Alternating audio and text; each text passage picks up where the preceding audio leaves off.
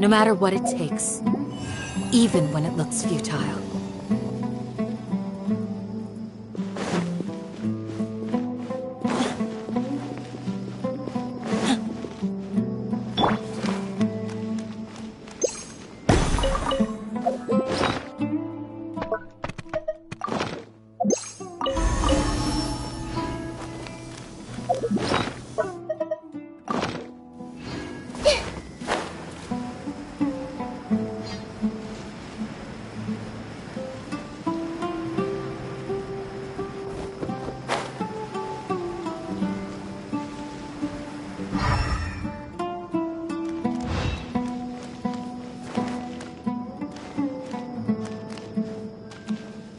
Everyone hold hands!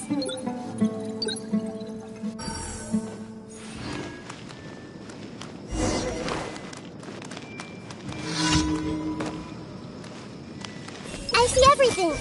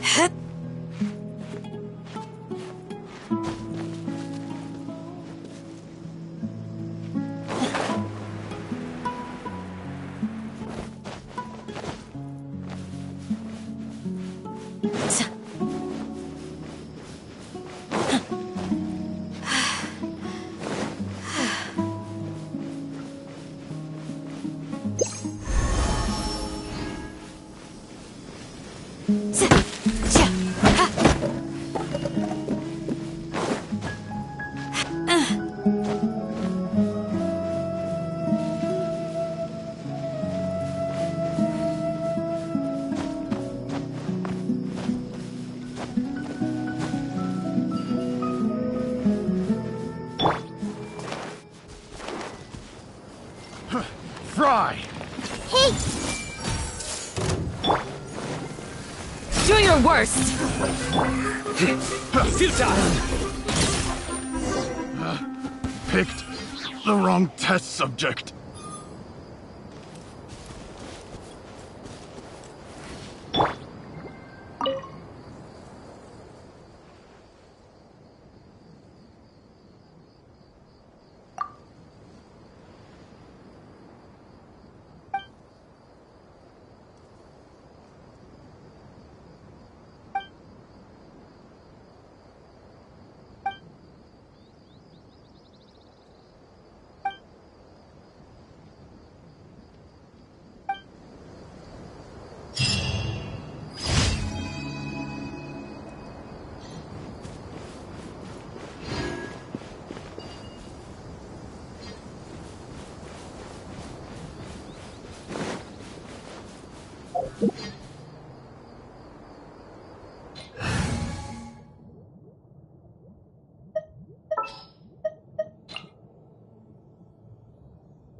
Sounds good to me.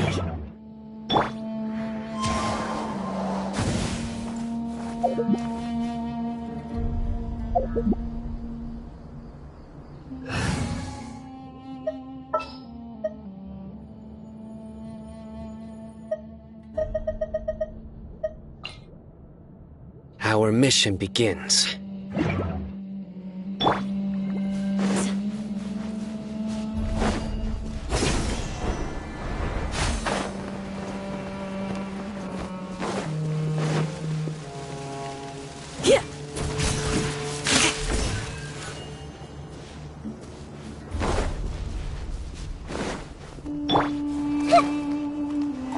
Happy I to see oblige. everything. Too easy.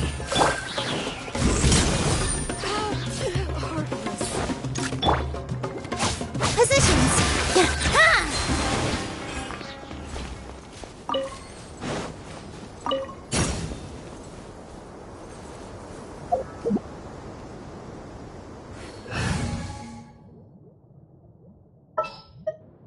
All right, let's head off.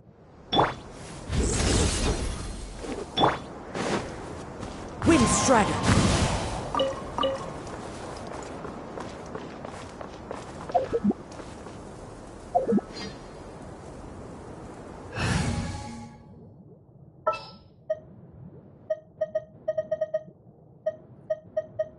I promise to keep you safe.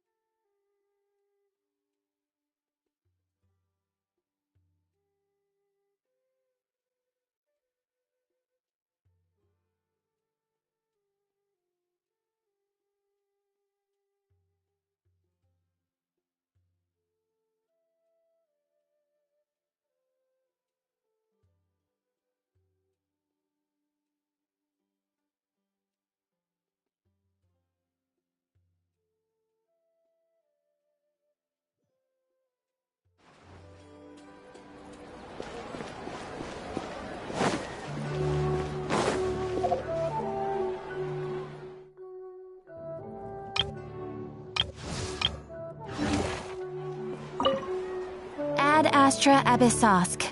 Welcome to the Adventurers Guild. Thank you for completing today's commissions. Here is your reward.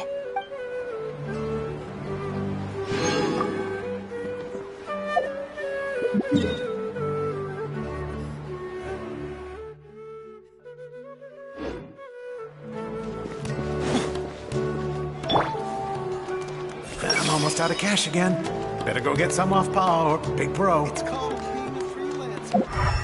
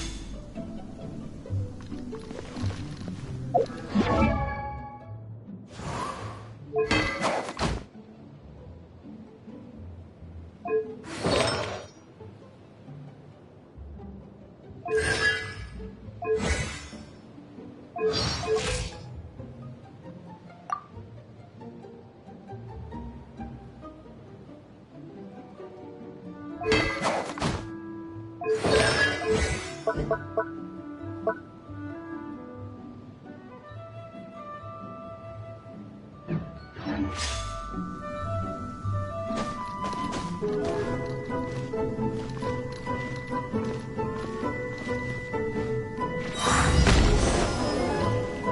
conquering! Here! Worthless!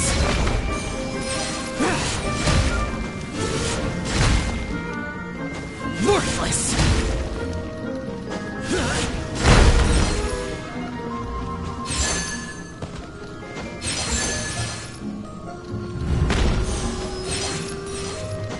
Worthless! Here! Worthless! Useless! Here! Worthless!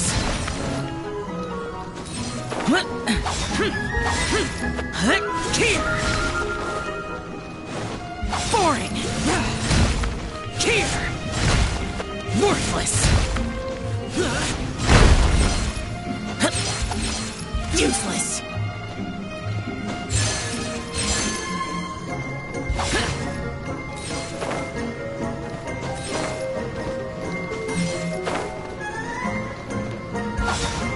Worthless!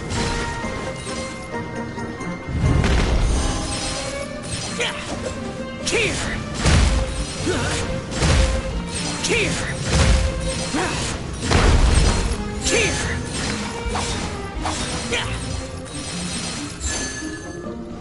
Boring!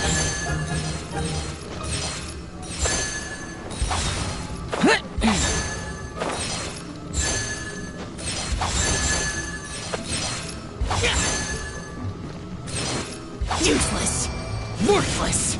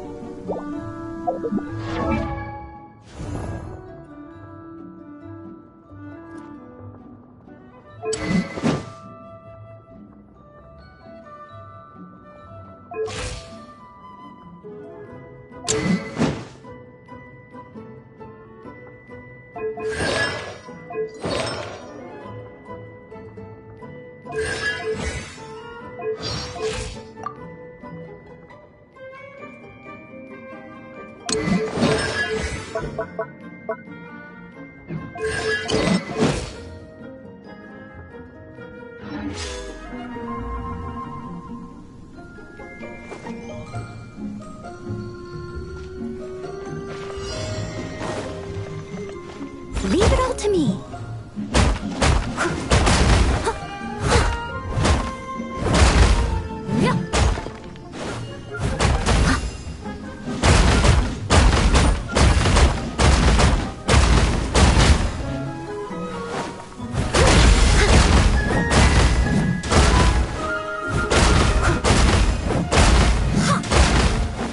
Steady as stone.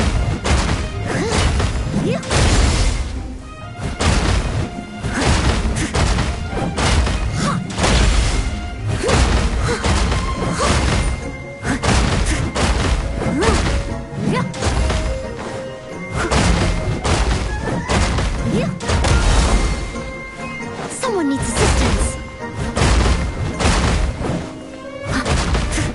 I'll catch up.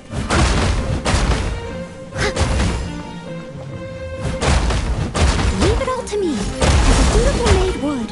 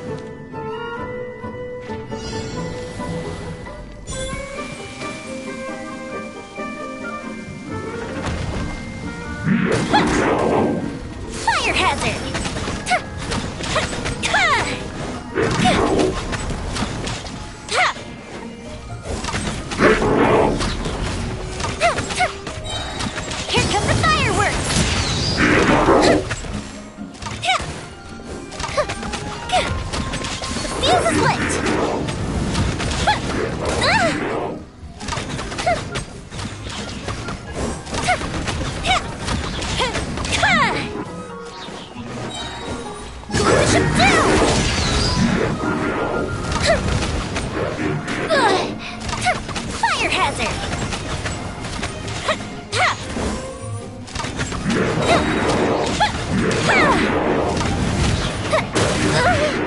Here come the fireworks!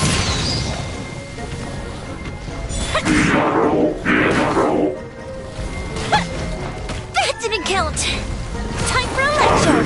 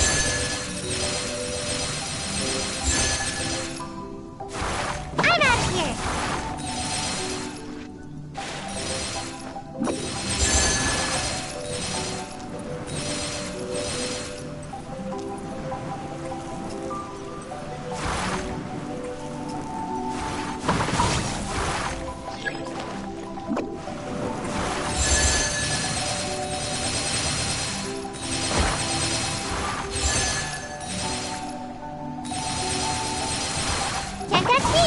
Make my escape.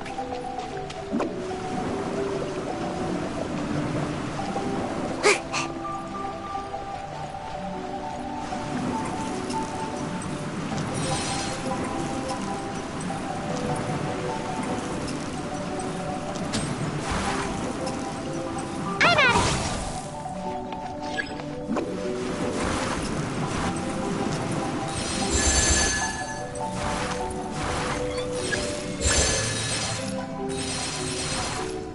Can't catch me! Make my escape.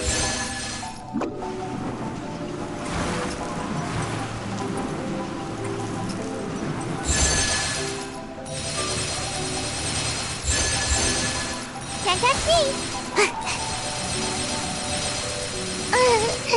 Sweet dreams.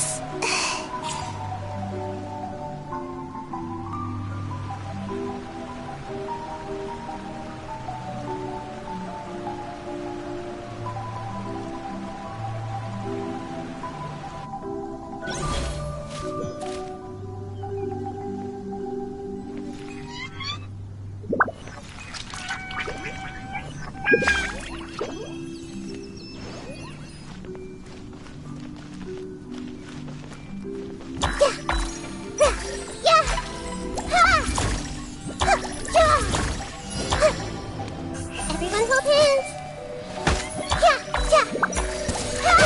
Don't blink.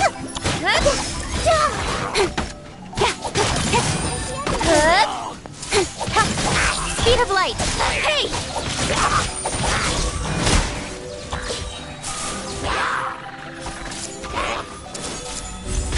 With sword comes shadow. The temple of wisdom. Incoming.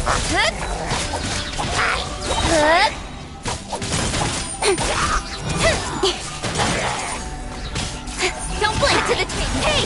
Nowhere to hide. The temple of wisdom. Speed of light. Don't blink. Hey! Incoming. To the tape. With sword comes shadow. Speed of light.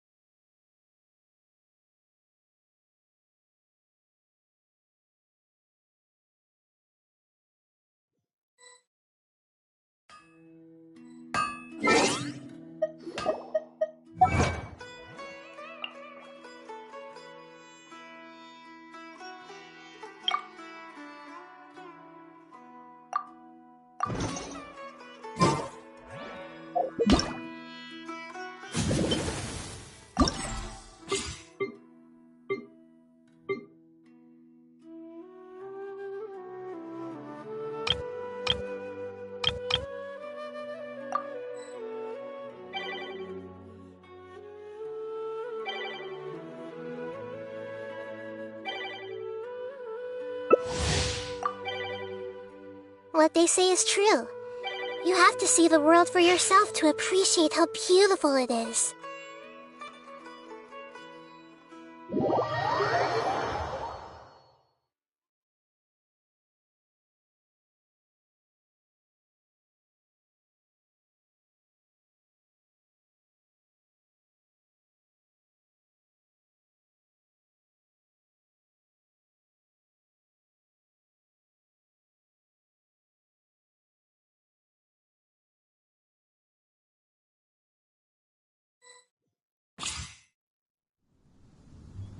Dodoko? Dodoko, where are you?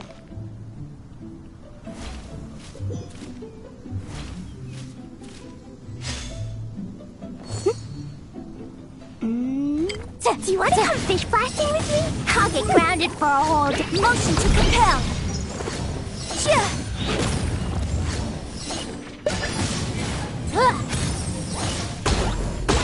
Boing, boing, boom!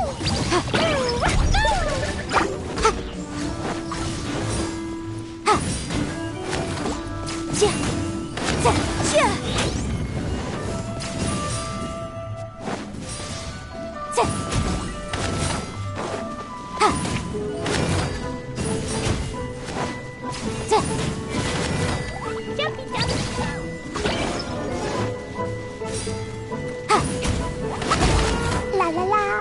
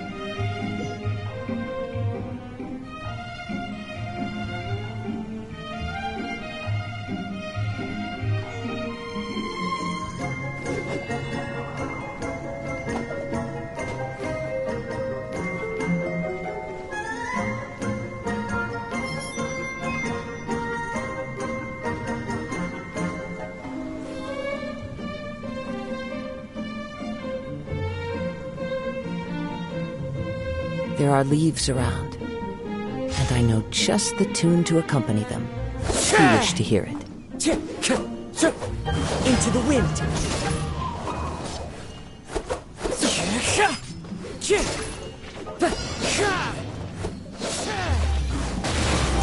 The wind knows me. Into the one with nature. Fallen leaves. Adorn my night. The wind knows me. Into the wind. One with wind and cloud. Adorn my night. With wind and cloud. Adorn my night. One with wind and cloud. Wind strike. One with nature. As one with wind and cloud. The wind knows me. Fallen leaves. Adorn my night. Wind strike. Fallen leaves. Adorn my night.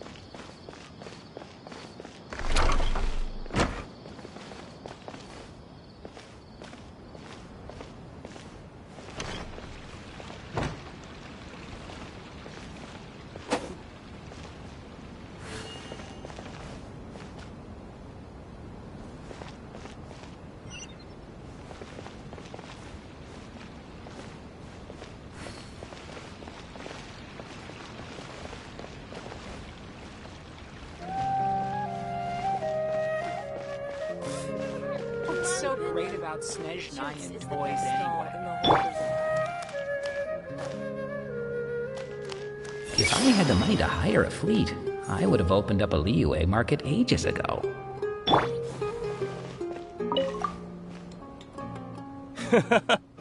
Off with ya. Don't think Sorin and Abib will be able to hold out for much longer for that Tachi.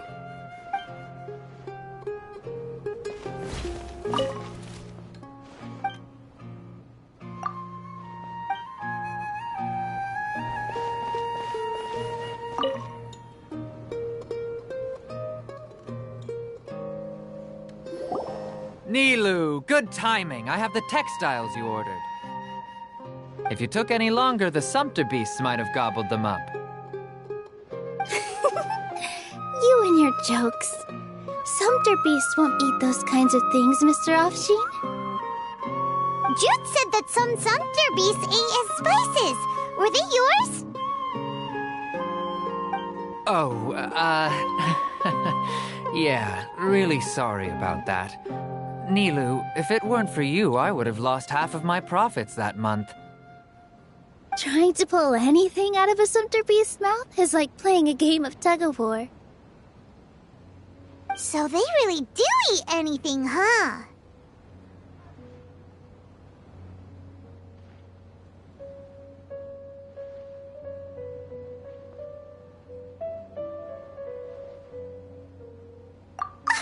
What's that supposed to mean? Come now. You know, sumpter beasts sometimes eat not because they're hungry, but because they like gnawing on things. The textiles you ordered are highly durable and woven from the finest thread. So even if a sumpter beast got snacky, it'd still have to chomp on it for a full day. You've tested this before? But of course! How else could I be so trustworthy? Well, that one time was an accident. I wouldn't dare experiment with such a precious product. True. It does sound like some good fabric. Ho ho! Have I piqued your interest? If you want to buy some, now's a good time. Buy 2 bolts and get 20% off. Ooh, that's a pretty good discount. What do you think, Traveler? No thanks, Mr. Offsheen. You can't use that kind of tactic on her. Look, you've already sucked her in. Tactic? So you mean everything he just said to Paimon was a lie? I wouldn't go that far. It's just that Mr. Offsheen is really good at spinning stories. A word from him, and you'll find yourself buying things you don't actually need. Mr. Zubair gave me a huge lecture the last time I bought too many things. Come on, don't look at me like that. All she got was a talking to from Zubair, while I was nearly fed head first to the sumpter beasts. My philosophy is that stories give value to merchandise. That's why my business started with such a boom. Our Nilou here is an extraordinarily good listener. Back then, she believed anything I said. After a while, I began to feel guilty selling things to her because of how happy she looked. Though she enjoyed the stories and I the Mora, I knew she didn't need to buy that much. Anyway, since then, I've come to realize 2 things. 1, that stories should just be a means instead of an end. And 2, that there's more to business than just selling goods. It's okay. We're all friends now. There's no need to dig up the past. That reminds me. Some of the goods from my latest shipment aren't in the best condition. They're fine for general use, but my customers have high standards, and I don't have the time or resources to find new buyers right now. Nilou, why don't you take them? Huh? No, I can't do that. Just think of it as a favor for me, all right? The theater can use them for props and whatnot. It costs me Mora to store or ship, so I'm just losing money every day continuing to hold on to them. Even so, let me buy them at market value. Nah, these goods are hard movers. Besides, if I let you pay, wouldn't it mean that I'm just using stories to sell my goods again? Just take them. If you really feel that bad about it, give me some theater tickets later. Oh, yeah, you should also take some while you're at it. Adventurers are always in need of materials, right? Wow, even we get a share of this? Hurry and take it. Just looking at it all is giving me a headache. Thanks for the huge favor. There's still one more store. Are you alright holding on to that much stuff? Paimon, why don't you lend a hand? He must be tired. If Paimon were to refuse, would you then think less of Paimon than even a sumpter beast?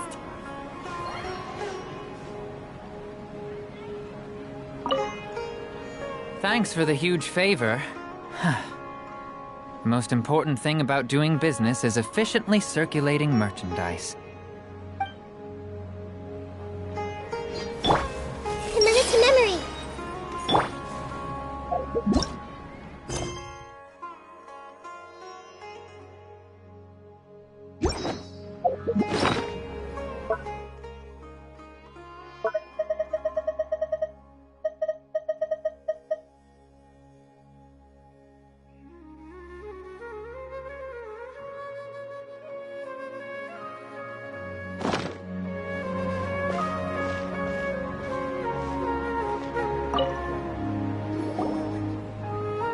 About time, Nilu.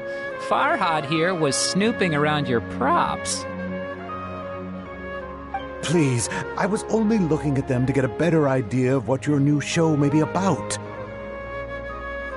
Wouldn't spoiling yourself just ruin all the fun? Yeah, please wait for our official performance. These two look familiar. I think I've seen them before.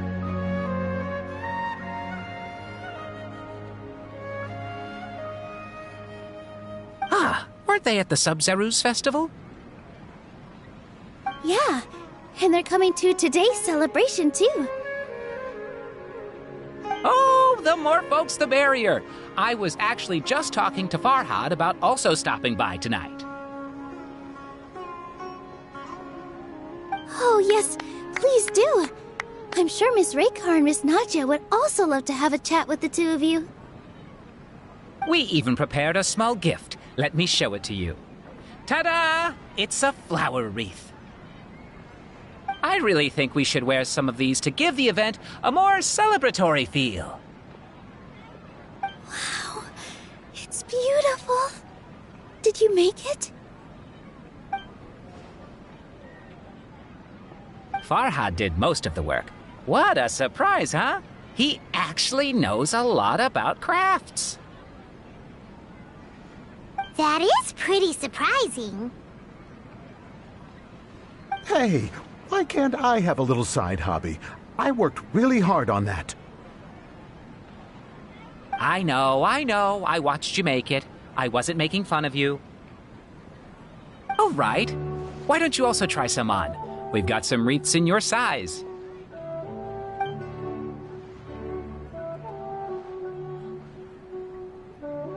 It fits perfectly. They're so pretty! Is there one that Paimon can wear? Unfortunately, we already gave out all the child-sized ones. I wasn't expecting the theater to invite such a fascinating guest. Fascinating? Huh. That sounds kind of weird, but Paimon will let it slide. Oh, you all sure got a lot of stuff there. Let me help you carry some. I'm a porter by trade, so this is what I'm best at. That'd be great!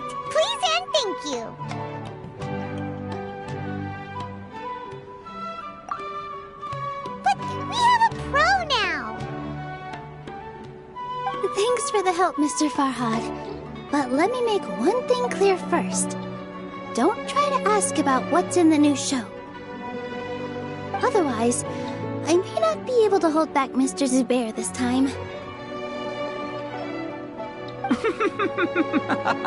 You're so obvious that even Nilu saw right through you. Shut it.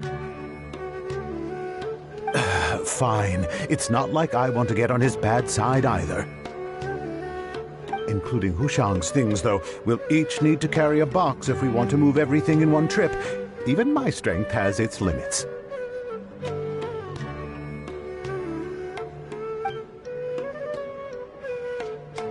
Paimon looks like she doesn't want to, so I'll carry a little extra. Although I may not appear super strong at first glance, I actually do a lot of strength training on the regular. Strength and balance are both really important for a dancer.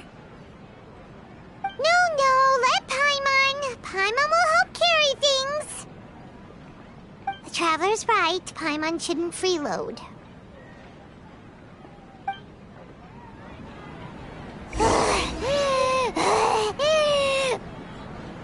Paimon can't fly anymore.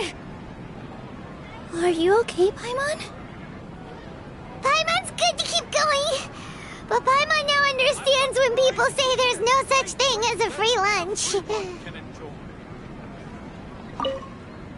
I still have some stuff to sort through. Catch you later.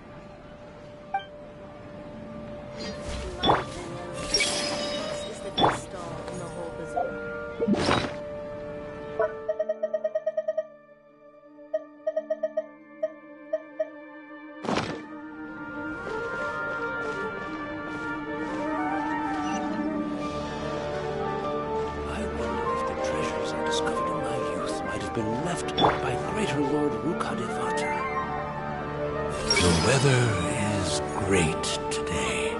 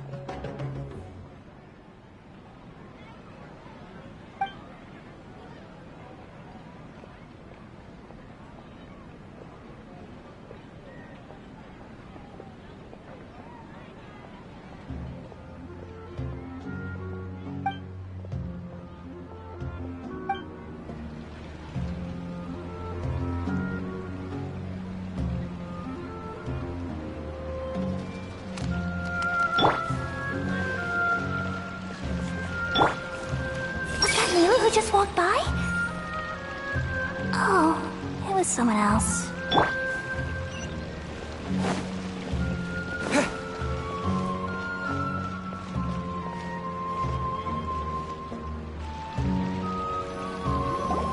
Oh, that sure was a lot of stuff. Oh, looking forward to the event later.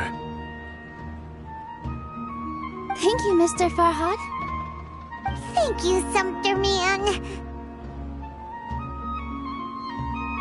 Whew.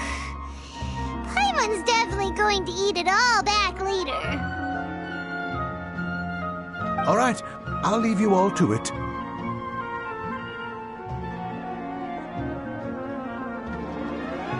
See ya.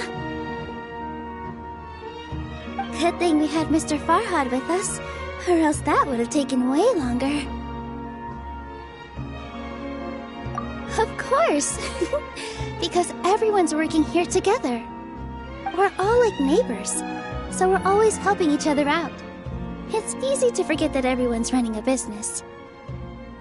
With this many freebies being thrown at you, you probably don't need to work. I felt so guilty at first, like I always owed someone something. I was always thinking of ways to repay others.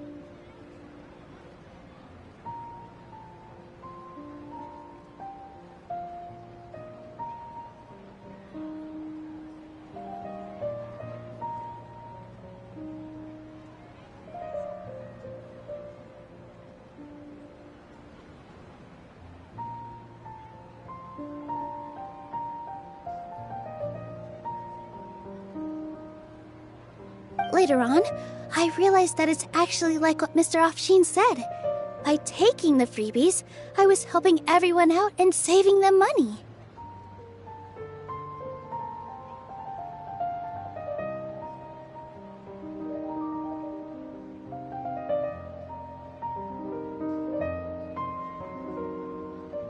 When you order the wrong item, or make too much of something, sometimes the best way to maximize the value of those goods is to give them away.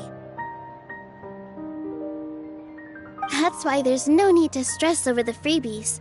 All of us repay others by helping them when they need it. Oh, that actually makes a lot of sense. This has become our norm, and no one keeps track of the back and forth anymore. So really, don't worry about it. Alright, I have to bring all this to Mr. Zubair and do a little bit of prep. Feel free to hang out here for a bit. It'd be nice if you could also get to know some other people at the theater. Nope. Mr. Zubair's really on top of everything. You two are our guests, so please, just relax and look forward to the celebration.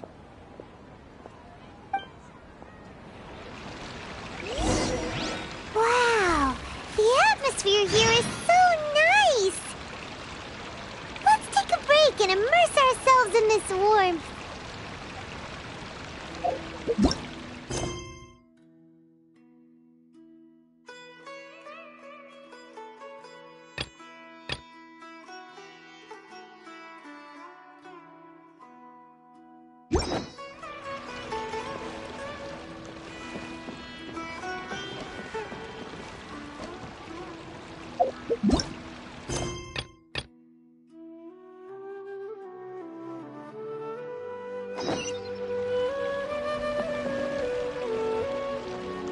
Prop check complete.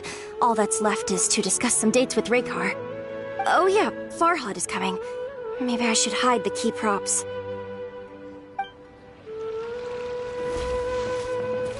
It's finally over. I'm saved. Oh, sorry. I was just letting off some steam because I'm so relieved. Please don't tell Mr. Zubair.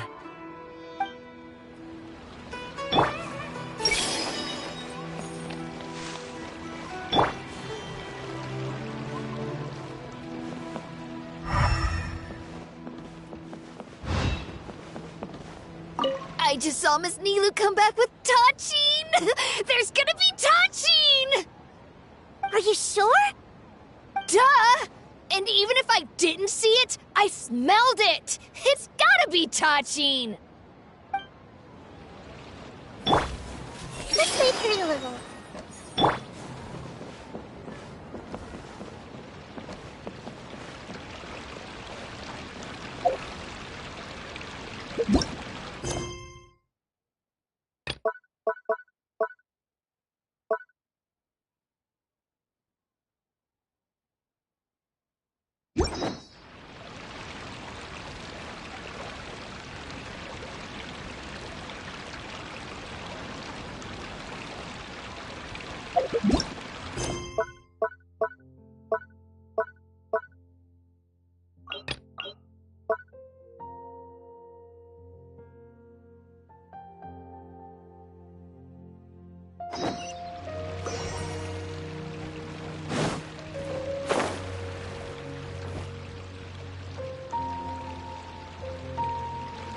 All right, everyone is here. How did everything go? Any luck with your missions? Let's report back one by one. I'll start first. We've made the necessary modifications to the Akasha terminal. In addition, the props required are also ready. I'll go next. The Traveler and I went to Party's DI. The situation was a bit complicated, but we found Tainari. Unfortunately, he was wounded during a fight. Who was behind it?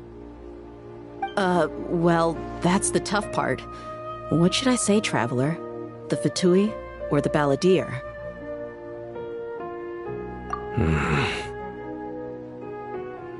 After some back and forth, we confirmed that the doctor has left Sumeru by boat.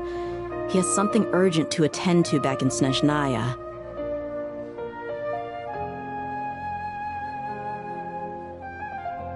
So, we've successfully removed the doctor from the picture. Also, Tainari's already resting, so he'll be okay. Good. Oh, Tainari also asked us to tell you this message. Trust your own senses and experiences. All right. I'll remember that. Everything also went smoothly on my side. The Eremites should have arrived at their destination by now. To avoid alerting the quarry, they will stay there for now. I can't believe you actually got so many Eremites into Sumeru City. It's all thanks to Rahman and his brave team, as well as their bold strategy. It appears to have been very effective. I'm glad to hear it. Well, is that everything? Okay, this meeting is adjourned. Huh? Wait, you mean that's it? Well, what else is there to discuss? Shouldn't you end with some words of encouragement? You know, to fire us up now? Personally, I'd rather we all go home and get some rest. I'll hate them, you... Ugh. Oh, and if you wanted someone to say something to that effect, then I must reiterate that I'm here to strategize and not to lead. So you should find someone more suitable to do that. But I thought all of you Academia big shots were great speakers. Then I should remind you that I'm the scribe. I know that. So what? A scribe is responsible for recording meetings, not speaking. Fine, whatever. Well, Cyno doesn't seem to be much of a talker either. I guess that leaves it to my employer. Employer? Yep, the Traveler hired me. That's right. So come on, boss. What do you have to say for the team? Yeah, say something to boost morale. Huh? What are you all doing here?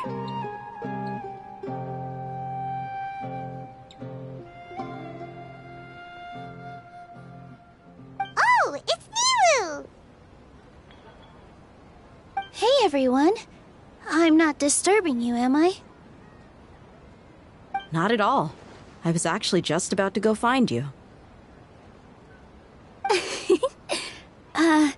Judging from the group and all your serious faces, you were discussing something important, weren't you? But you also look like you're up to no good. Seems pretty interesting.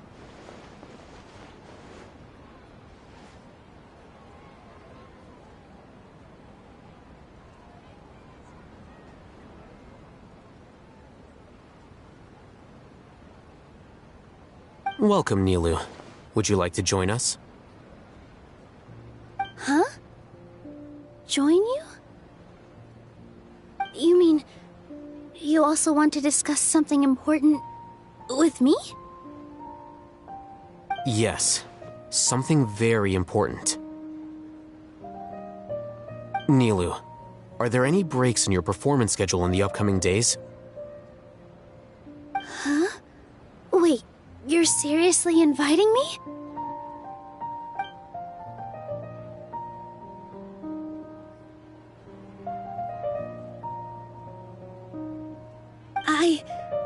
I can't believe my ears. You are truly the bravest and most passionate people of Sumeru, well, that I've ever met.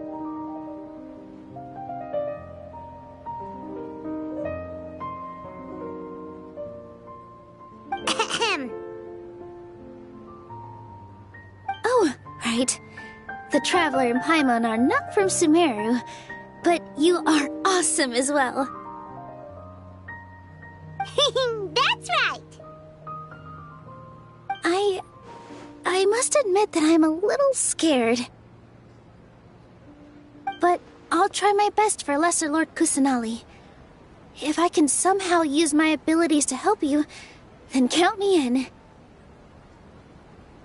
Remember, believe in yourself. Okay. I'll get my friends at the Grand Bazaar to help us tomorrow. Just remember not to say too much. Be discreet. Yep, you got it. All the preparations are done. Now, can we finally conclude this meeting?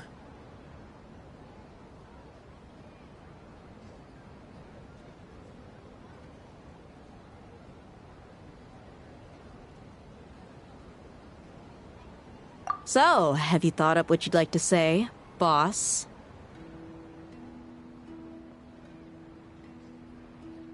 Yep, it's a grand plan and we're all super awesome!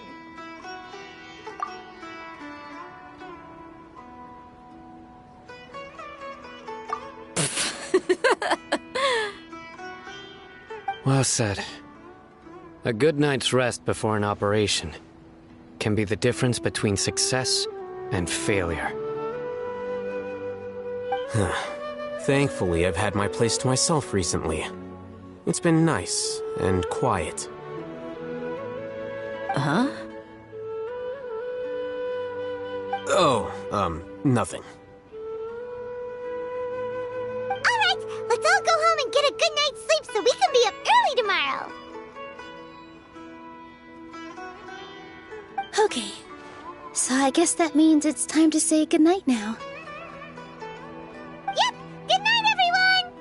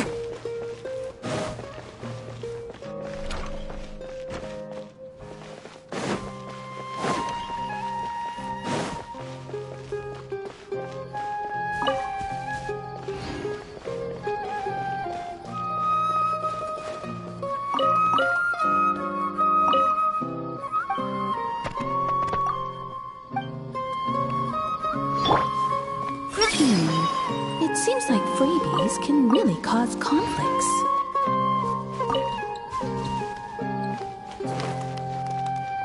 If you want to live a long life, you need to enjoy yourself.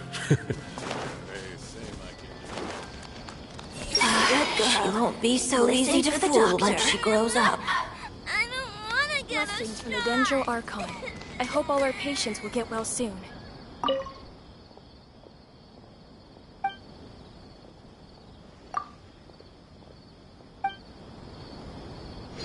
By the Dendro Archon. I hope everyone will get well soon.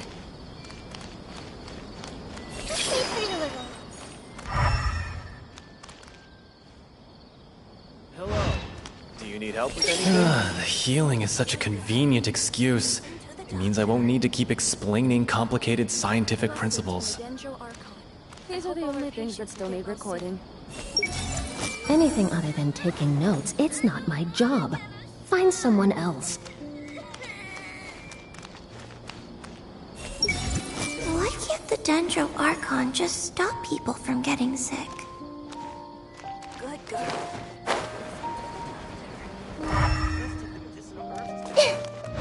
I don't care for anything that's not an order from an academia official. I think I may have given someone more than their fair share. But that should be okay. There's always spare.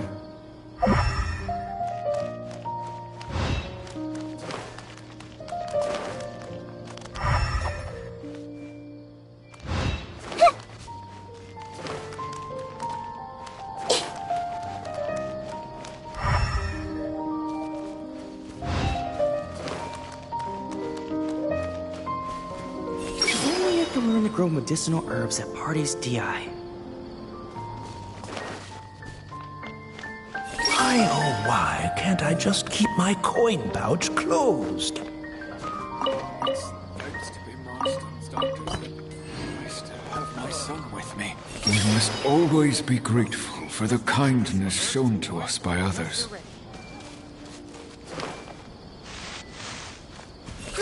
Grow!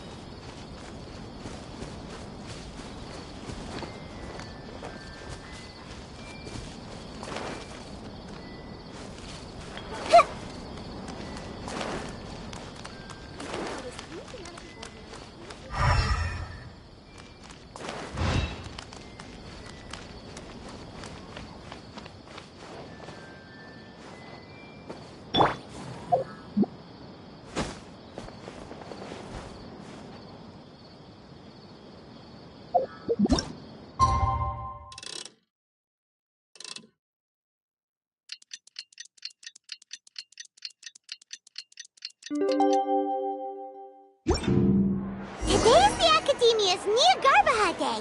We can finally put our plan into action. Hatham should be waiting for us. Let's go to the Academia.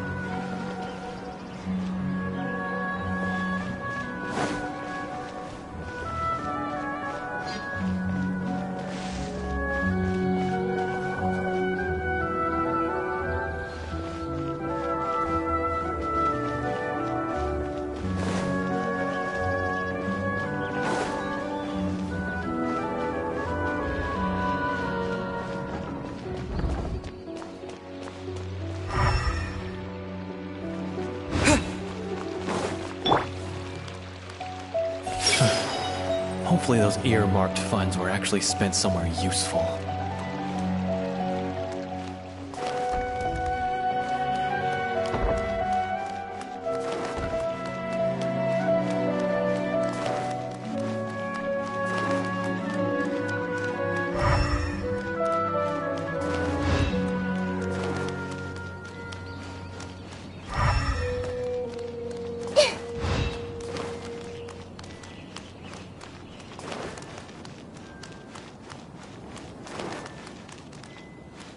Researchers should spend less time talking convoluted garbage and more time doing actual work. I want to play with Aranara. Grow, grow, grow! Did Aranara actually exist? Way better to stay here and study.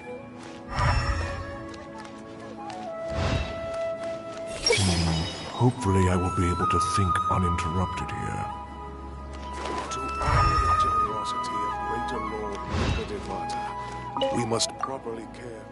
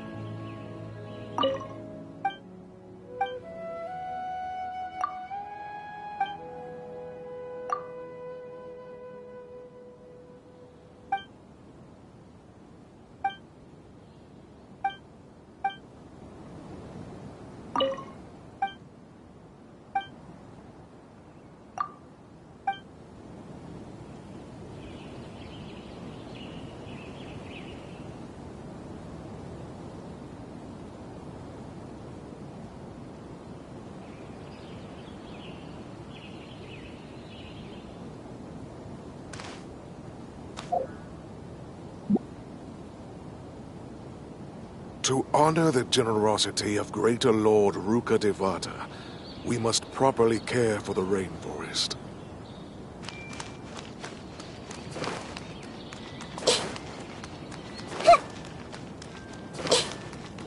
What?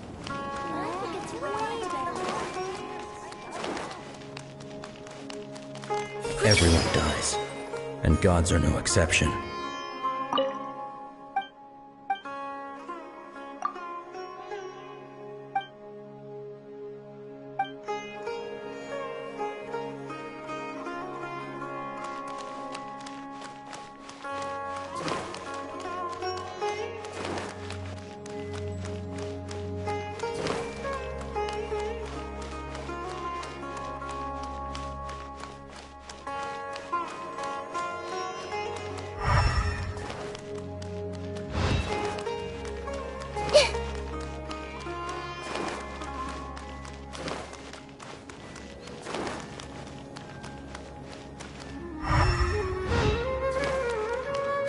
I haven't seen Mahamatra Sino for ages. Has he been playing cards this whole time?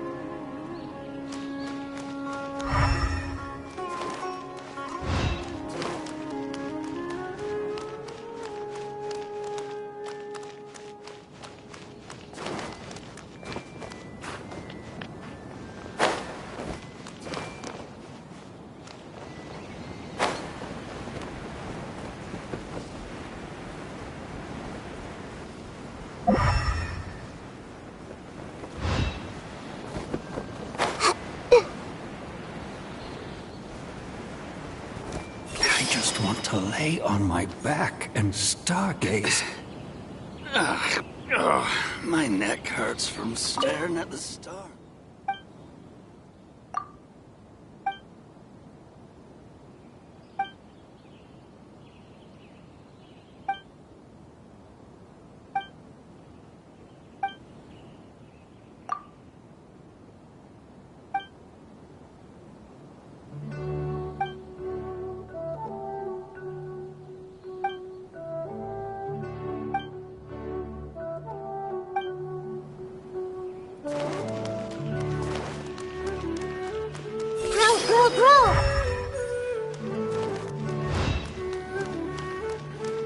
It really is easier to work with plants.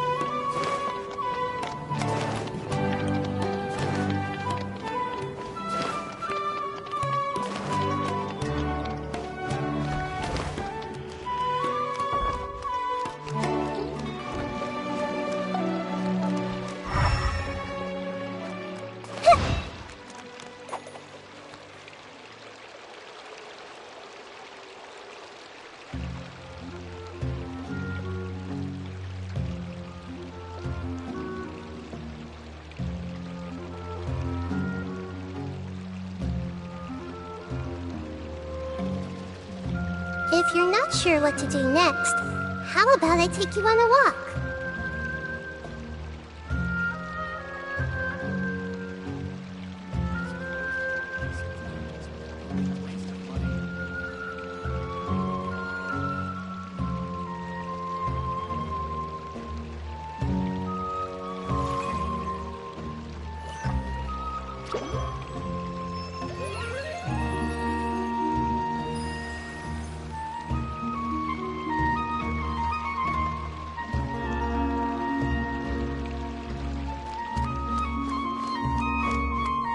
So, what is a vision actually made of?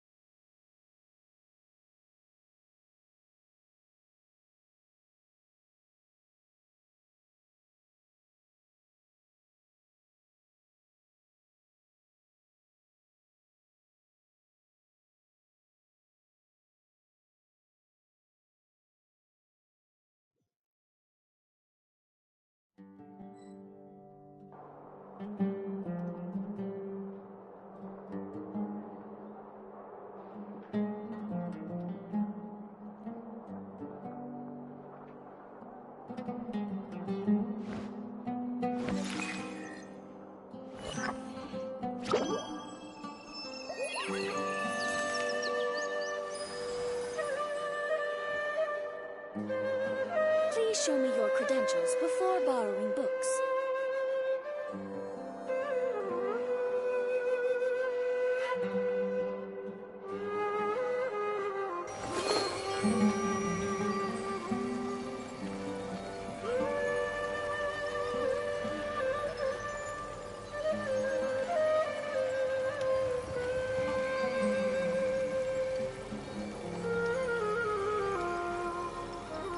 Please show me your credentials before borrowing books.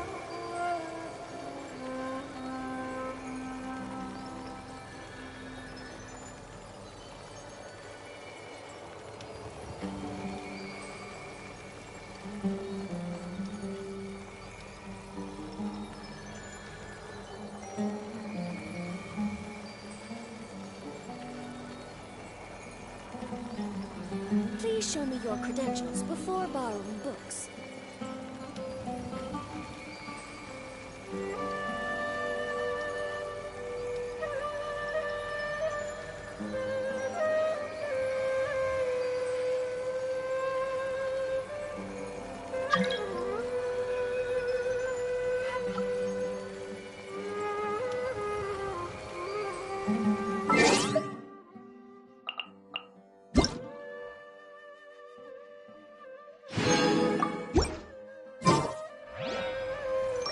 This may hurt a little. Please show me your credentials before borrowing books. Books smell so good.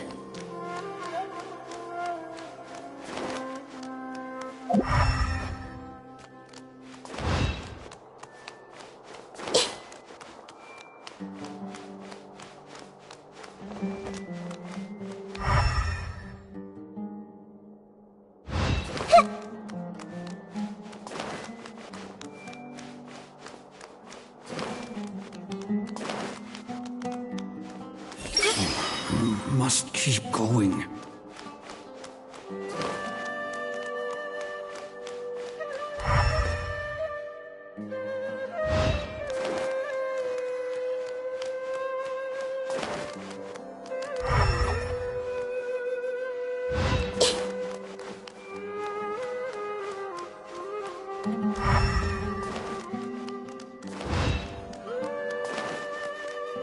Hopefully my application gets approved soon.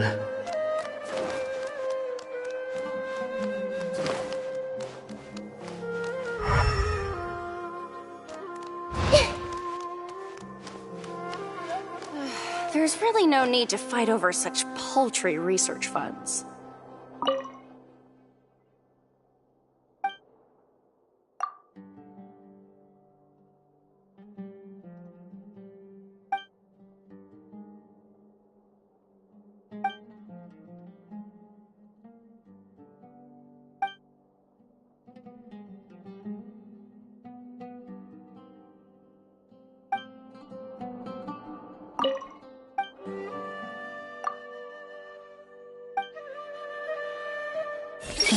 Let them fight it out. I don't want anything to do with it.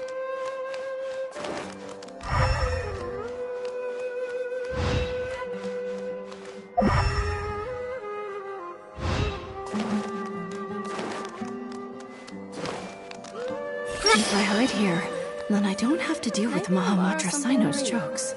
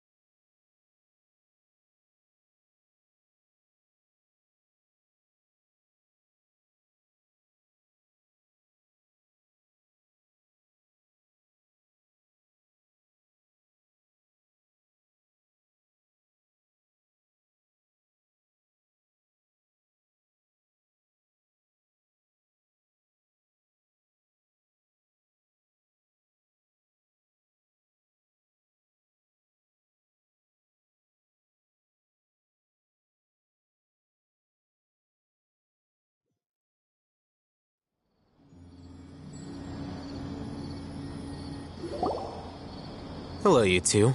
Sleep well?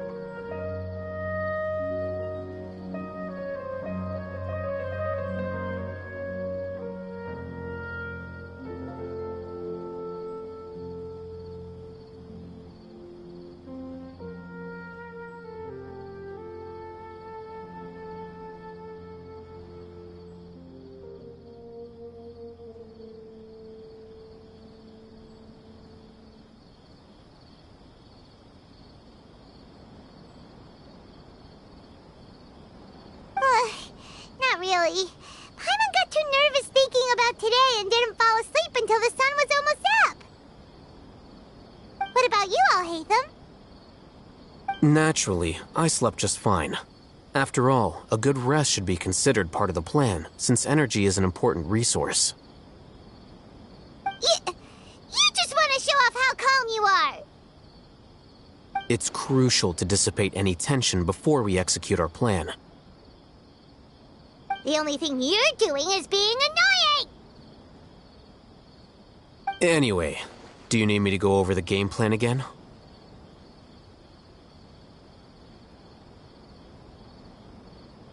Our target is Grand Sage Azar's office.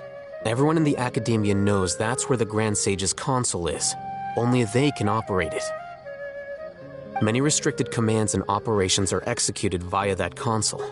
I'm sure that console has a way to free Lesser Lord Kusanali. You know, Paimon's been thinking, what kind of technology could let the sages imprison even a god? That isn't something they could have accomplished with their scholarly talents alone. In the sanctuary of Suristhana, there's a device of Greater Lord Rukkhadevata's that she once used to isolate herself while meditating.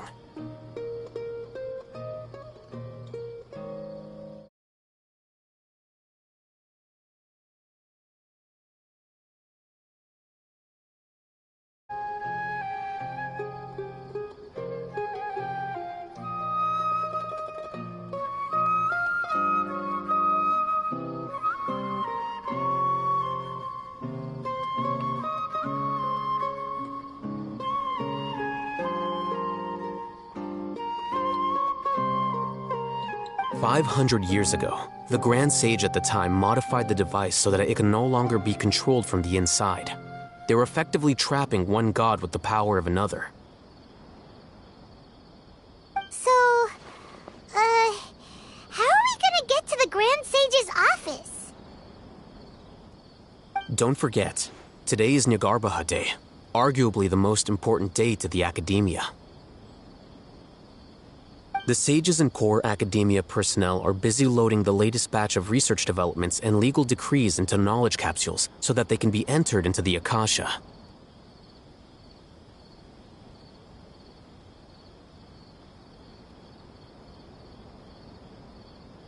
All the Darshan's researchers have their noses to the grindstone, and the Academia's grounds are flowing with all sorts of people. It's the perfect time for an infiltration. When the Grand Sage leaves his office to supervise the entering process, that's our cue to access the console and free the Dendro Archon.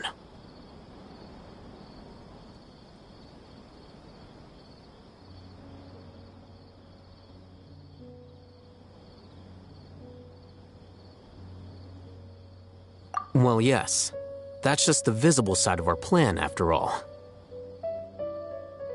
If precedence holds, the Academia should have already started preparing for Nyagarbha Day. Everyone should be in position. All that's left is for us to lead the charge. Let's go. So are we just gonna walk in through the front door, or...? Yes. Were you expecting a stealthier approach? Paimon can't think of a good comeback. Alright, it's all on Alhaitham if things go south.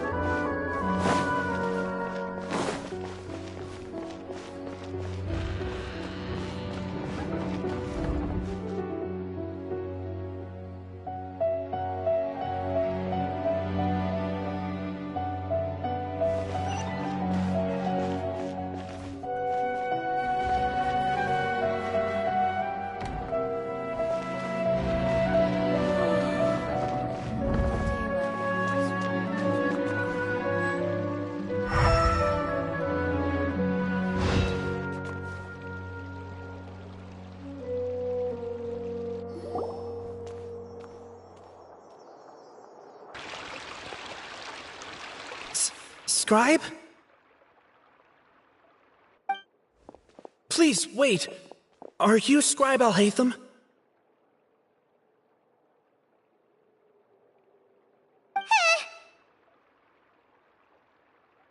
That's me. Is something the matter? I'm in a hurry. No. I was just surprised to see you here. I had heard that the sages were looking for you not long ago, but I didn't know what for. And, also, please don't bring outside guests into the Academia.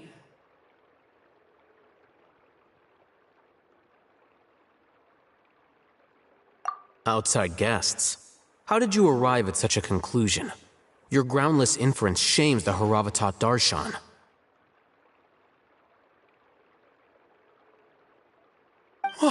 What did you say? I'm the top student in Haravatat, and I earned 3rd place at the last Inter-Darshan debate. Don't look down on me!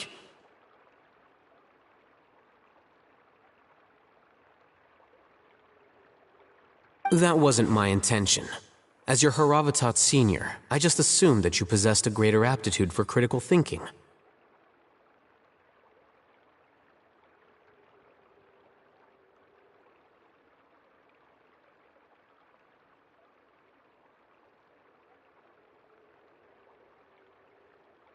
Look, based on what you already know, the purpose of my return and the reason they're here should be obvious. Is that so? Wait a moment. Let me think. Don't tell me the answer. The sages search for you, a blonde-haired traveler, outside guests.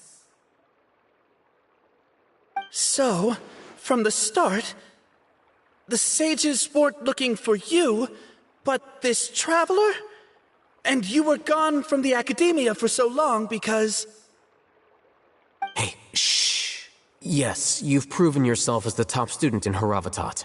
I surmise you've arrived at the correct conclusion. As I expected. Please, forgive me. I wasn't thinking clearly just now. Thank you for getting me back on track. It's nothing. We'll be on our way then.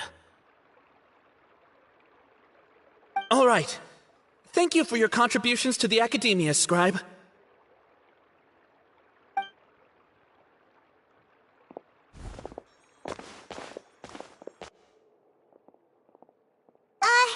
What the heck just happened now? What did he just guess? I'm afraid I don't know either. You have no idea? Mm-hmm. He convinced himself of whatever truth he came up with. That is the so-called pride of a scholar. If someone questions their academic facility, they will instantly feign understanding to keep up appearances.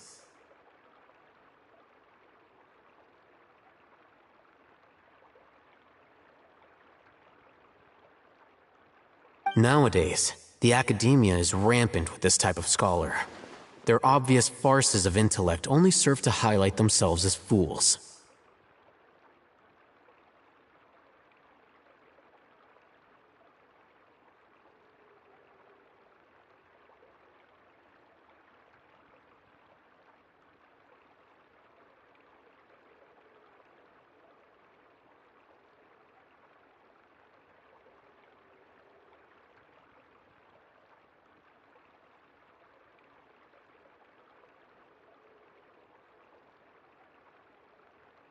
Wow, so there are special ways to deal with smart people. We don't even need to make up our own excuses. We shouldn't waste any more time. It would be problematic if we missed our window of opportunity. Let's go.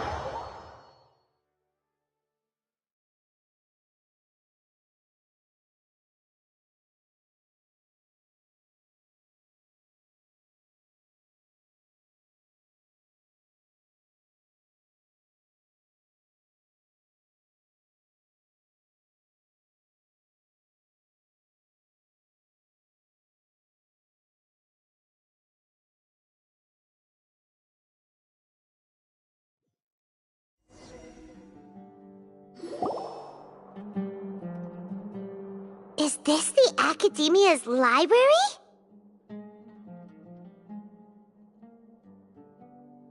Indeed. Known as the House of Dana, it is quite possibly the most extensive special collections library in Teyvat. There are a lot of students going through here. Is it really okay just to waltz right in? The Academia marches to a fast beat, especially since it's Nagarbaha Day. They're all occupied with their own matters. Just act natural. Now, hurry along.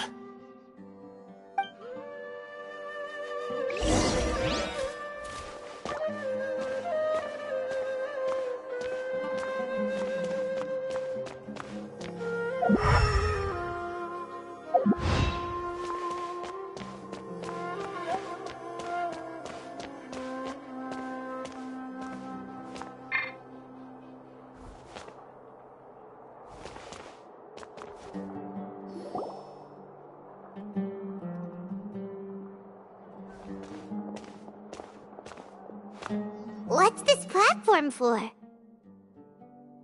It's a lift that Academia personnel use to access higher floors. Are we gonna take it then? The Grand Sage's office is up there somewhere. No, not right now. We can't guarantee that we won't run into the Great Sage. Let's step back and observe for now.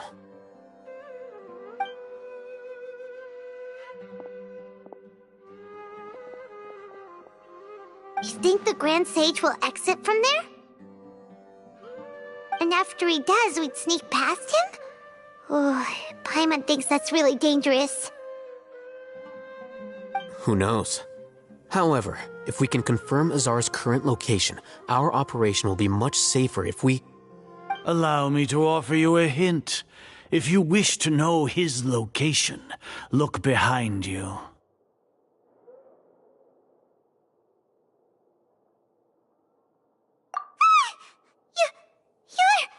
What's Grand Sage Azar doing here?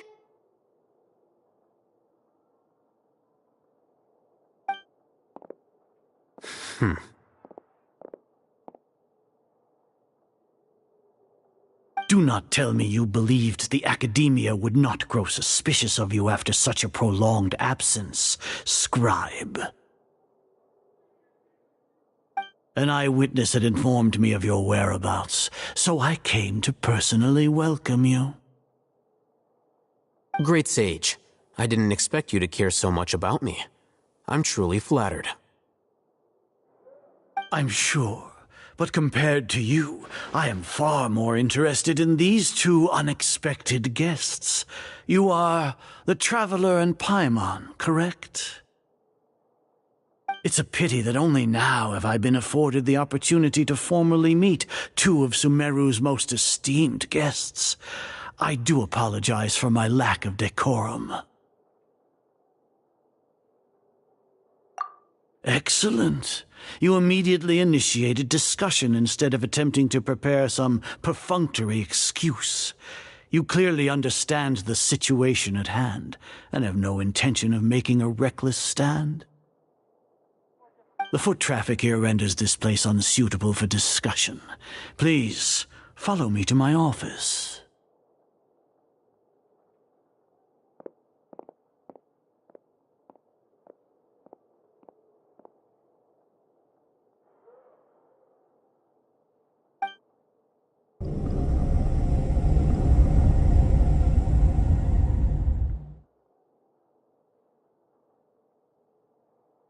This place is crawling with guards.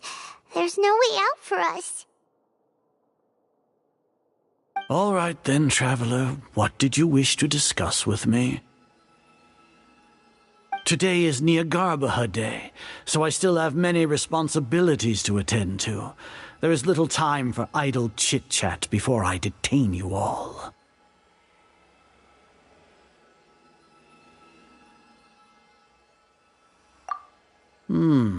You seem to know quite a bit about our endeavors. If that is so, then you should be praising our great work, rather than using your trivial misgivings in a futile attempt to sway me. Trivial? Then tell me, what do the Fatui want from me?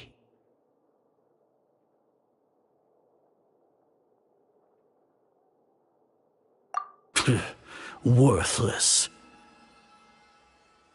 Those are all completely worthless.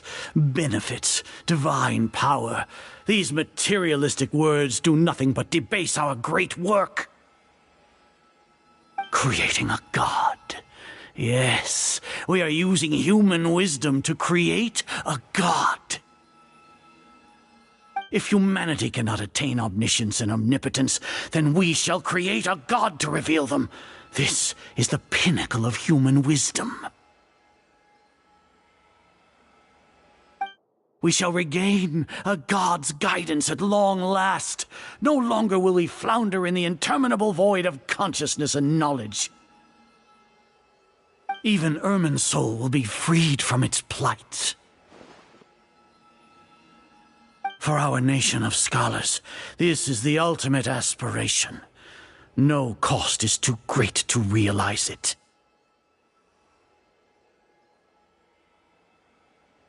You will never understand the rapture of having a god be born within your very hands. With your degree of knowledge, you cannot even comprehend such an emotion.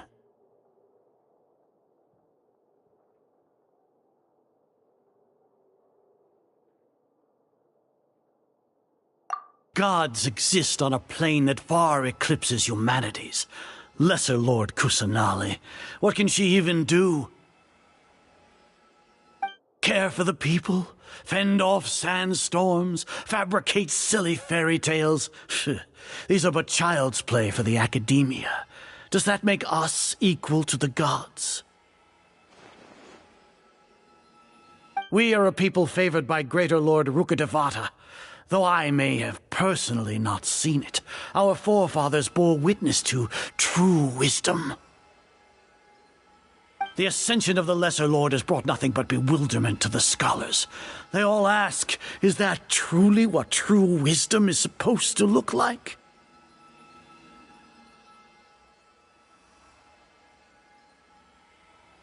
With that in mind, it is better to keep her isolated in the sanctuary of Suristhana, so our academy will not become embroiled in turmoil. What a pathetic justification! Do you really think that only the super smart or powerful should be able to call themselves gods? As per your judgment, Grand Sage, they are indeed dangerous individuals. Not only are they acting against the academia, but their ideologies have the potential to lead scholars astray. Looks like there really was merit in my assignment. Haytham? Are you talking about us? Anyway, I've brought them to the academia as ordered, but it took some time and trouble. Oh, that reminds me. Here's the investigation report you had requested. It's a summary of my time spent with the Traveler, an array of information about him ready for your perusal.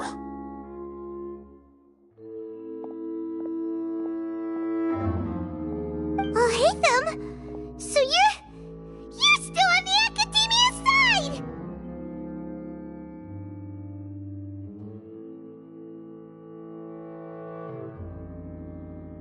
We finally started to trust you!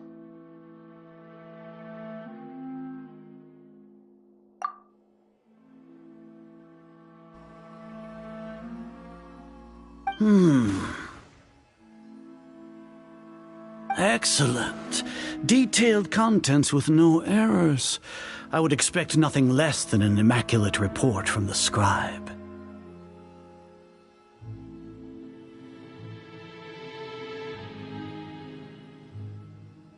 As it is Niagarbha Day, I'll enter the information on you into the Akasha. Surely you know what that means. We'll be monitored, just like Sino.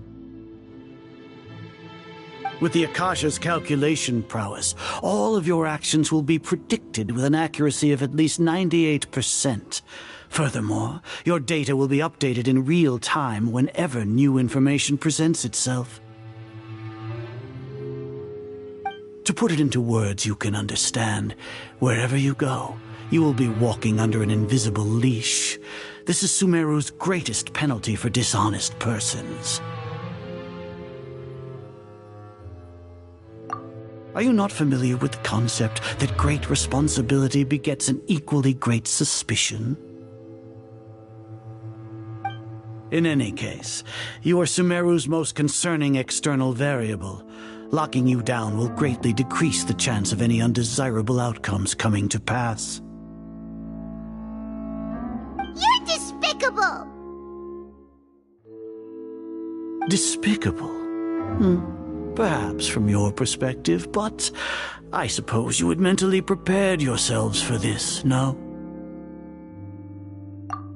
Your ploy was to sacrifice the Traveler here, was it not?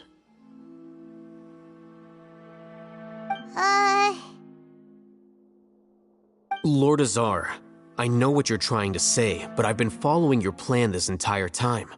Why are you doubting me at this juncture?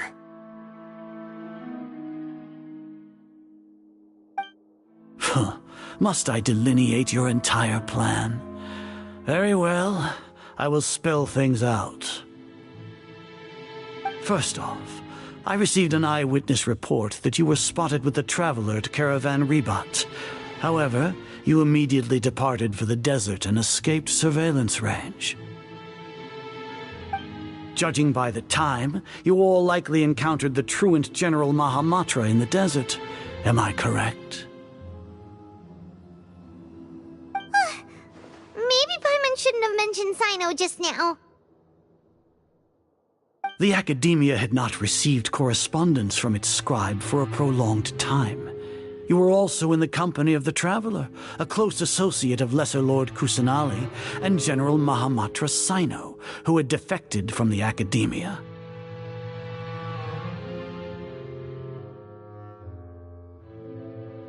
With their instigation, what was the probability that you would betray the Academia? Rationally speaking, 50%? 70%? What do you think? Regardless, that's only a guess. The facts are that I've brought the Traveler right before you, and I gave you my report. Indeed, your boldness deserves praise. To think that despite status as an outlander, the Traveler is still willing to sacrifice for the sake of your plan. If I'm correct, you have a contingency plan to save Lesser Lord Kusanali and ruin our great work.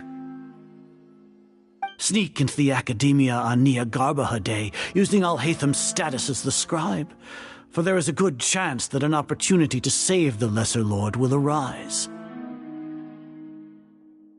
Should your intentions be discovered, Alhaitham will turn traitor and sacrifice the Traveler, thus proving his innocence.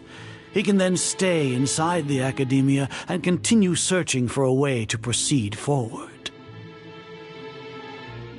As for Sino, according to the Akasha's calculations, he will soon return to the Academia and confront me in person. I suppose this is also a part of your plan?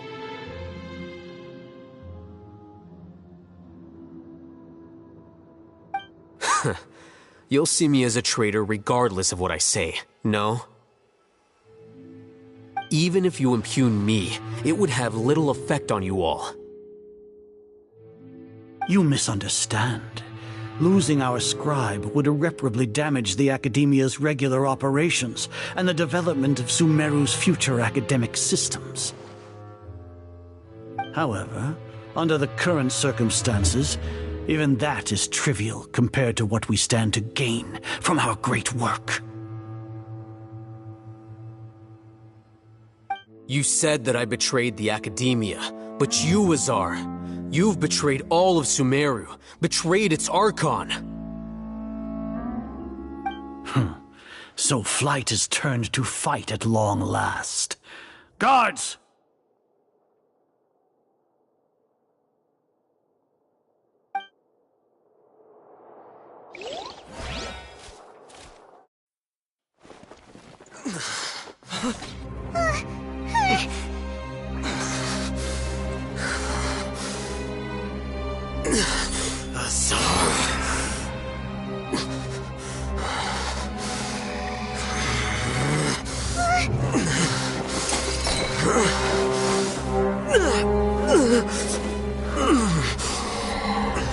Well, what do we have here?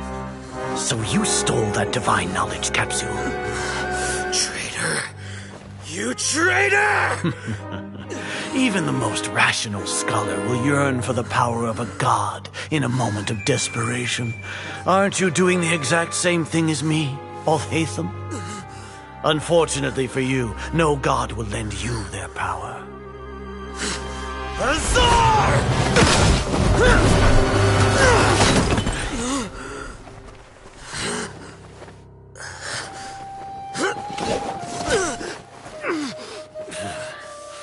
He has gone completely insane.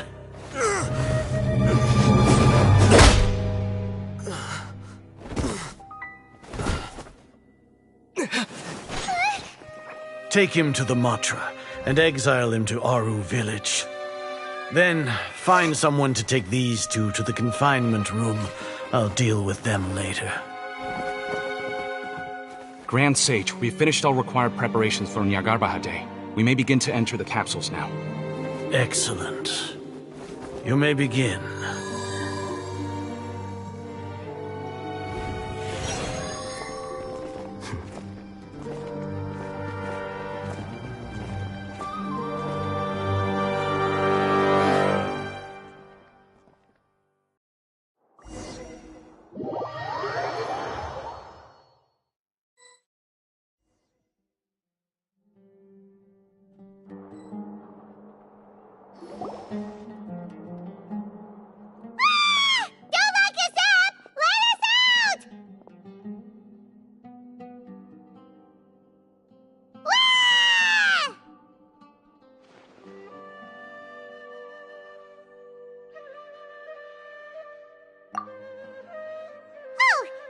Paimon got a bit carried away there. How was Paimon's acting just now? Great, huh?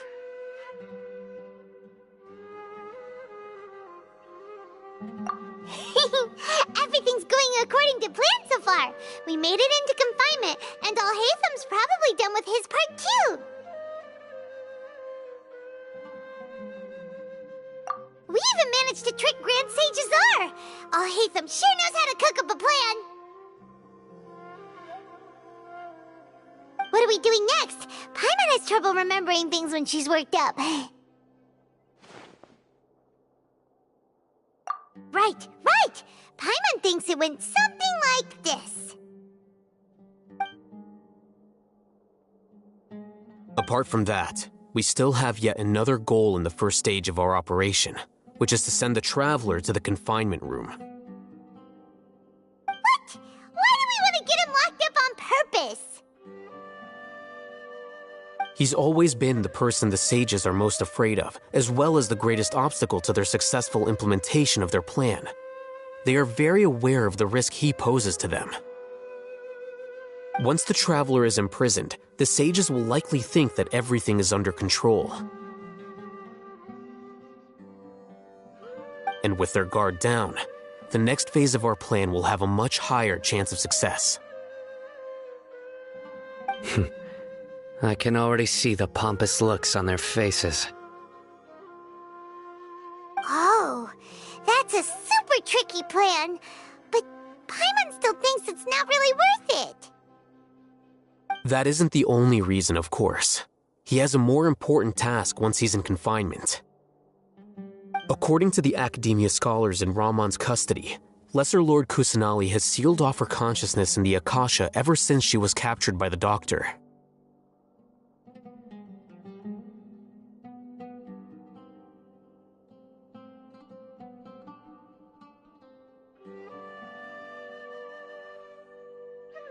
That way, they can't pry any more information from her.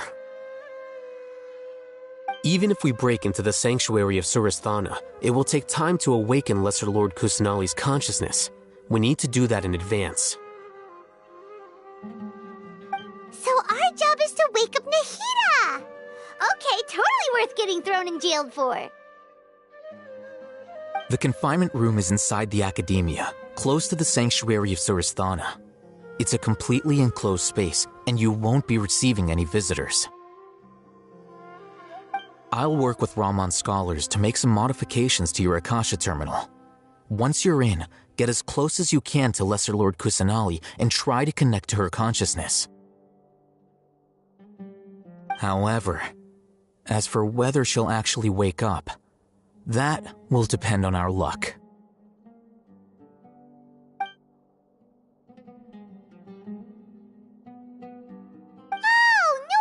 You've been wearing your Akasha terminal today. It's the one that Alhaitham modified. Paimon thought they'd take our Akasha terminals when they locked us up in here. Were they being careless?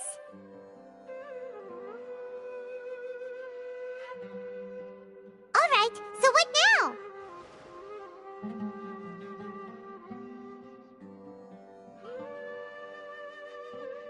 Sounds easy enough.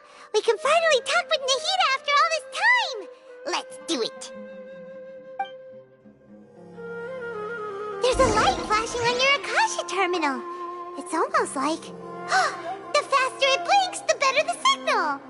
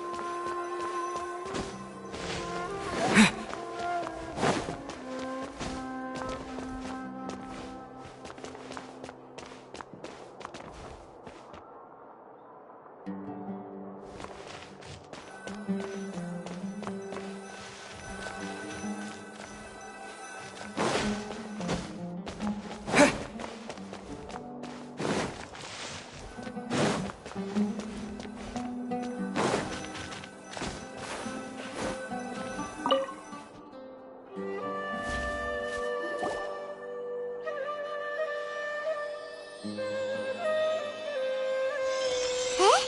Is this the right spot? Are you getting anything?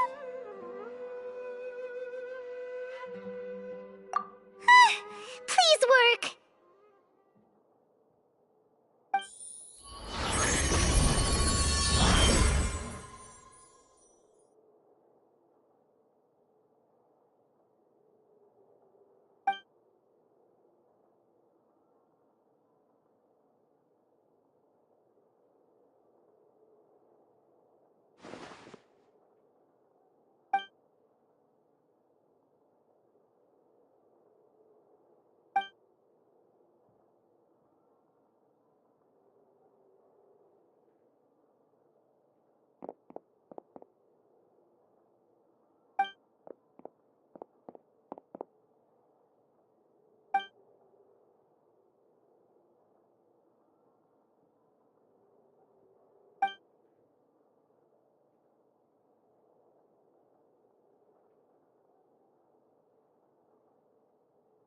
Nahida!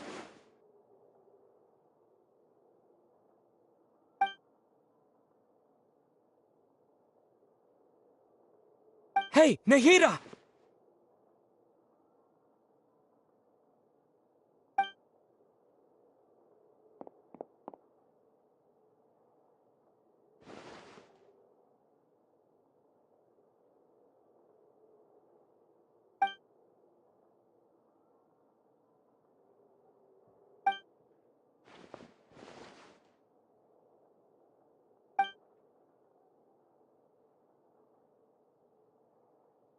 When did it first start?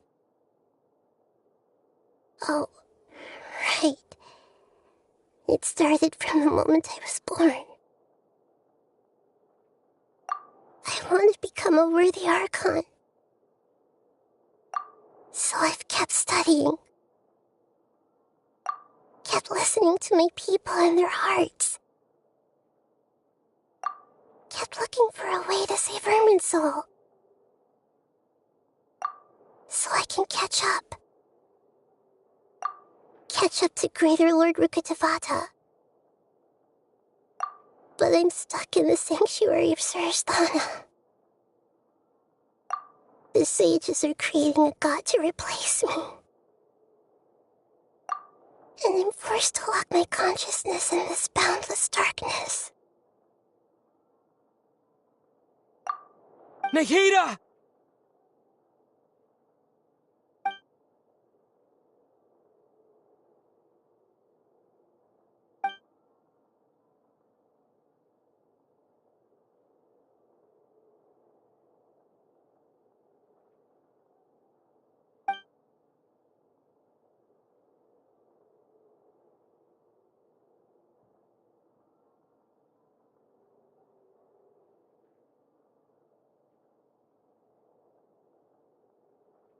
Nahida!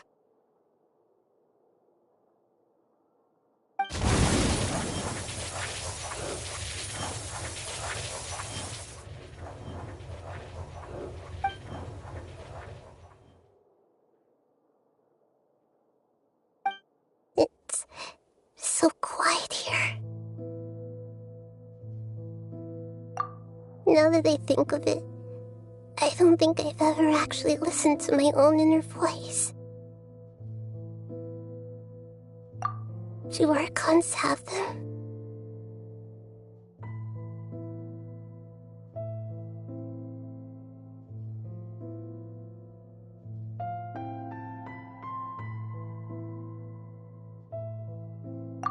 Should archons have them?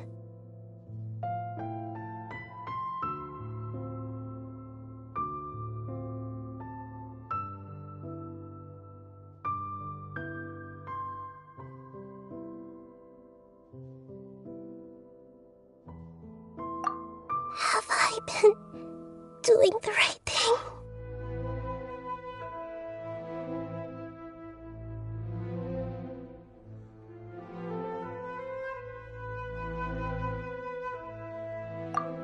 Am I really not needed?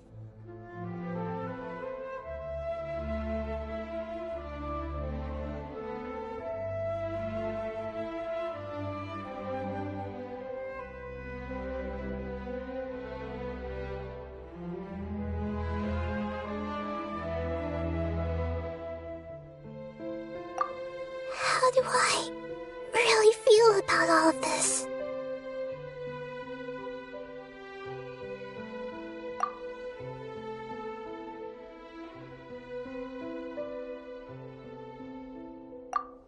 It's so quiet here.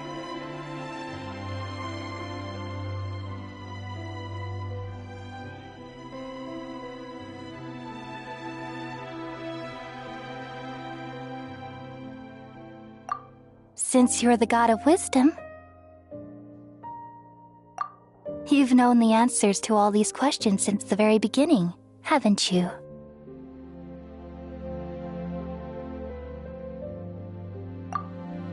Who are you?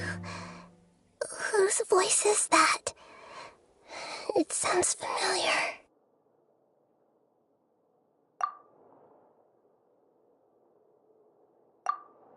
You're right, though.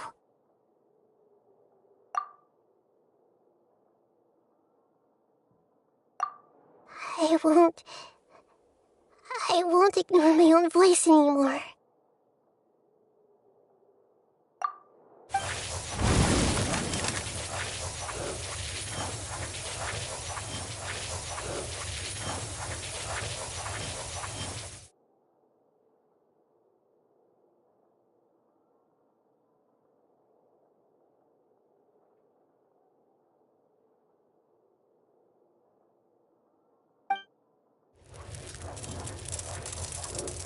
Nahida!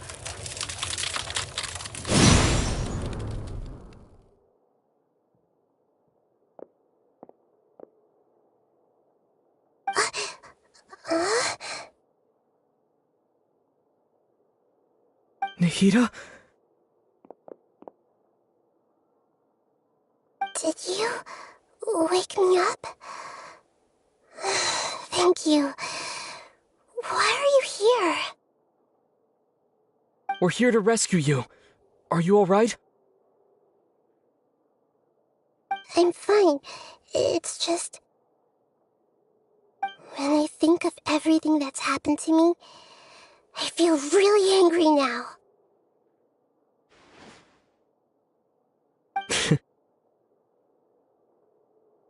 You should have been angry ages ago.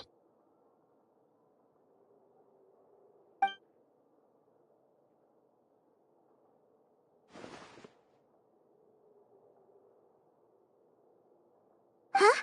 Oh, you're back! How's everything? That's wonderful news! Great! We weren't locked up for nothing! When you went to wake up Nahida, Paimon was listening for any sounds outside. You were out for a long time. There are fewer and fewer scholars going about now. You think everyone's done with their Nyagarbha Day stuff? Yep, so that means our next act is Nilu's performance!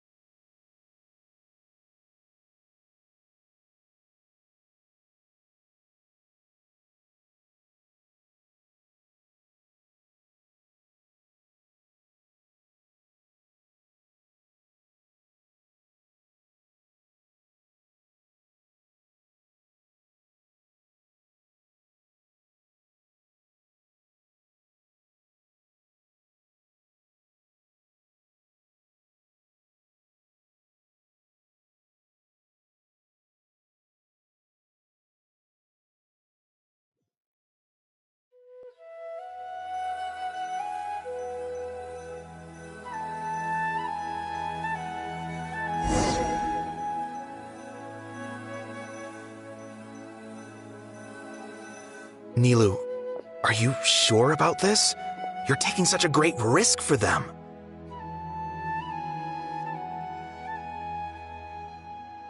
I'm sure, and I'm going.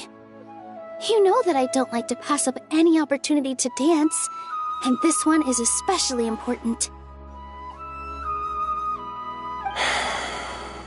All right. You seem to have a lot of trust in them, so I won't say more on the subject. But if anything happens, the few of us here may not be able to help you. Don't worry. They've been through worse. Everything's going to be fine. All right. You know, if you really do get arrested, we'll do everything we can to get you back. Be careful, even if it's only for our sakes.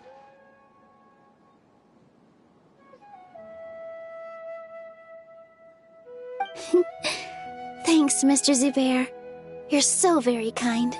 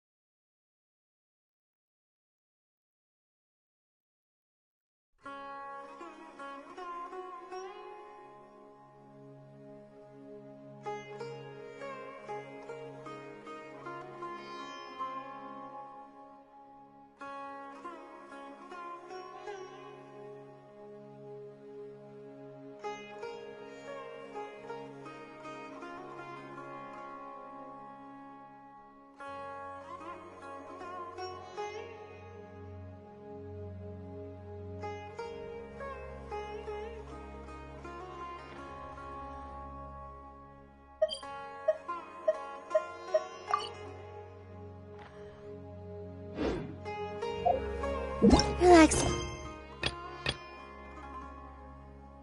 Days like this are nice. Let's take it easy.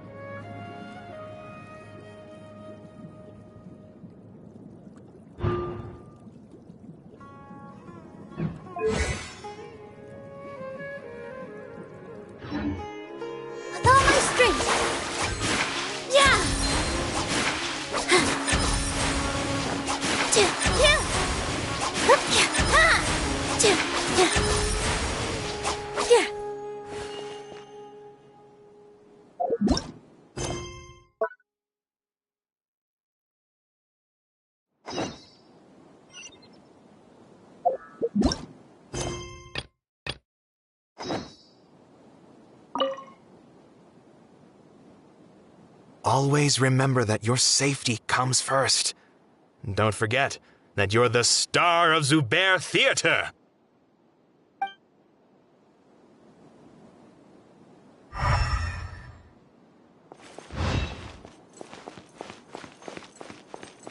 This isn't the way to the Academia. Better stick to the plan.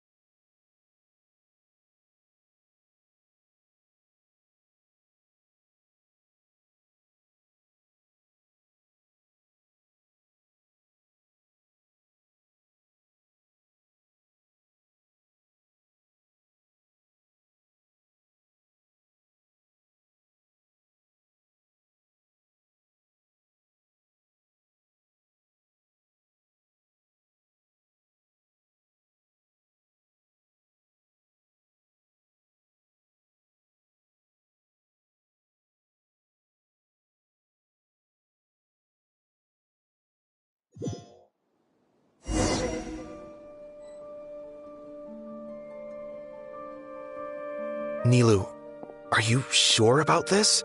You're taking such a great risk for them. I'm sure, and I'm going. You know that I don't like to pass up any opportunity to dance, and this one is especially important.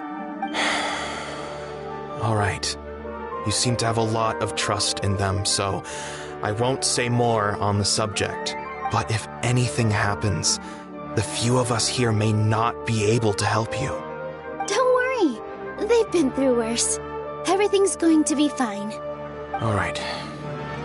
You know, if you really do get arrested, we'll do everything we can to get you back. Be careful, even if it's only for our sakes. Thanks, Mr. Zubair. You're so very kind.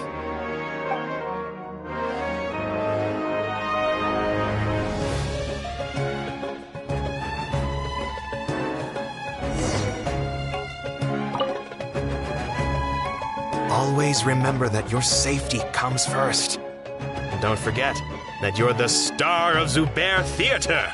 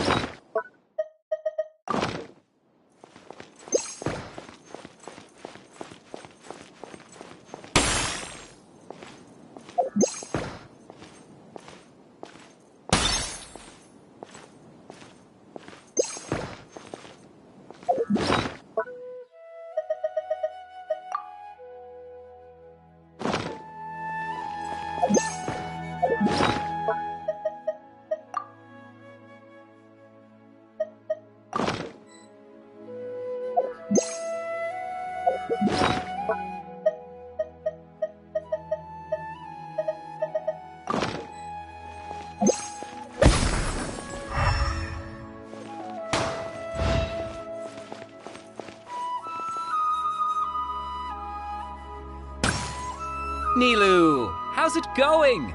Nervous? Definitely more than usual. But it's because I'm worried I won't dance well enough. It's okay. Just focus on your performance. We'll take care of everything else. You sure know how to talk. Taking all the credit, even though we came here together to help out. Well, thank you both. I'll have to treat you to a meal after all this ends. I really, really appreciate all of your help. Ooh, that sounds great. Huh? How can we say no to that?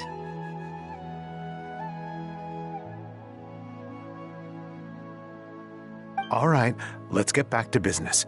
Nilu, we'll be here to keep people from going to the academia so they don't interrupt your performance. I was planning on telling them something like, the Academia's been conducting a weird experiment, and some of their test subjects escaped. It's really dangerous there, so stay away. Oh, you couldn't think of anything better? Oh well, I guess it does sound like something the Academia would do. I think it sounds great. I'm counting on you guys. Don't worry, it'll be a piece of cake.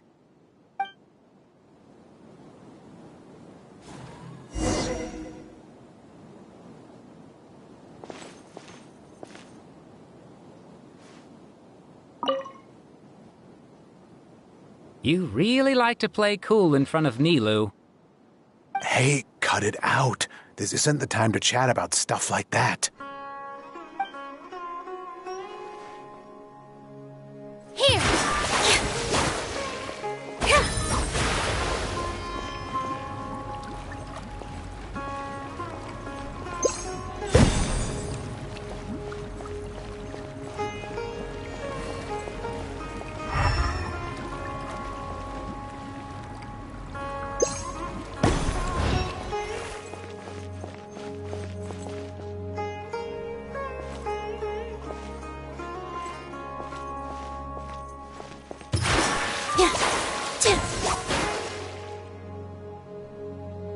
Hey, Nilu!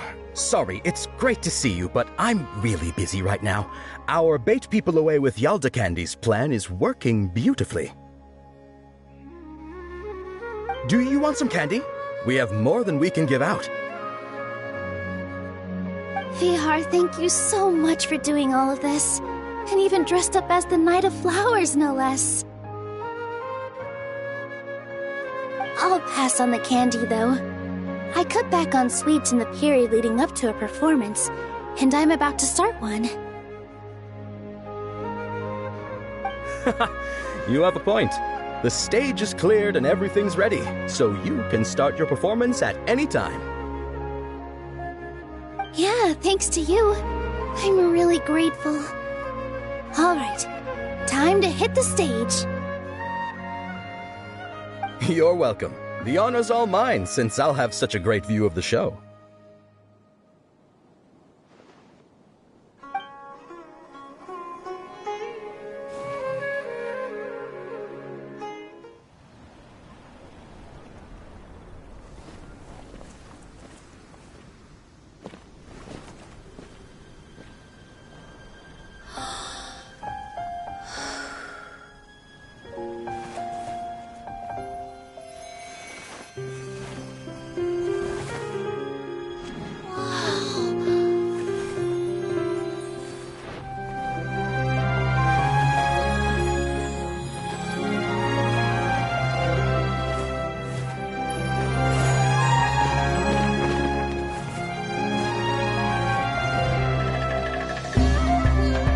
I've never seen a performance like this.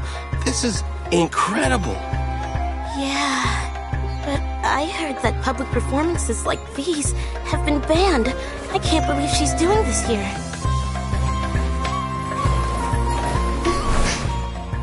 Grand Sage, there's some commotion outside. How uninteresting. Issue the new Prohibition Act from the Akasha to the guards. They'll know what to do. Do you think we should, like, stop her? Let's just watch for a little bit longer.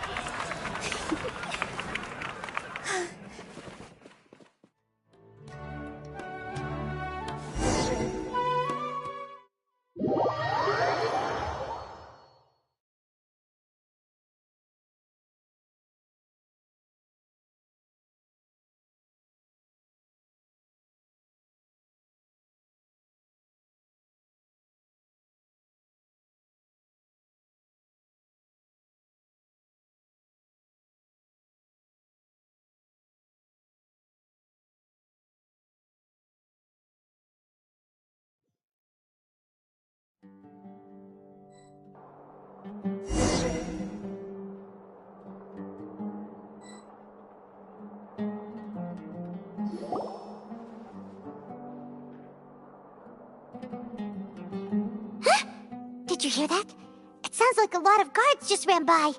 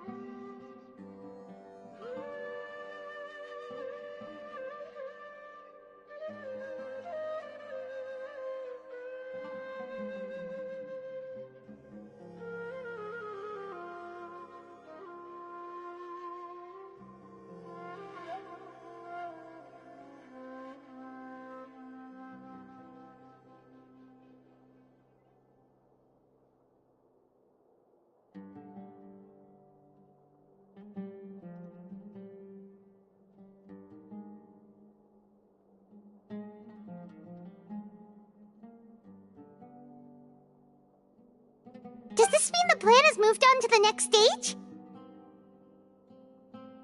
Yep. It's great that everything seems to be going well. Come to think of it, when did Alhaitham replace the knowledge capsule that was about to be entered into the Akasha?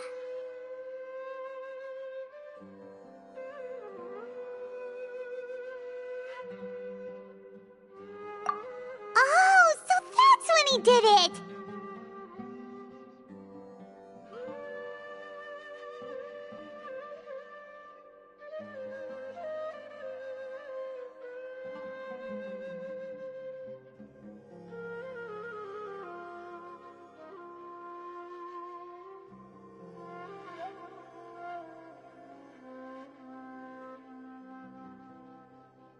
Paimon was too nervous to notice.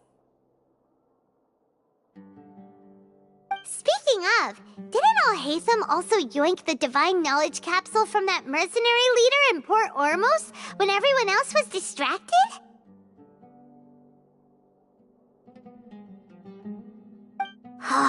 It's a time-tested trick of his.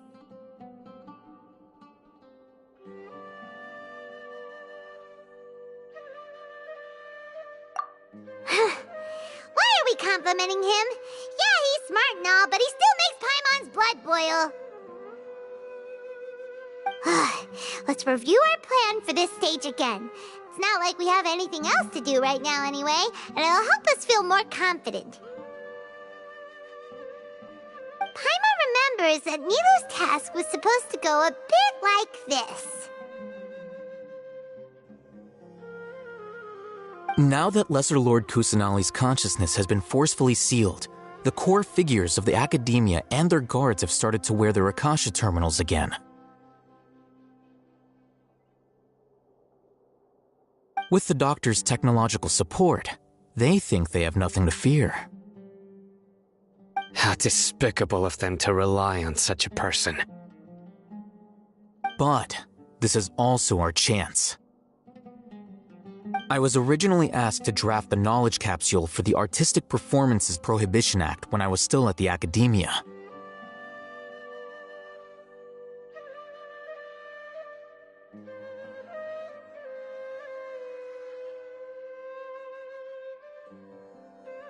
It should be on the Grand Sage's desk right now, and will be entered into the Akasha during the next Nyargarbaha Day. Are they really going to stop all artistic performances? That's horrible! I'll make an identical knowledge capsule, but this time, I'll smuggle some misleading information into it. We only need to find an opportunity to switch the capsules. Once it's been entered into the Akasha on Nyargarbaha Day, if someone were to be seen performing in public, the sages would definitely use that opportunity to announce the ban, and so the misleading information will be disseminated amongst the guards. Sure sounds complicated, but it seems like if everything goes well, we'll be able to get rid of all the guards in the Academia without any effort. That's pretty clever, getting right into their heads. I just have one question. Even if we manage to get the misleading info out to the guards, how can we be sure that they'll believe it? People who are used to relying on the Akasha become less inquisitive, and their ability to distinguish truth from misinformation is significantly reduced. They will view everything the Akasha releases to them as the unequivocal truth. The Akasha will turn humans into machines. I've seen it happen many times. Yikes. Good thing I didn't wear it for long when I was working in Sumeru City. At first, I thought it was a good thing, too. By the way, this plan still requires a performer, right? Do you have someone in mind? Nilou of Zubair Theater. I know her really well. We can trust her. I'm kinda hesitant to ask her to participate in a dangerous plan like this, but we can ask her in person. All right. After the guards in the Academia are gone, then it'll be time for me and my stowaway brothers to shine.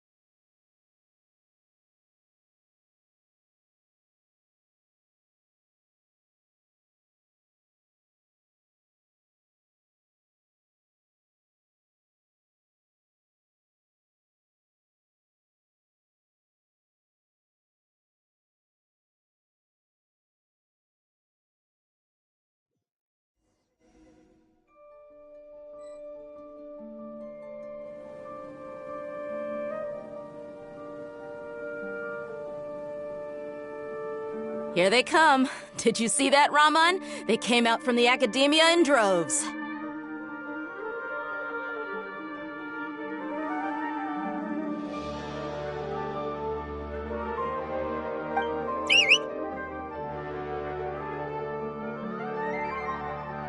After laying low in the city for so long, this is the moment we've been waiting for. My brothers have already sprung into action.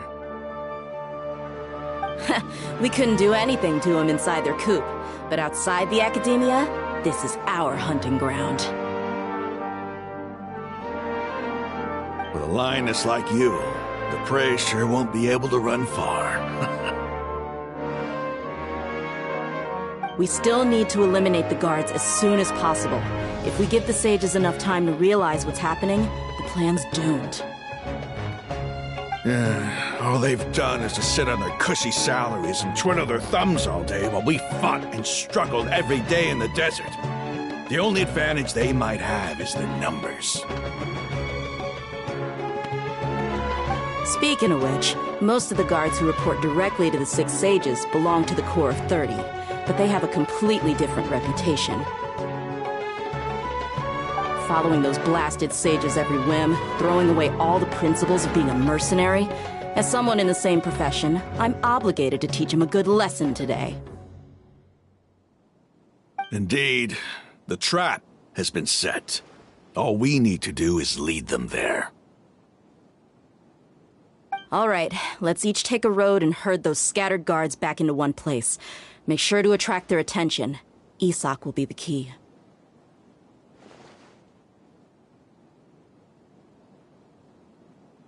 You gave such an important task to that child. Will he be okay? It'll be fine. Isak was so determined to help, so let's put our faith in him. Besides, even if he's caught, the guards would be too scared to do anything to him. They've never seen Lesser Lord Kusanali in person, after all.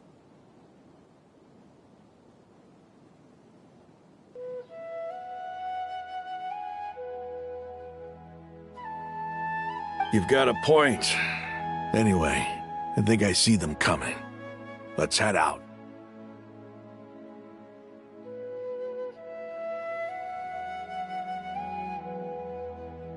Good luck.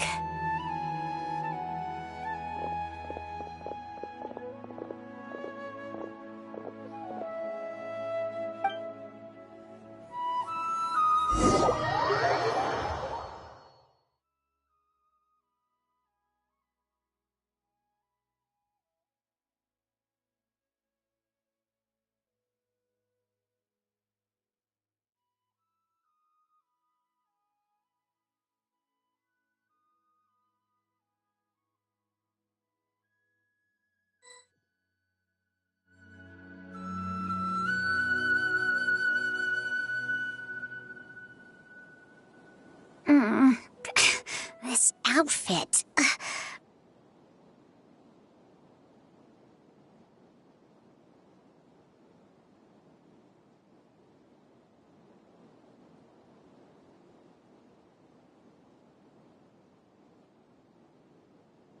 Hey, do you remember what you need to do, Isak? When the guards get here, you'll pretend to be Lesser Lord Kusanali and run away from them.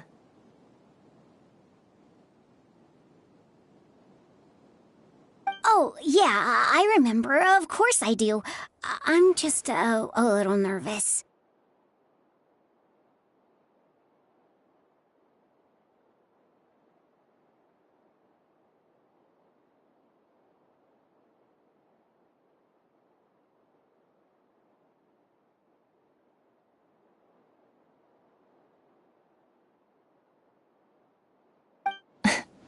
Relax. Don't think about getting caught. Even if that happens, we won't leave you behind.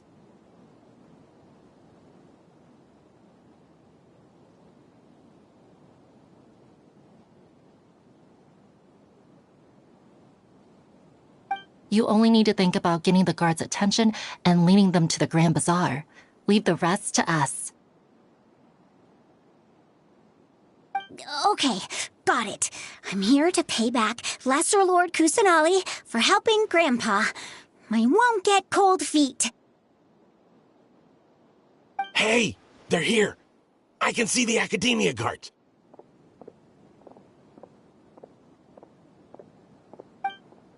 All right, it's time, Isak. Take a deep breath and go. You can do this.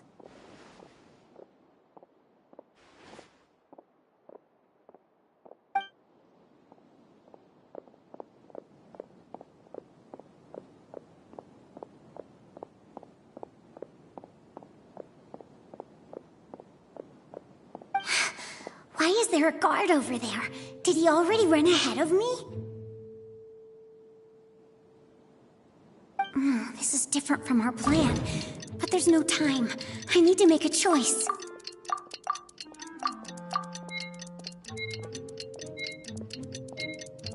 Hey, stop! I saw you! Don't try to run!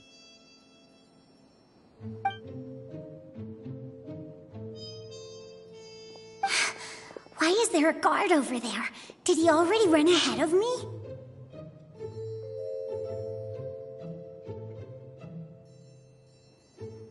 This is different from our plan. But there's no time. I need to make a choice. Huh? Did I just see something dart by?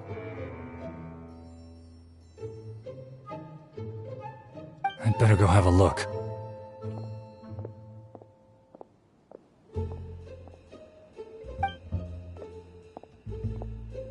Were my eyes playing tricks on me?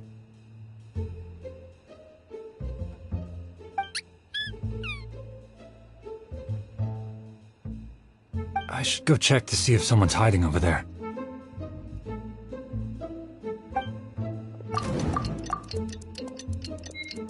There seems to be nothing here. Just to be safe. Good thing they didn't find me. I was close. I'd better hurry and keep going.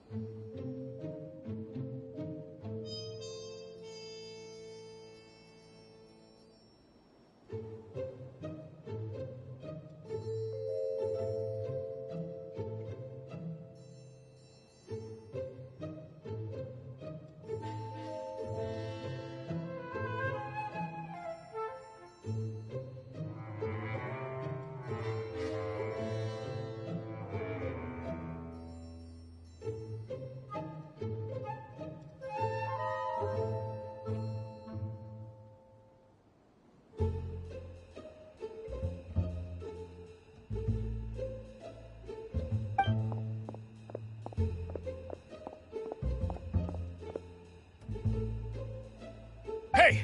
Lesser Lord Kusanali's over there! Stop! What? Lesser Lord Kusanali? How did I not see anything just now? Oh no, they found me. Where should I go?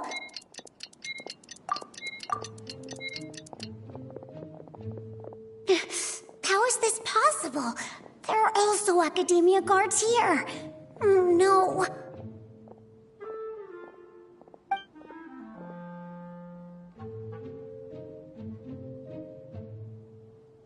Hey! Lesser Lord Kusanali's over there! Stop! What? Lesser Lord Kusanali? How did I not see anything just now? Oh no, they found me. Where should I go?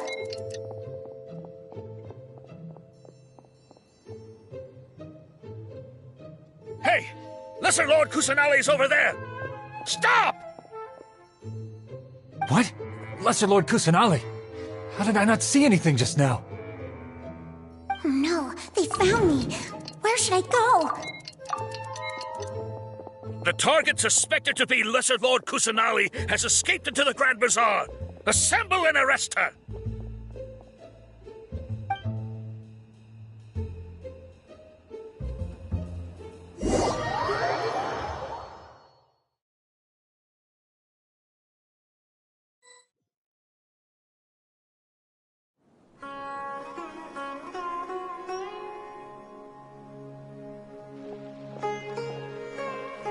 Where did she go?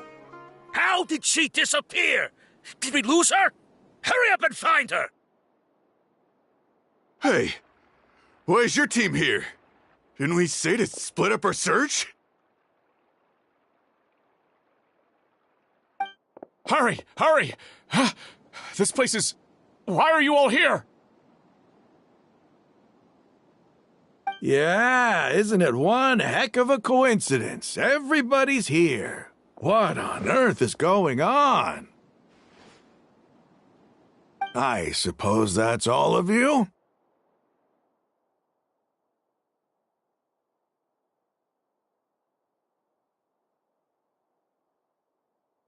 Who are you? Did you set us up? What are you planning?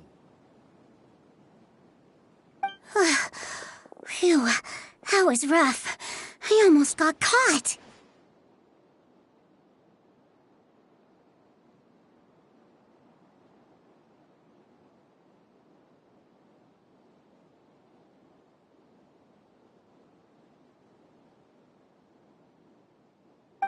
Little brat! So you're not actually Lesser Lord Kusanali. Who exactly are you all? Eremites from the desert?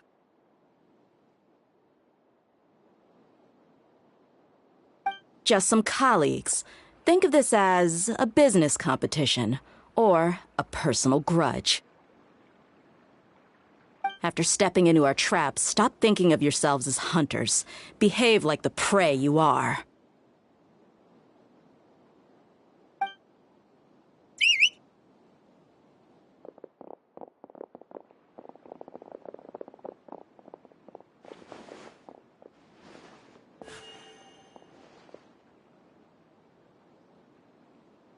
An ambush? How's that possible? This is Sumeru City, but mercenaries from the desert somehow ambushed us! You've spent all your time hiding away in the academia. This place has long since become our hunting ground. Brace yourselves!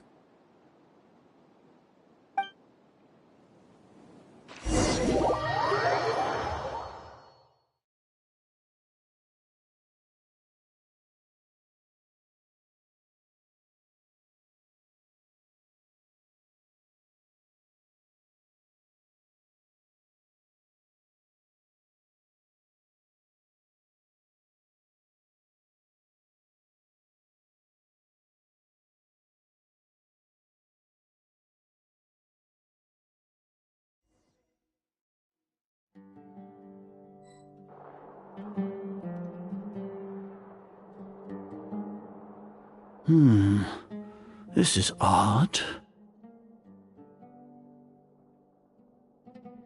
The academia has quieted down after the conclusion of the Nyagarbha Day ceremonies, but it's much quieter than usual.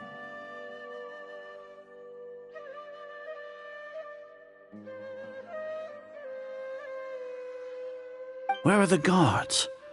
Why have I not seen a single one? Guards? Guards!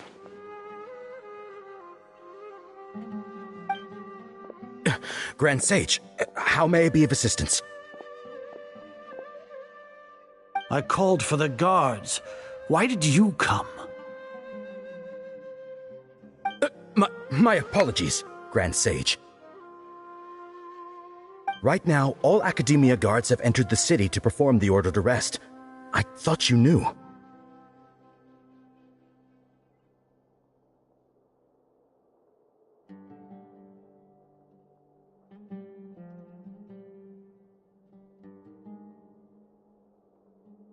Arrest? Who is there to arrest? I have an ominous feeling. Arrest Lesser Lord Kusanali, right? Is that not what the order was?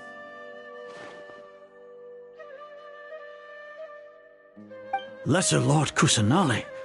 You mean she has disappeared? Yes. I wouldn't dare make up something like that. Right now, everyone is in a panic, and many are saying that Lesser Lord Kusanali will take revenge on us. What happened? Just what is going on? Lesser Lord Kusanali somehow escaped? Was it Alhaitham and his party that freed her? That's impossible. The Academia is heavily guarded today, and any order to release Lesser Lord Kusanali would be strictly confidential. Besides, Alhaitham and the Traveler are already in our hands.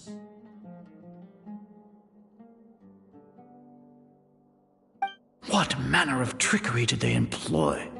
How could Lesser Lord Kusanali disappear into thin air? Disappear? Wait. How was the arrest order distributed to the guards? It was issued by the Akasha earlier today. Only you have the authority to send messages like that, so I thought it was your order. Let me check.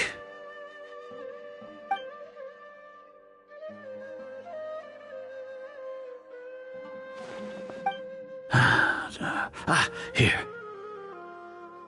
Lesser Lord Kusanali has escaped from the sanctuary of Surasthana. Go to the city and arrest the escapee immediately. The Akasha indeed contains this information, and it clearly appeared in my mind. How did they bypass my permissions to issue this kind of message? Was it the report about the Traveler that Alhaitham submitted? No. I specifically checked that knowledge capsule before entering it into the Akasha. Could that have been a red herring? Well, even if I figure it out now, it won't make any difference. The important thing now is to confirm Lesser Lord Kusanali's status. Have you been to the sanctuary of Surasthana to confirm that Lesser Lord Kusanali has indeed escaped? Confirm? No, I haven't.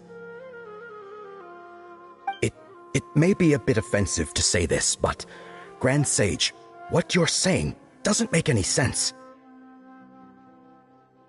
How can the information in the Akasha be inaccurate? What the Akasha decrees is fact. That is common knowledge to all of us. If we have to confirm the information and knowledge from the Akasha ourselves, then how is that any different from us learning that information ourselves?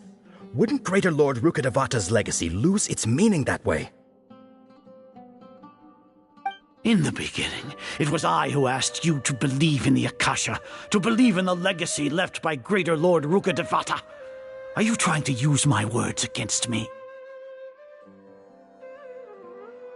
No, Grand Sage. I'm merely confused because I believe in you. I never meant to refute you.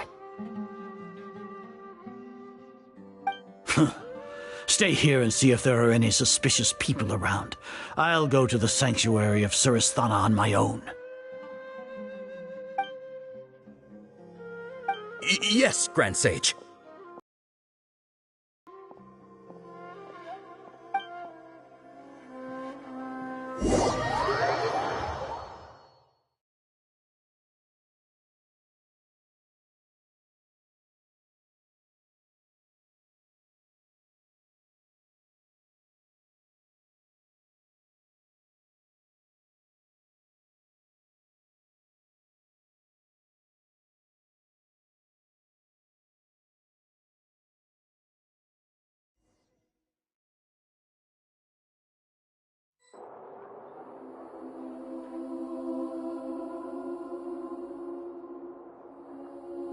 Lesser Lord Kusanali has escaped from the sanctuary of Surasthana. Go to the city and arrest the escapee immediately. How can that be? Stop thinking about it. Stop. It must be a trick of theirs. As long as I personally confirm it.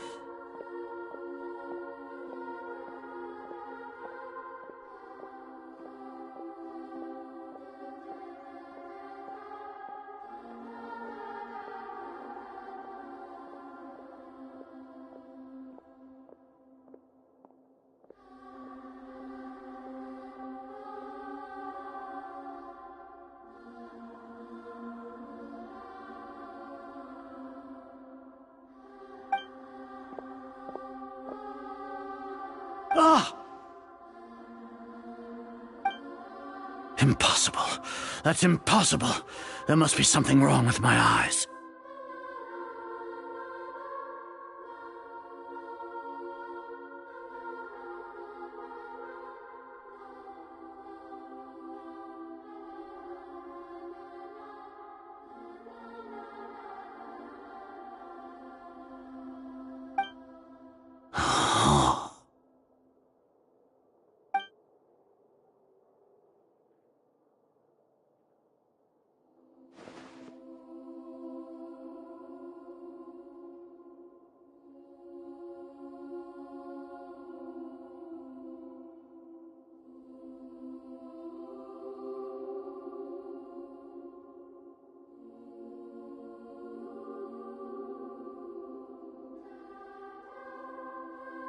What a comical sight, Azar.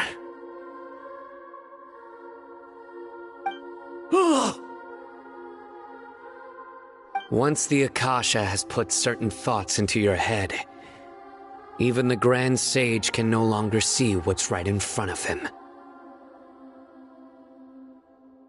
You all can only see the world in your mind, the one you think you know. And precisely because of this, you disregarded Lesser Lord Kusanali's existence.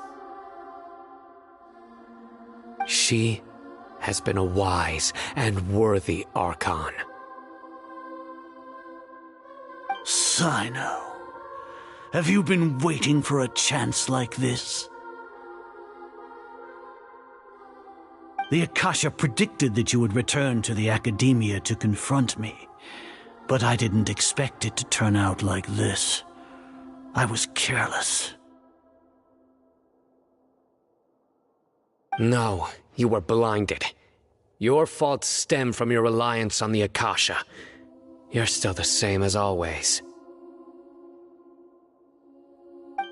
I truly did not expect a proud person like you to cooperate with Alhaitham and the Traveler. People change, Azar. Admit it. The Akasha can't predict my actions anymore. Then tell me, what have you found during your investigation? You want to buy time? This is the sanctuary of Surasthana. Under your own regulations, even Academia staff are forbidden to come here. No one will come to save you.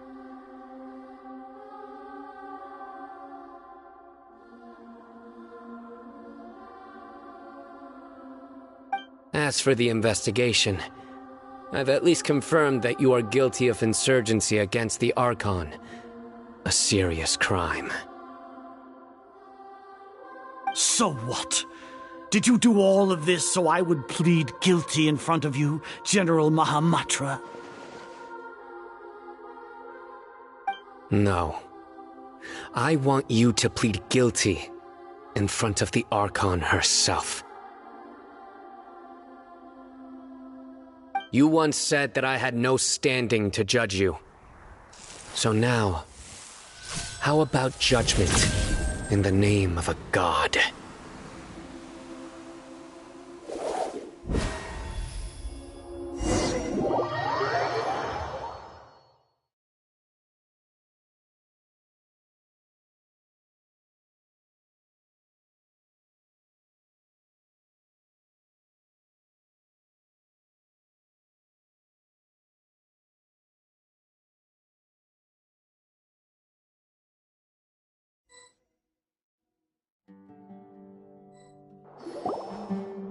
How long do we have to wait? Paimon wants to know how things are going out there. Paimon hasn't heard any sounds outside for a while. Hopefully something bad didn't happen. Yeah, but aren't you scared that we might be locked up in here for the rest of our lives? Thinking about it, at least Paimon has you. We could still chat like this. When When Paimon thinks of Nahida being imprisoned alone in the sanctuary of Surasthana, Paimon can't help but feel sorry for her.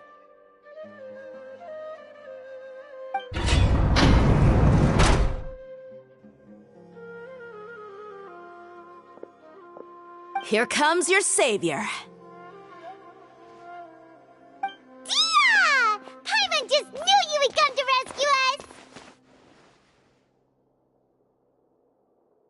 You two really owe me some big thanks.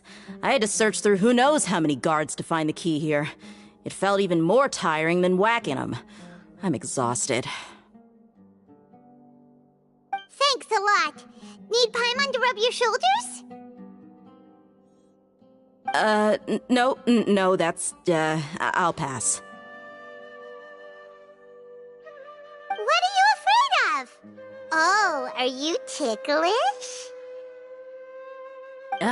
Now isn't the time to talk about being ticklish. Things in the city and on Sino's side are both going well. The guards that stormed out of the academia are all taken care of. The Corps of 30 is in charge of the city's defenses, but we already talked to Asfand. They've been fed up with the sages bossing them around.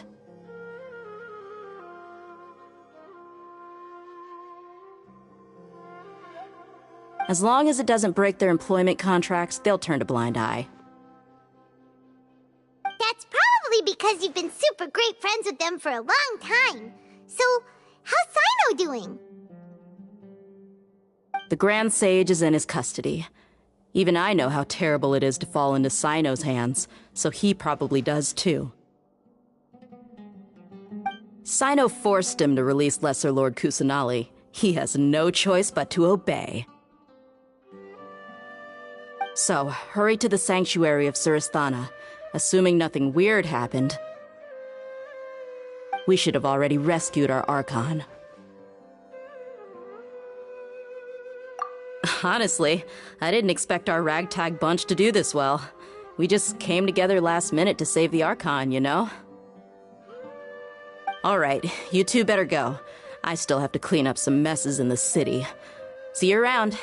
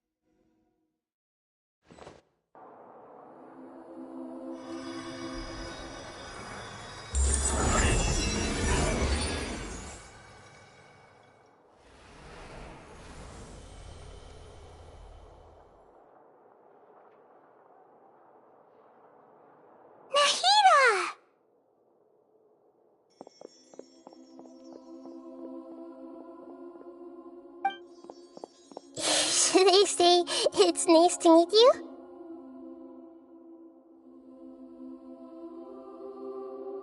This is the first time we've met in real life. Before, we've only met in dreams, consciousness, or when I was in someone else's body.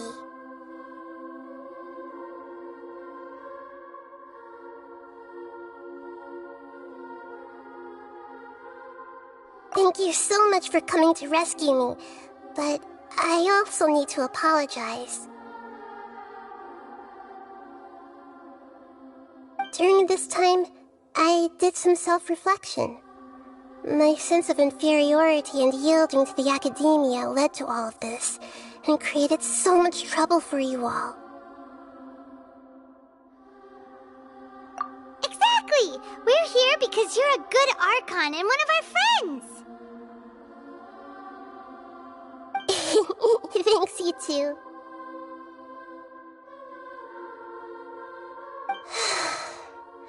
Amazing. So this is how it feels to walk out of that cage with my own body. It's like I just had an endlessly long dream. I can't even tell if I just woke up or was only now born into this world. My concept of self has become so clear. But now doesn't seem to be the time to indulge in this feeling.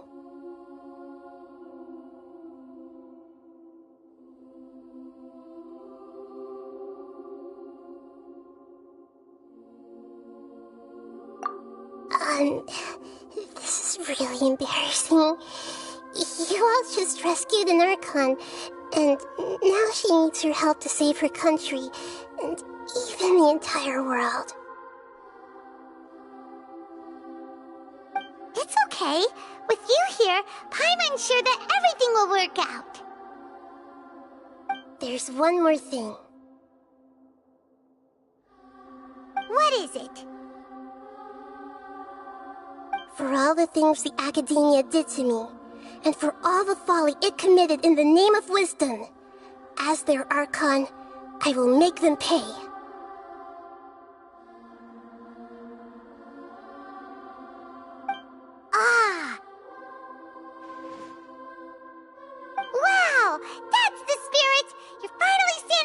yourself and not letting people walk all over you. I understand now. To be a better Archon, I first need to better myself. If you haven't even figured out how to be a caterpillar, how can you be a butterfly? Yes, true. That reminds me. I wonder how far along the Academia is with their god creation plan. We need to hurry and prevent the birth of that false god.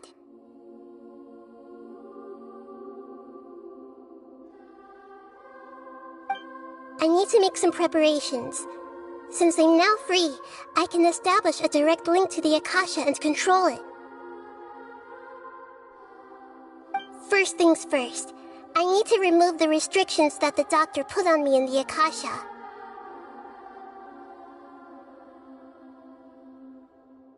After that, I'll make some adjustments and revoke the sage's permissions.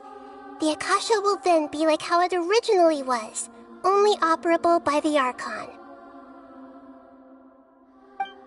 After all, the Academia betrayed Greater Lord Rukkhadevata's trust.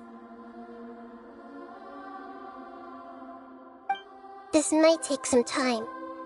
In the meantime, you should also work on your own preparations. If we don't stop the god creation plan in time, we'll be in for a tough fight.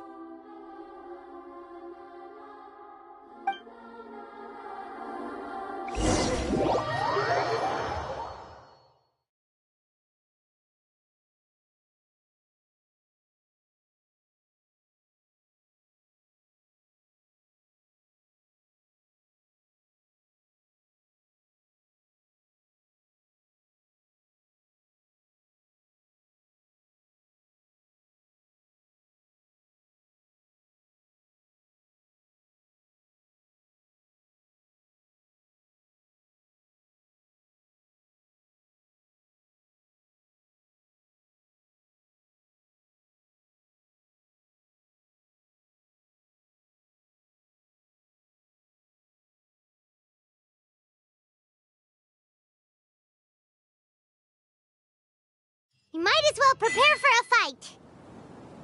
When we're done, we can take a walk around. After all, we missed out on a lot of stuff when we were locked up.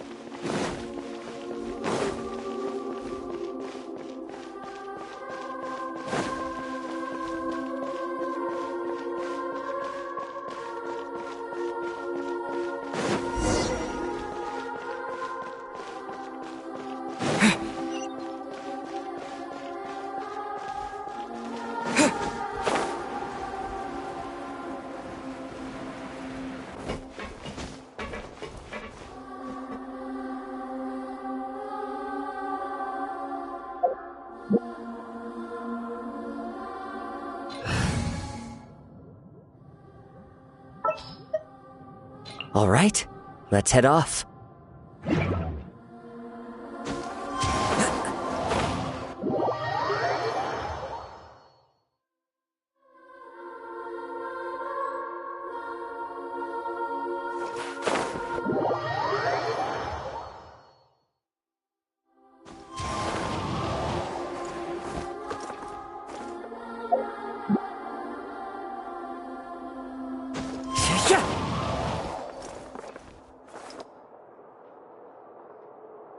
Into the wind!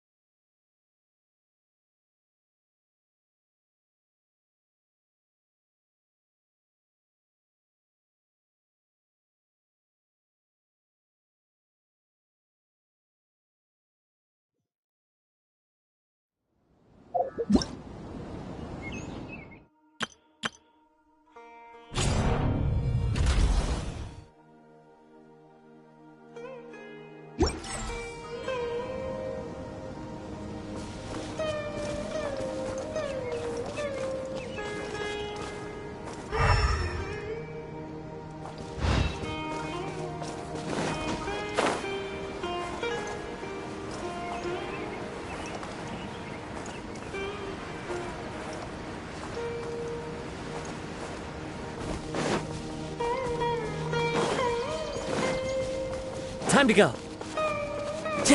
Follow the wind.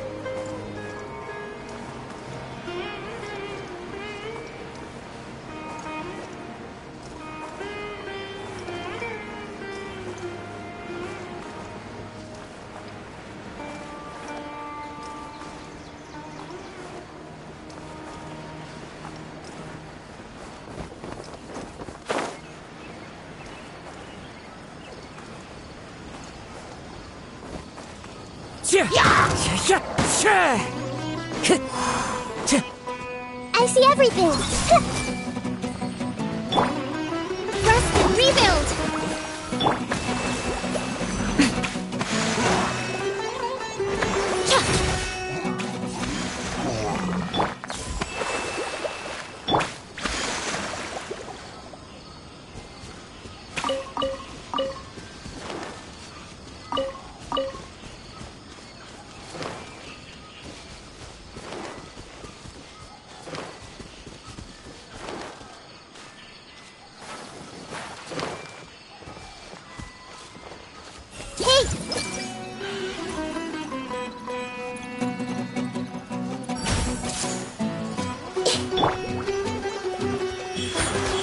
Right now.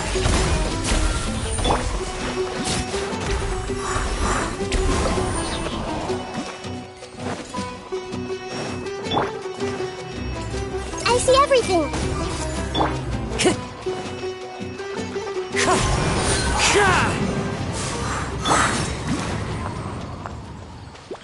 Allow me! Emerge, right here.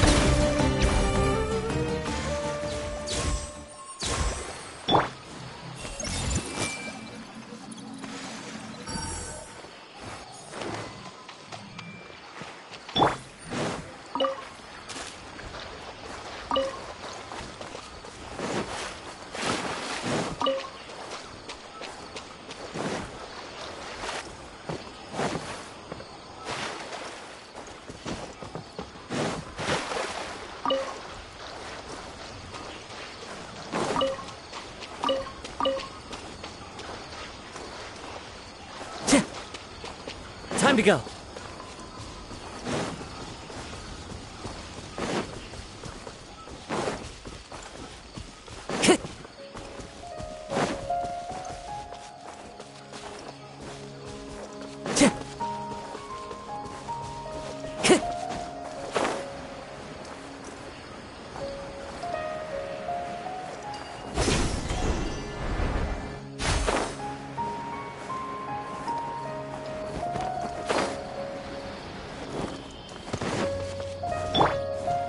Everyone hold hands!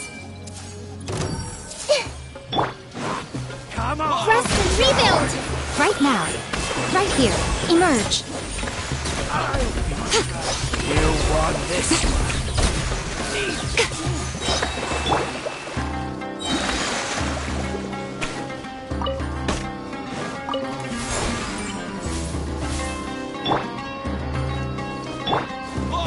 I see everything! Where do you think you're going?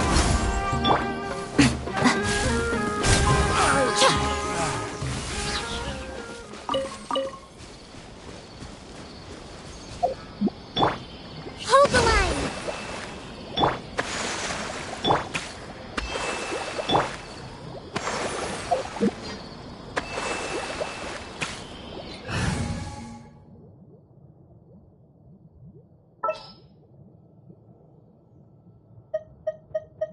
Just what will we come across this time? Klee can help.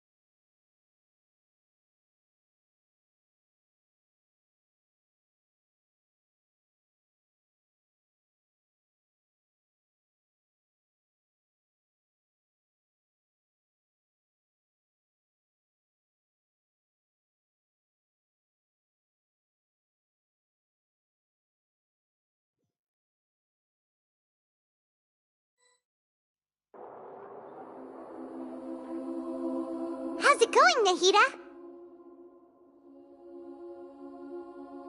I'm done with the parts that needed my involvement to complete.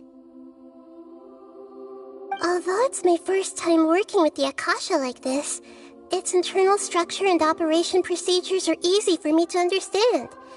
Greater Lord Rukkhadevata's design is truly brilliant.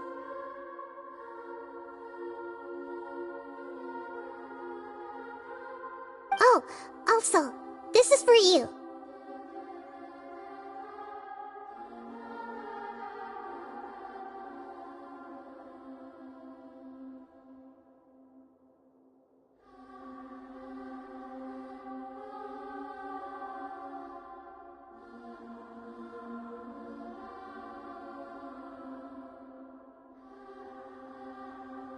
Huh? What's this little floaty thingy?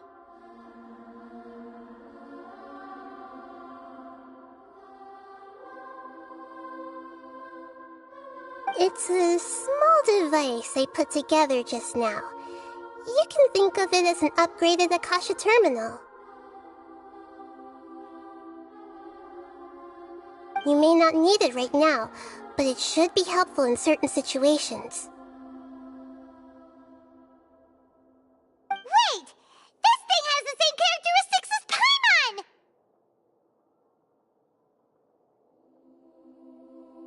We're both small things that float!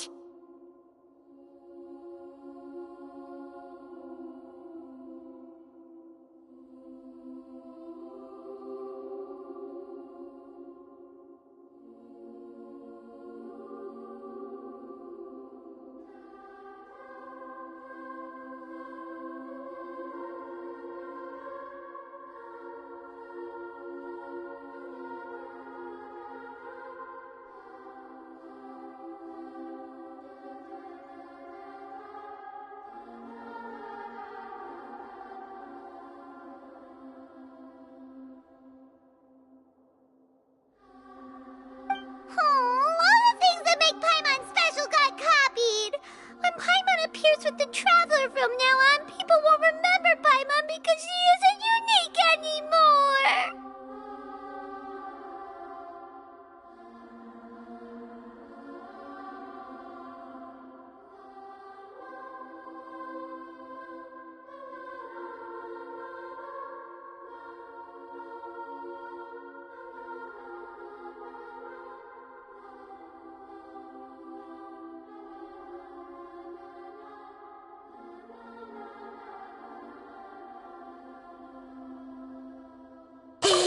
It's alright, Paimon. It can't replace you. It's only a flying device, but you're the Traveler's irreplaceable friend. You're so good at comforting people, Nahida. If only the Traveler was as smart as you.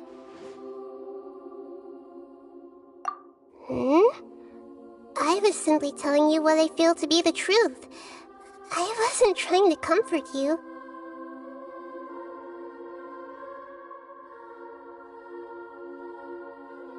Nahida, you're natural at this. What you just said made Paimon even happier. By the way, there's something I need to confess. Even though I'm the Archon and in control of myself again, I'm not very good at fighting.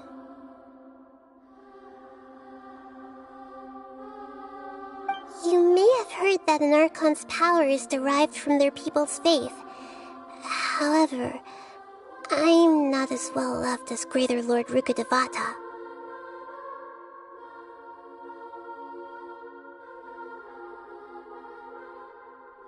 If we get into a situation where combat is our only option, I'll have to count on you, and I'll do my best to provide support.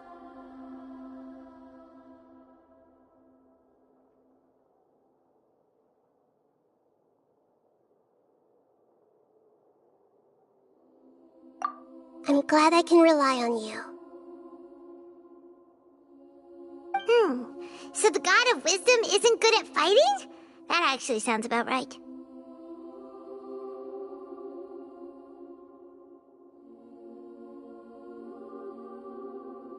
I've located where the false god is. Time is of the essence, so let's get to it.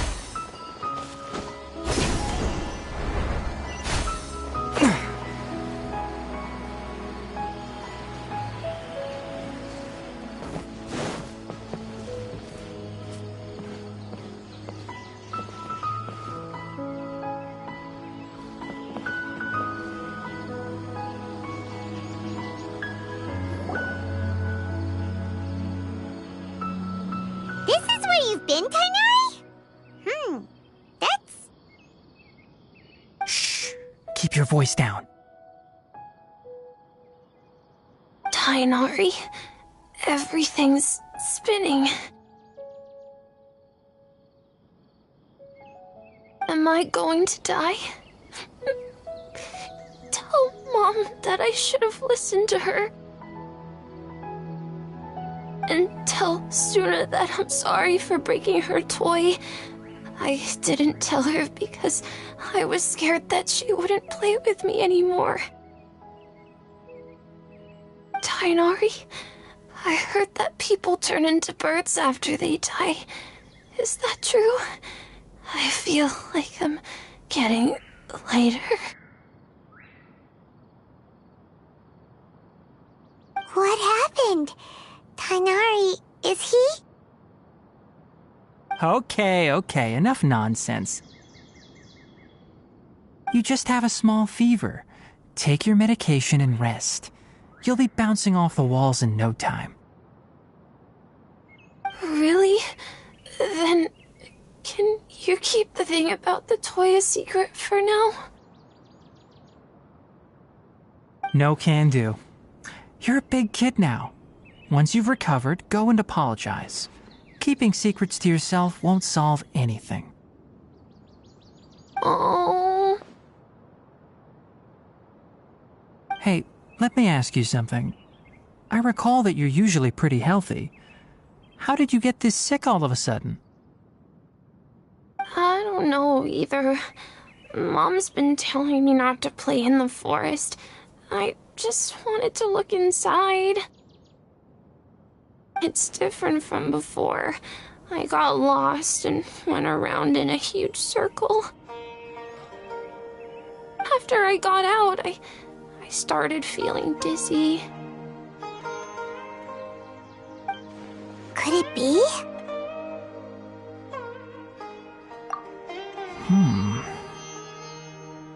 So that's how this whole mess happened. Anyway, go rest. No running around until I say so, got it? Traveler, Paimon, let's step out for now.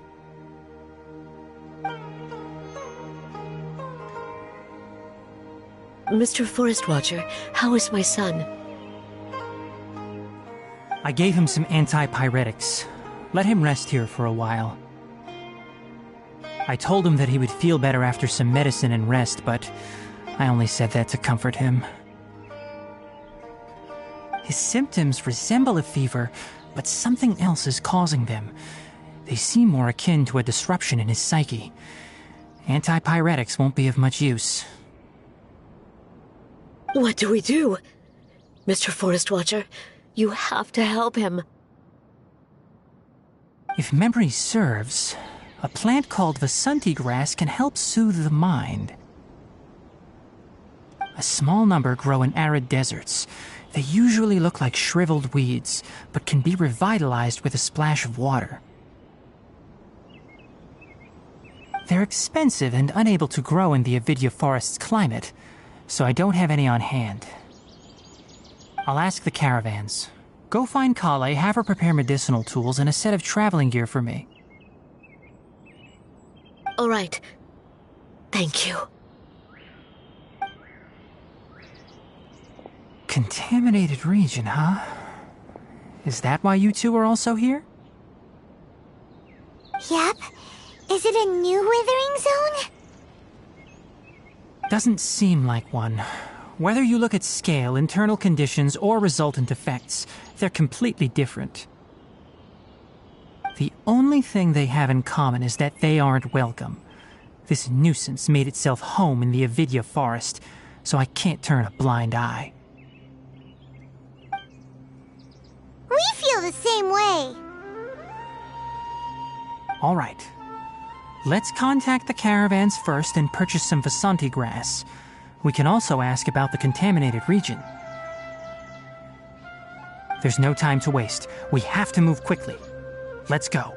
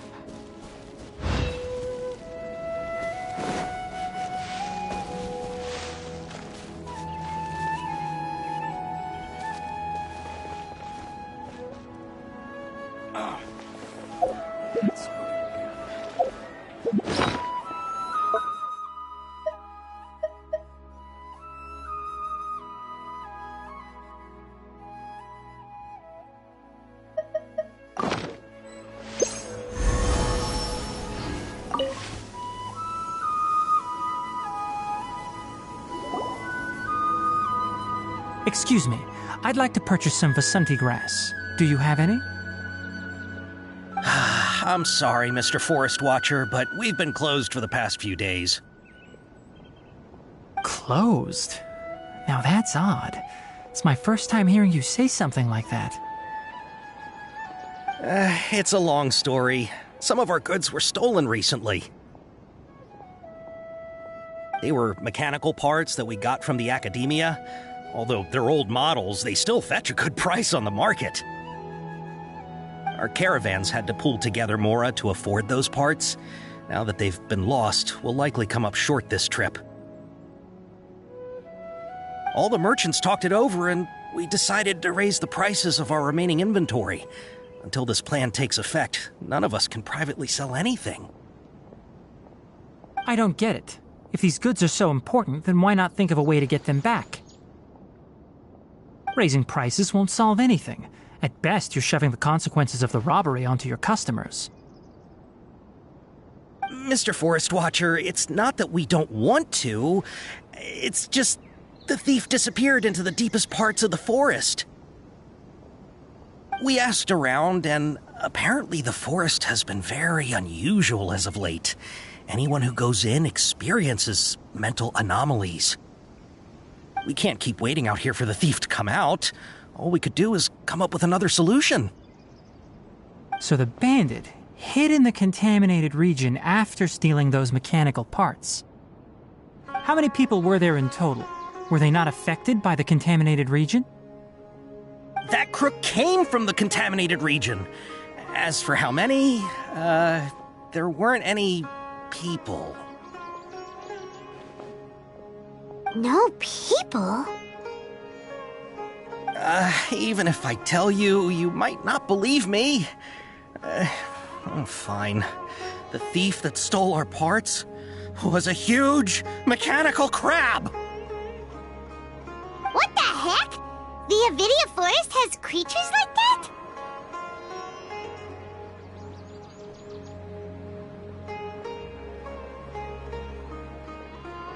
that? To be honest, I'd rather not think about it. It moved too skillfully to be new at this. It came out of nowhere. Before we could react, it swiped our goods and ran away. We were all shocked. By the time we came to our senses, the thief was already long gone. I see. If we help you retrieve your stolen goods, then business will return to normal?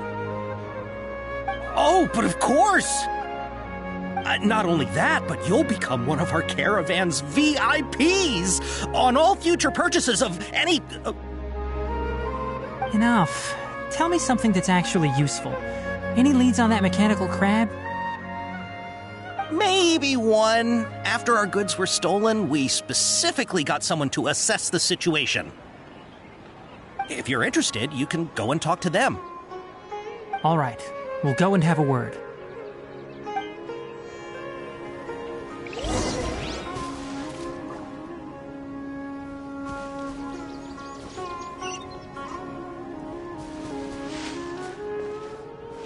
How's it going? Figured out a solution?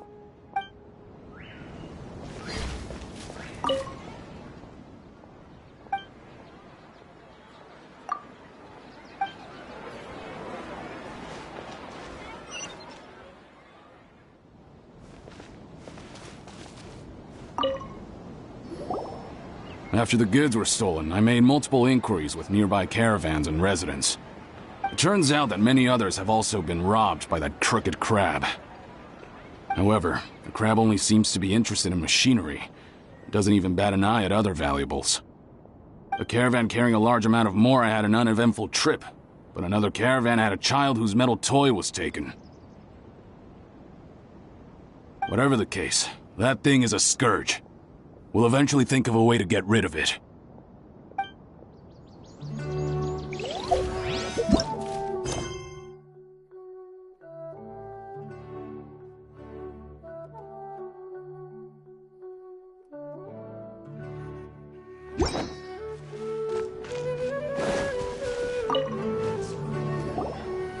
That mechanical crab is fast, strong, and a pain to deal with.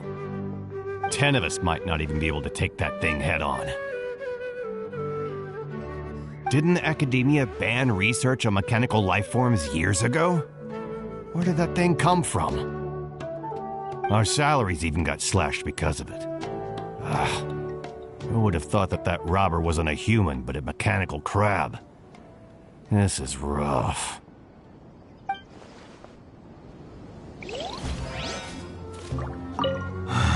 What a disaster.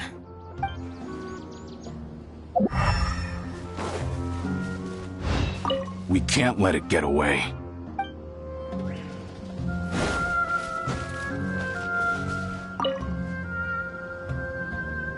I heard from the caravanners that there have been a lot of robberies lately, but we haven't been affected. We don't normally see the mechanical crab, and it doesn't disturb our daily lives. It only shows up when the caravans are here, and it runs back to the contaminated region after it's done making a mess. You haven't tried capturing it? We have, but it's too agile and fast. However, we did unexpectedly learn something the last time we tried to capture it. It apparently lives in the deepest part of the forest, so instead of immediately moving its spoils, it first hides them nearby. Once its stash grows large enough, it moves everything in one go. You'll have to move fast if you want those goods back.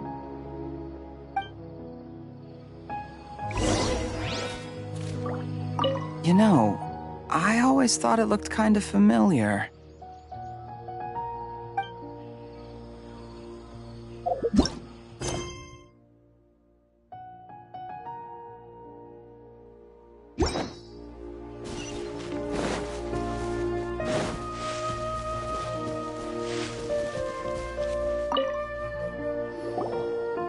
How are things? Did you make any progress? We learned of its behaviors, but much still remains unclear. Assuming normal operational status, mechanical constructs generally act according to their given commands. If I were its owner, I'd command it to steal more valuable things, or the Mora you made. That would be the most efficient method. But it only goes after mechanical components. This doesn't make any sense. Right. It's really weird. So, you all found a way to retrieve our goods? Do you have any more mechanical parts with you? Yes, I still have a small bag of samples. They weren't taken since I keep them on me at all times. Oh, are you planning to... Under constant external conditions, organisms rarely initiate changes in their habits. Here's what we know so far. It has a mechanical composition, it lives in the contaminated region, and it comes out to steal mechanical components. If we have said components, we can lure it out, capture it, and then make observations for further conclusions. Well, chatting like this won't get us anywhere. We're only wasting time. You're right. We don't have any other options right now. This bag of samples is all yours, Mr. Forest Watcher. If you can get our goods back, the caravans will reward you generously. We don't need anything in return, but I'll be keeping this bag. I may have other uses for it later. We'll also need to borrow a sumpter beast. Our act has to be convincing if we want the crab to fall for it. Oh, yeah, no problem at all. If it means getting our things back, you can even borrow me to do whatever you need. I'll have to decline that offer. Anyway, we'll use the mechanical components and sumpter beast to pose as a transiting caravan and lure out the crab.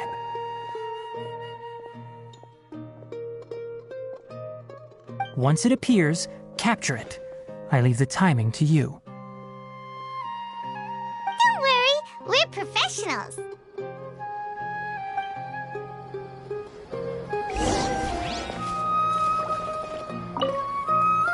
Oh, trading sure is dangerous.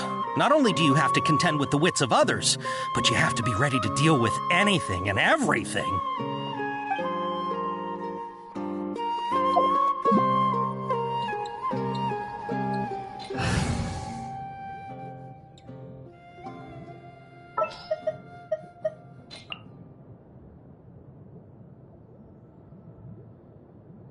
There are still so many places for us to explore.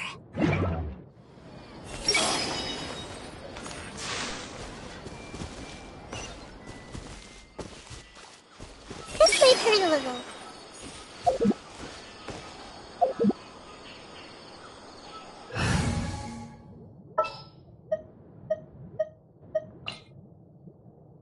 This world is full of...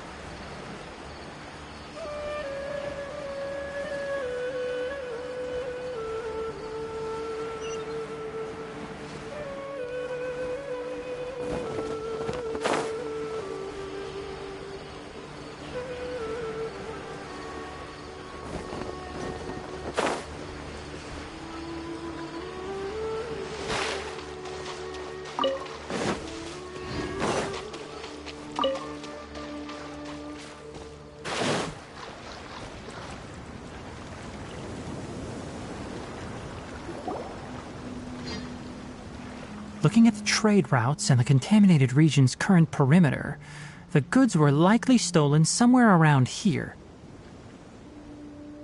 Then let's get to it. We'll definitely capture that criminal crab. Okay. We'll start from here and have the Sumpter Beast with the components on board lead the way. This Sumpter Beast isn't familiar with us yet, so be calm and take your time with it.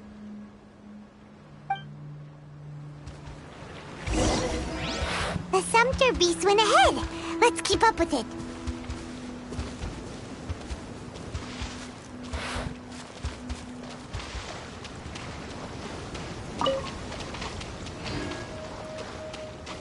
Huh? Why did it stop? Looks like it's loafing around. Or maybe it's hungry. The caravanners grew disheartened after their goods were stolen, so they probably didn't feed their animals as scheduled. Let's give it something to eat.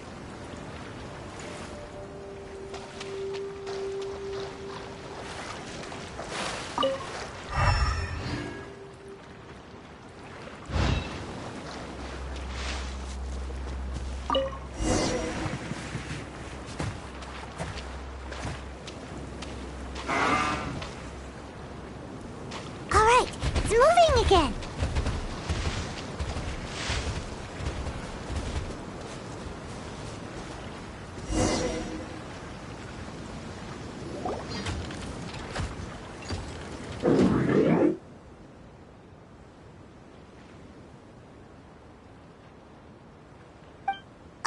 Did you hear something?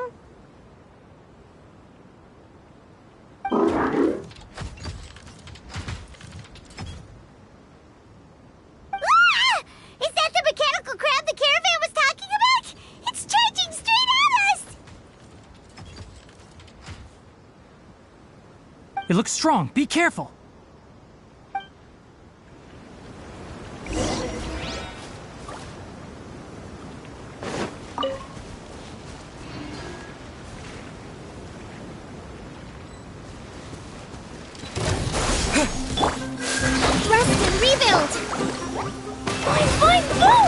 Right now, right here. Emerge. Scatter!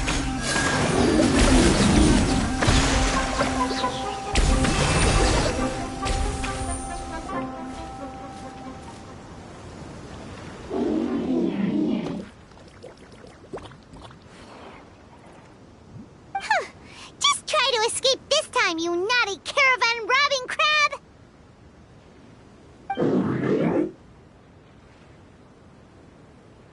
Hey, playing dumb won't save you. Spill it! Why are you stealing so many mechanical parts? It doesn't seem capable of comprehending complex questions. Keep an eye on it. I'll search around the area for the caravan's goods.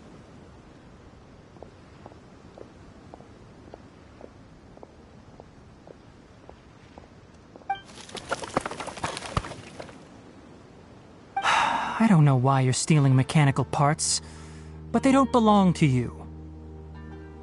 Stolen items must be returned to their rightful owners. Any objections?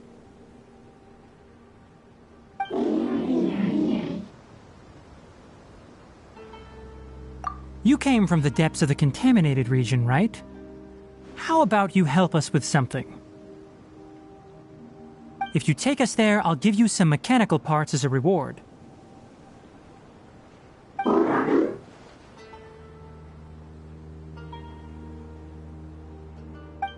It reacted! We can't be certain yet. Its excitement may be a simple programmed response upon seeing mechanical components. Okay, so you want the crab to lead us into the contaminated region? That's right. The contaminated region has a large and currently expanding perimeter, so it would be difficult to conduct a thorough search. If we charge straight in, we'll get lost like headless pigeons. Also, our new friend here seems to be full of secrets. I've been studying this contaminated region recently, and I have a hypothesis of my own. So to be absolutely safe, it would be best to have a guide lead the way. Paimon gets it now. Does this scuttler understand what you're saying? It doesn't have to, as long as it isn't hostile towards us. I gave it some components that it will definitely take back to the contaminated region. So long as it doesn't attack us, we can simply follow along.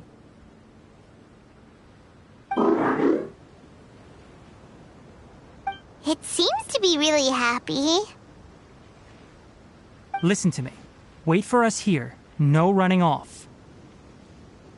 We'll be back soon. If you're still here when we return, I'll give you another mechanical part as a reward. Understood?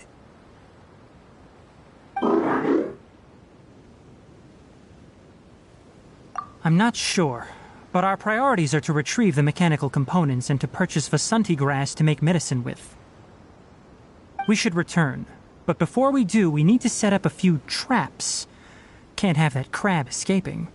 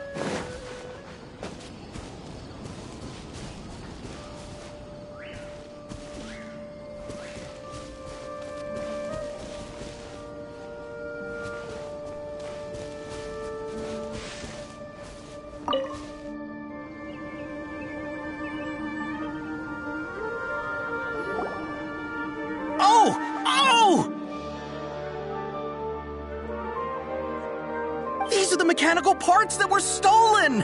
You really got them back for us! Thank you all so very much. I don't know how I can repay you. Wait, didn't you want to purchase Vasanti grass? Don't worry about the price. They're on the house.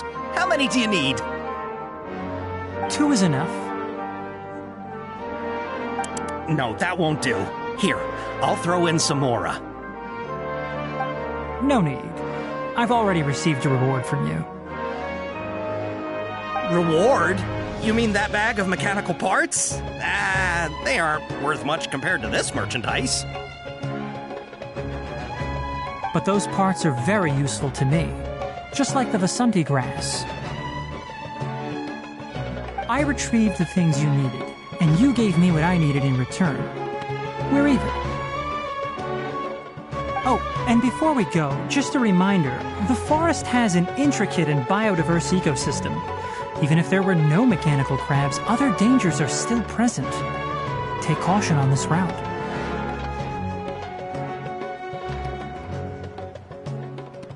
Noted. Thank you all ever so much. Let's return to the village. The earlier we can give the child medicine, the sooner he'll start feeling better.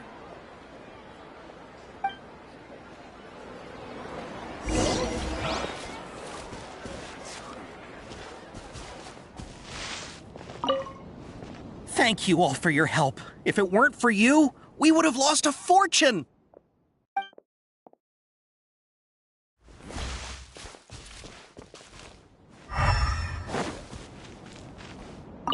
In the end, the goods got stolen because you all didn't guard them properly. You're not wrong, but it's not entirely our fault. No one said we'd have to go up against a mechanical crab. You guys are in charge of caravan affairs, yet you didn't scout the trade route beforehand. Hey, you. Here to help us settle this? I'm still more interested in the whereabouts of that mechanical crab.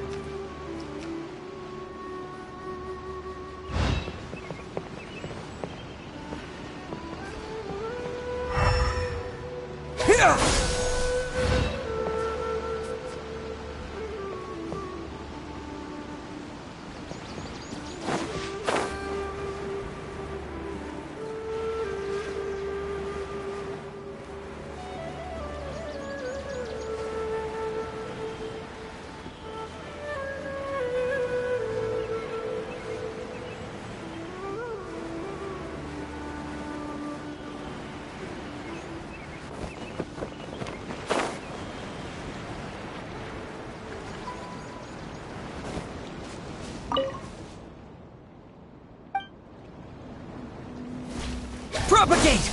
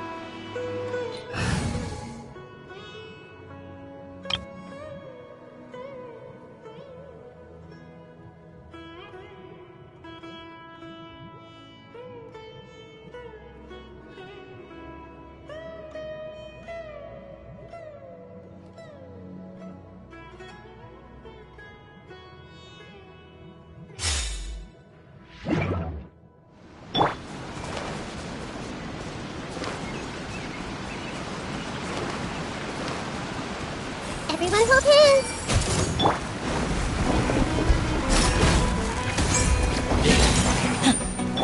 Positions!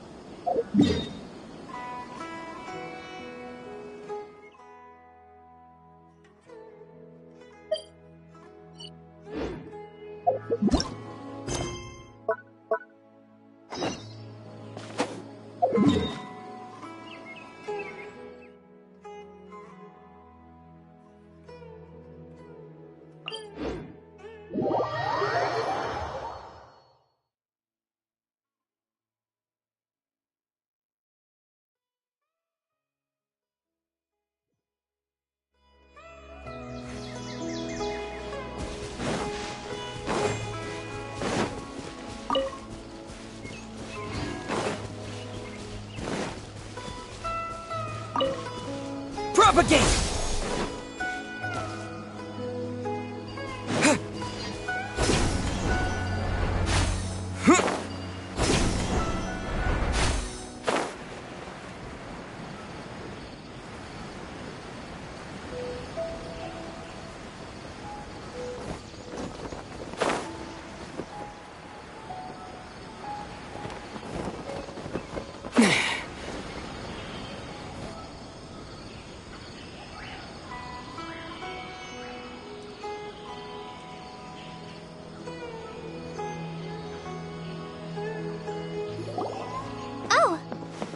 Traveler and Paimon. Master, I prepared the pharmaceutical equipment. Do you need me to help grind the medicine? No need. A precise dosage is required this time, so I'll do it myself. Oh, okay. But once I'm done, you can deliver the medication to the child. He gets a little nervous when I'm around for too long. I don't think he finds me very approachable. I'll go prepare the medication. Traveler, give me a hand.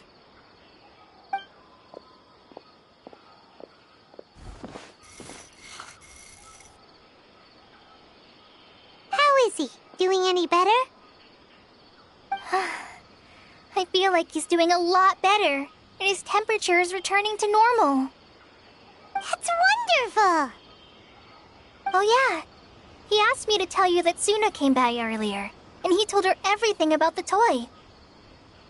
Suna didn't get mad, so he wanted to thank you. Can I ask what happened?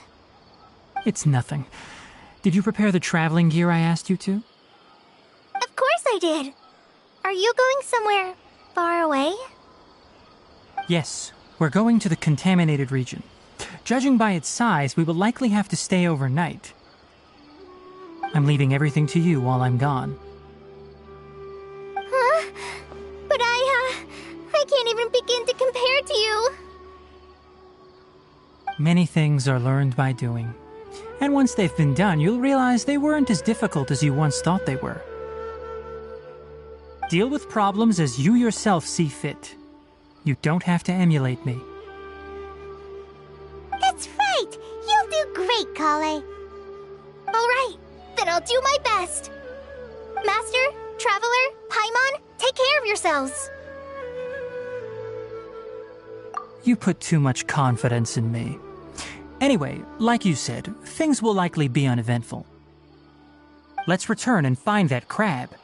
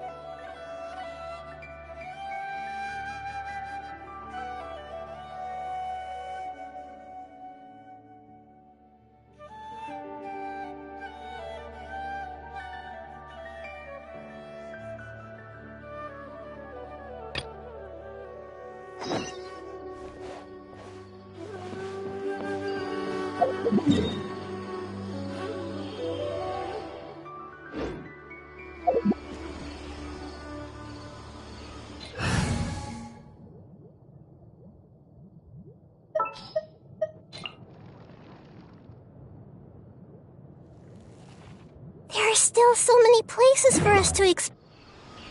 Don't fully trust anyone except yourself.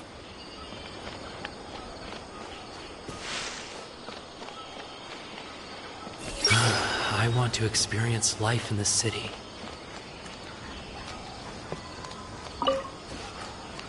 As long as I get to eat meat every meal, I'm happy.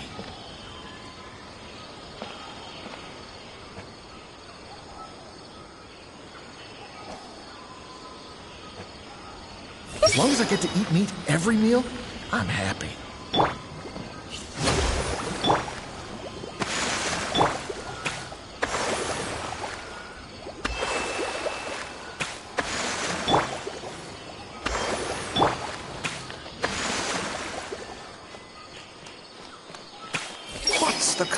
of the Sumeru rose again?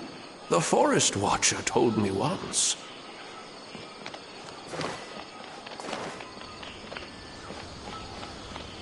I need to keep an eye on those meditating scholars in the forest.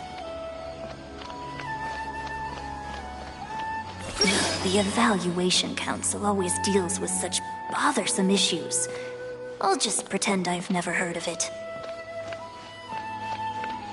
I need to get results to apply for research funding, but I can't get results without funding.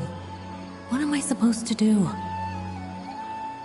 I need to get results to apply for research funding, but I can't get results without funding. What am I supposed to do? Hopefully I'll meet a loaded scholar who will at least pay me enough for a drink.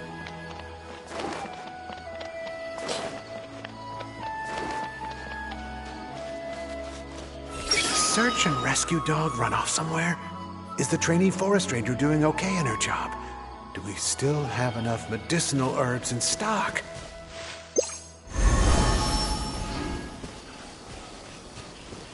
Commit it to memory.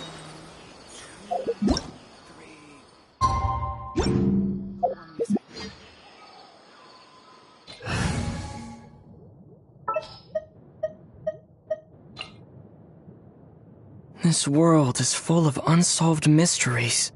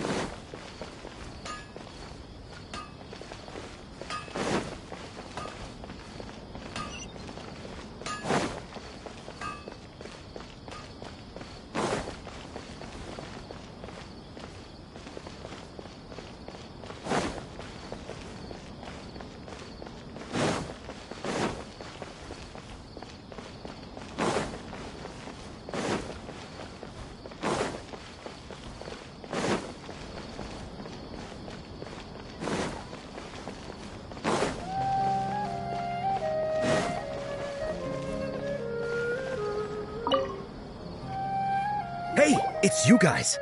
How did your plan go? Are you here for Nilu? It went really well. And yeah, where is Nilu?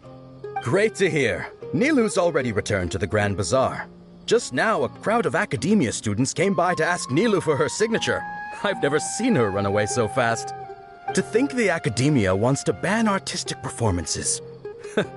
I think their students would be the first to disagree.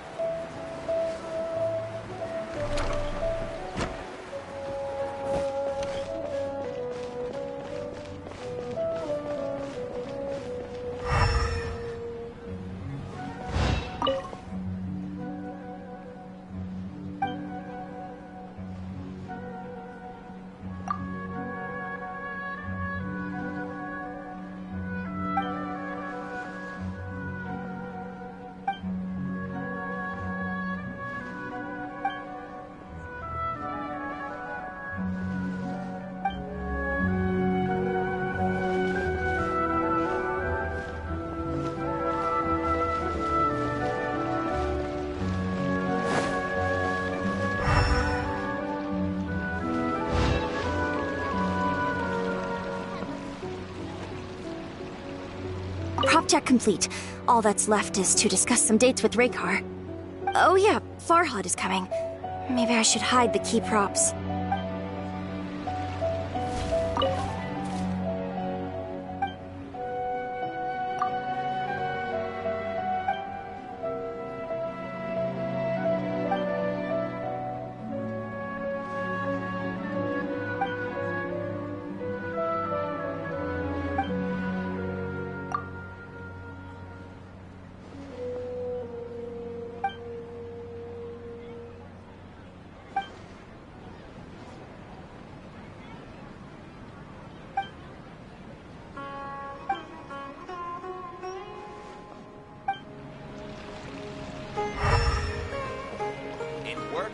On the stage, one must act with gumption.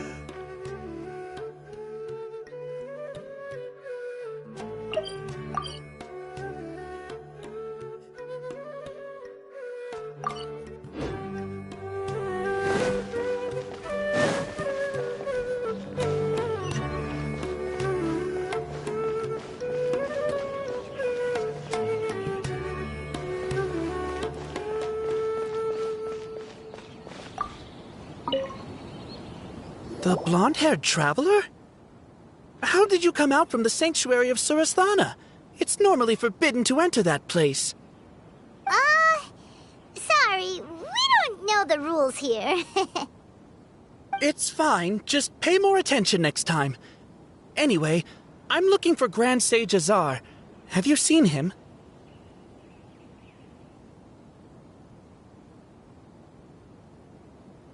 The more I think about it, the more I believe there's something fishy about Alhaitham's return. I need to let the Grand Sage know somehow. You're finally starting to put two and two together.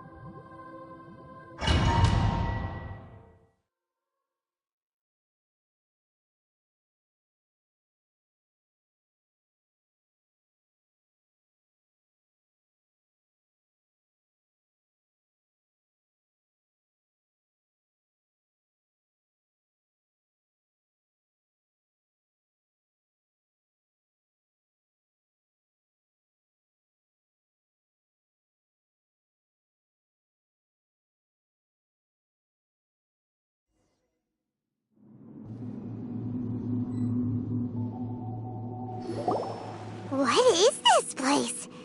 Is this really the way we need to go? Wow. Who would have thought there'd be a place like this hidden right slap bang in the middle of the city? The sages wanted to realize their god creation plan without being discovered. The safest and most convenient way would be to build within the academia itself.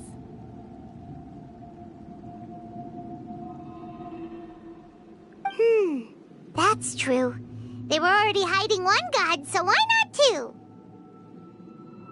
Judging from the structure here, the project is a huge undertaking. The sages really saw the god creation plan as their ultimate goal. But this place doesn't look like it could have been constructed by the academia alone. The Fatui under the doctor sure didn't hold back. They provided a lot of technological support.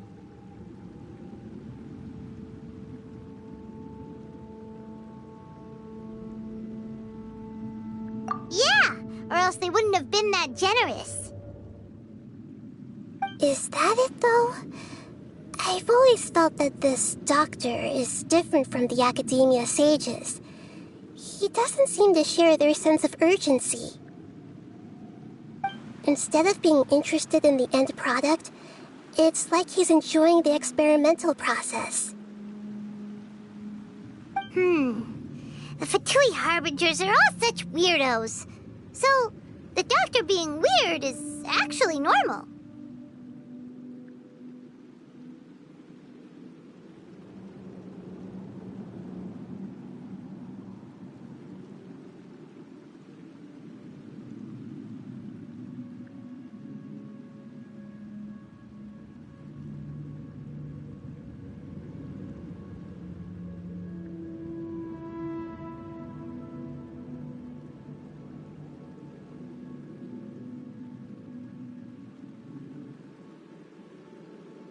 So, this Fatui that they're trying to turn into a god is called the Balladeer?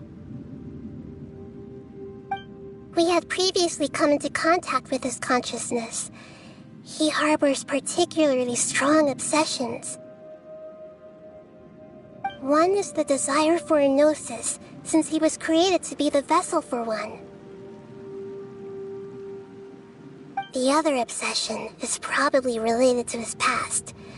I can't quite explain it. Paimon knows that he was a prototype puppet for the Raiden Shogun before he became a Fatui Harbinger.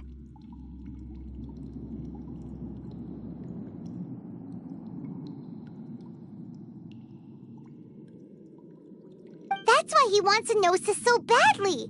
There's no way he'd willingly be a test subject. Not with that temper and ego of his.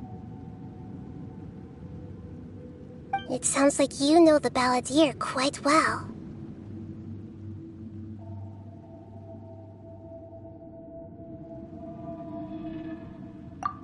I see. Tell me more about him and what he's like. The more we know now, the better we can plan for and react to any future situation.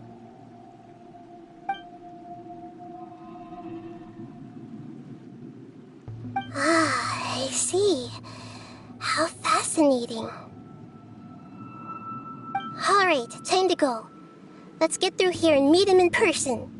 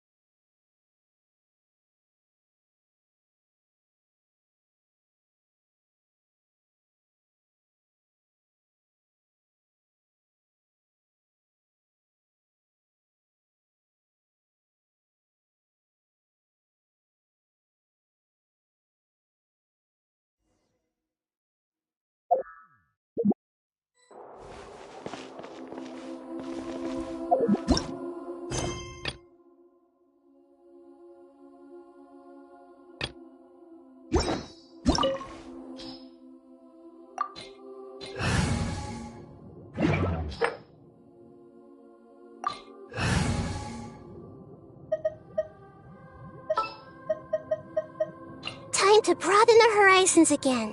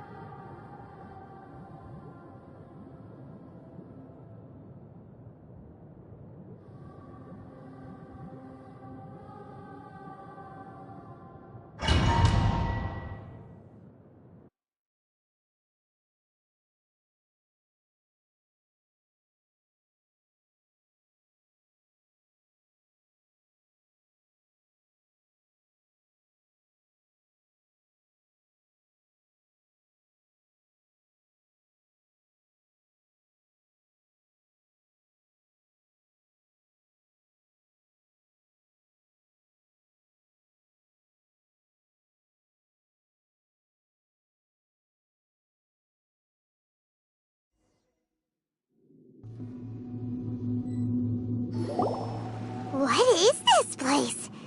Is this really the way we need to go? Wow. Who would have thought there'd be a place like this hidden right slap bang in the middle of the city?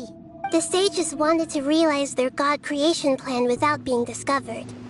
The safest and most convenient way would be to build within the academia itself. That's true. They were already hiding one god, so why not two? Judging from the structure here, the project is a huge undertaking. The sages really saw the god creation plan as their ultimate goal. But this place doesn't look like it could have been constructed by the academia alone. The Fatui under the doctor sure didn't hold back. They provided a lot of technological support. Yeah, or else they wouldn't have been that generous. Is that it, though? I've always felt that this doctor is different from the academia sages. He doesn't seem to share their sense of urgency. Instead of being interested in the end product, it's like he's enjoying the experimental process. The Fatui Harbingers are all such weirdos. So, the doctor being weird is actually normal. So, this Fatui that they're trying to turn into a god is called the Balladeer? We had previously come into contact with his consciousness. He harbors particularly strong obsessions. One is the desire for a gnosis, since he was created to be the vessel for one. The other obsession is probably related to his past. I can't quite explain it. Paimon knows that he was a prototype puppet for the Raiden Shogun before he became a Fatui Harbinger. That's why he wants a gnosis so badly. There's no way he'd willingly be a test subject. Now with that temper and ego of his. It sounds like you know the Balladeer quite well. I see. Tell me more about him and what he's like. The more we know now, the better we can plan for and react to any future situation.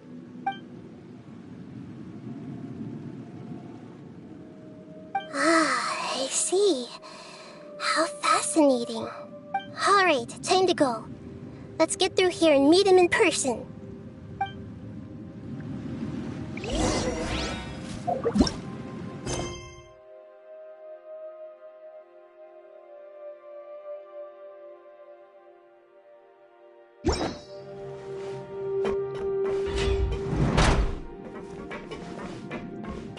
Time to work. Hey! Let's get this worked up. Put your back into it. Right now. Emerge. Scatter! I guess this is it.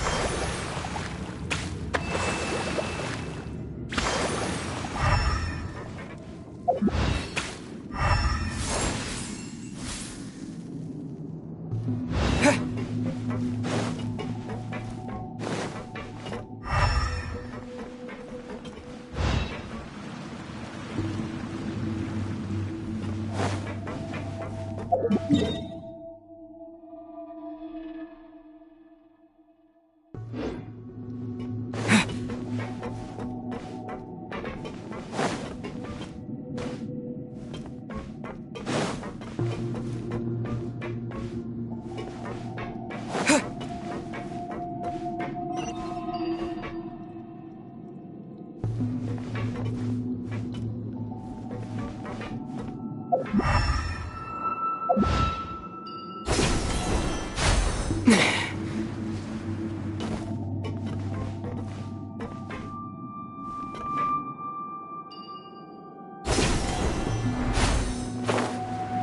looks like we can climb up these pipes.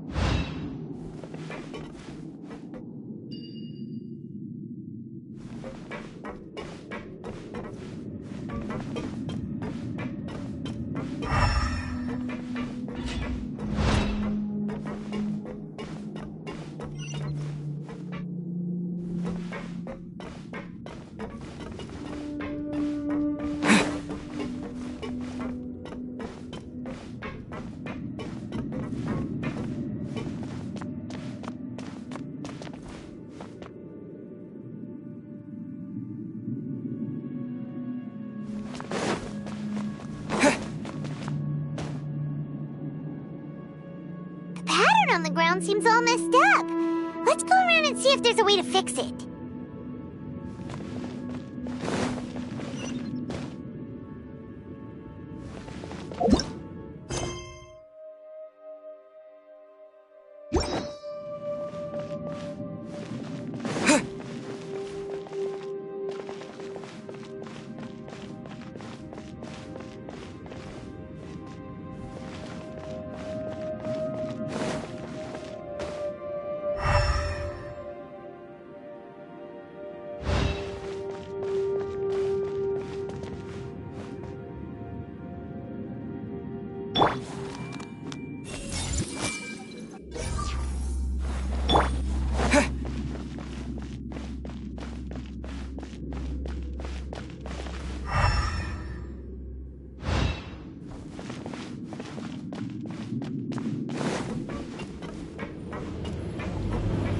Seems to have stopped.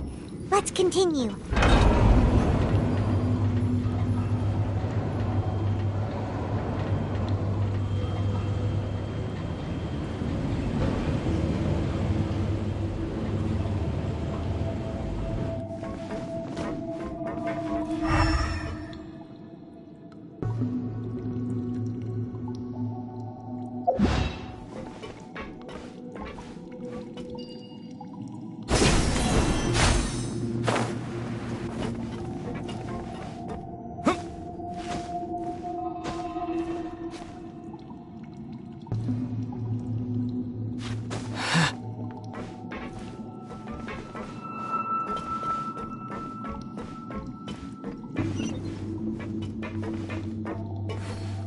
Let's begin. Go.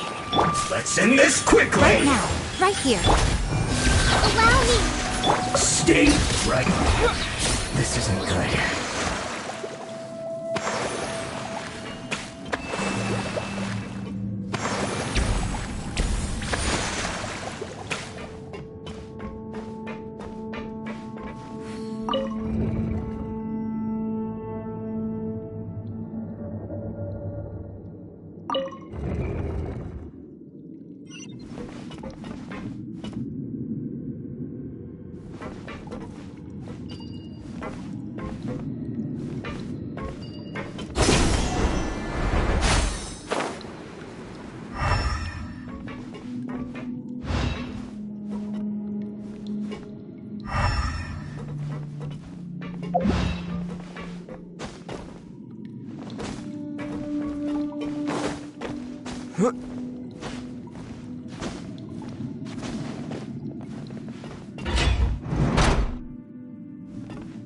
You'll get frostbite. Scatter!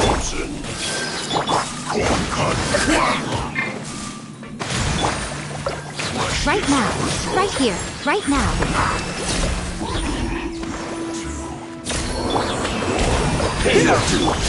Committed to memory. Can't run from death.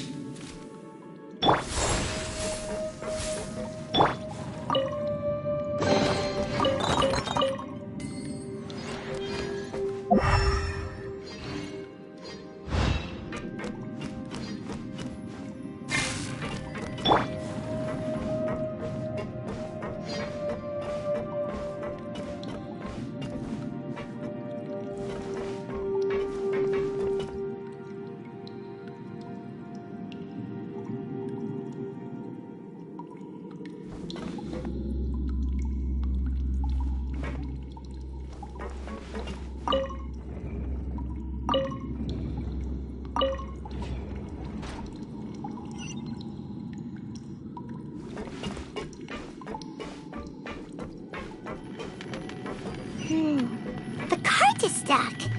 Maybe there's something wrong with the tracks. Let's try adjusting the direction of the device to clear the tracks.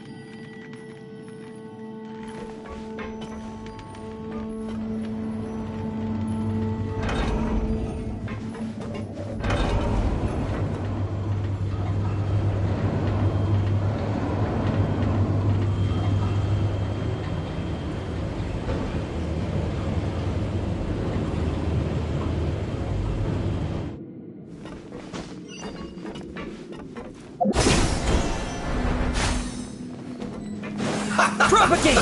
Let's move. Let's move out. Hold the line. Everyone hold hands. Emerge. Right now.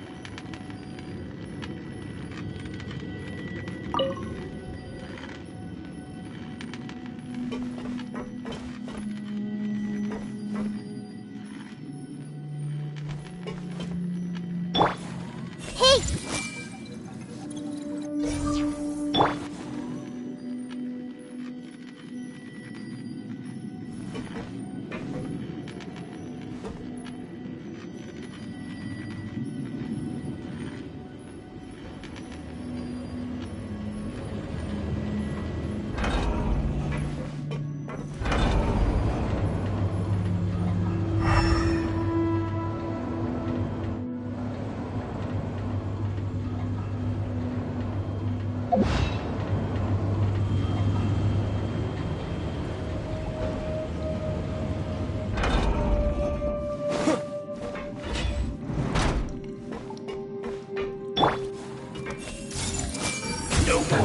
problem. Scatter! In this Rest and quickly. rebuild!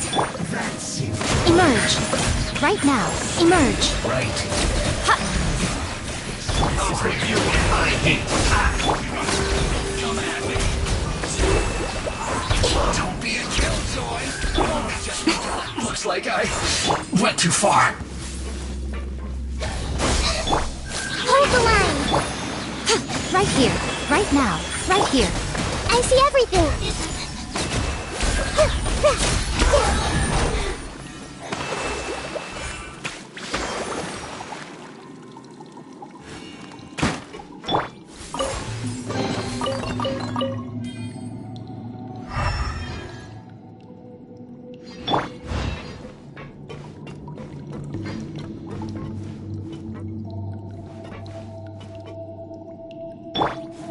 Everyone hold hands!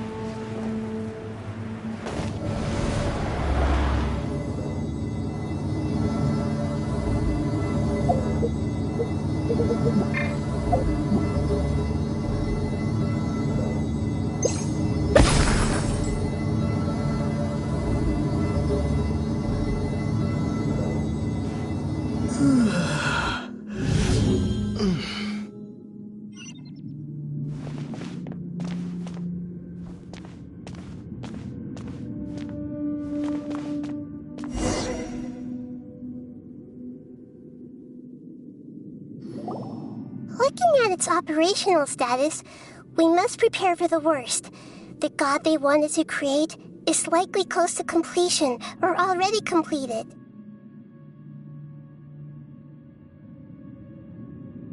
Oh no! What should we do? Paimon can't imagine how hard it would be to fight against that Fatui Harbinger with a Gnosis! Are you nervous, Paimon? If you really want to know, of course Paimon's nervous! Aren't you too, Nahida? Yes, I am. This is probably the first time I faced with a calamity of this degree since my birth. I feel not just nervous, but curious as well. Curious? Curious about what? Curious about her fate. To me, everything we perceive in this world, everything we learn, and everything that happens to us is considered knowledge. And if it's a form of knowledge, then it can be understood. However, only fate is about that which has yet to occur, so it has always drawn my curiosity. So to me, fate is the ultimate knowledge. That's also why I love observing humans and all the things that happen to them. It all brings me great satisfaction. And now, at long last, I'm not just an observer anymore. I will personally experience my own fate with you by my side.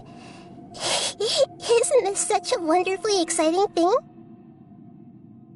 Ah, so that's what you mean. Paimon thinks she understands what you're feeling.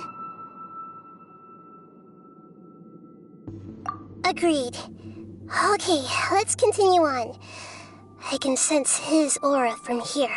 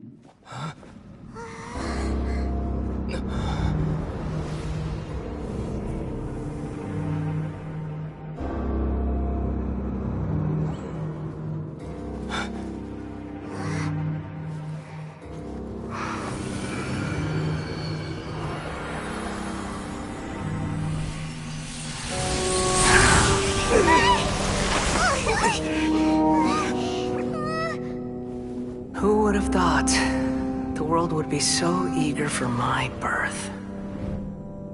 I remember you, Booer, the god of wisdom, and standing beside you, the traveler. Is he all-knowing and powerful now like Greater Lord Rukkhadevata? No, I can't feel the same kind of divinity I felt from the Greater Lord. It seems that the sages didn't get the chance to infuse the divine knowledge capsules into him. But even still, he has undoubtedly become a true god now. So we're too late? The Balladeer has already become a god? The Balladeer. A long bygone title.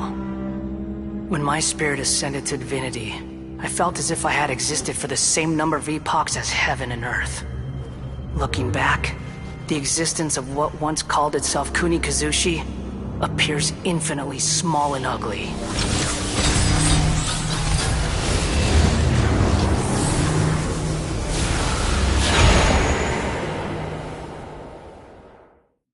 This imposing aura, it really feels like the gods! A body that capitalizes on the Balladeer's original construction as a mechanical puppet, with the Gnosis serving as a constant power supply.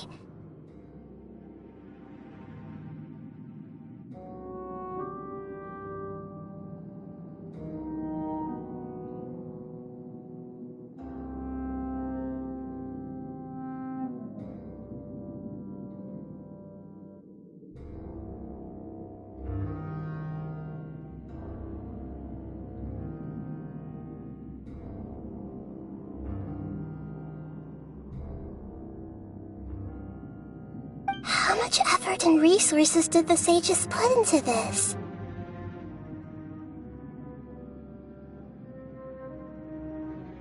From a purely technological perspective, it's a commendable achievement indeed. It's no exaggeration to say, this is the culmination of human wisdom. You sure are something! Dishing out compliments at a time like this? But I don't think he's reached the spiritual height of a god.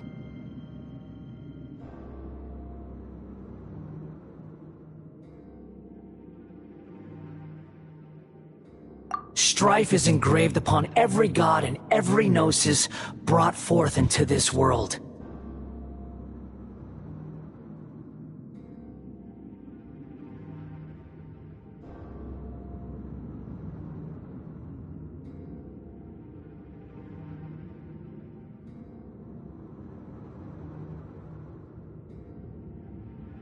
Can you feel it? The exhilaration of such power, and the thrill of anticipation for our contention. Nihito wouldn't feel the same things as you! Do you not realize that you are interrupting a conversation between gods? Lowly creature, know your place!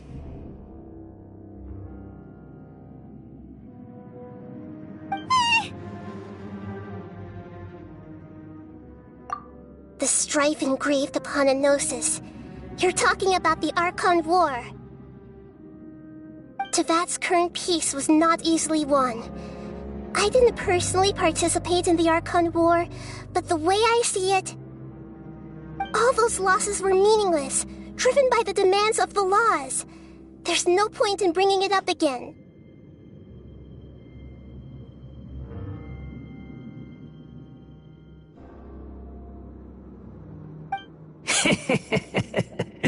Is that so?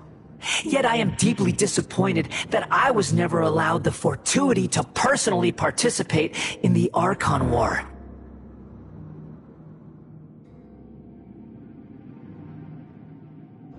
This is a first.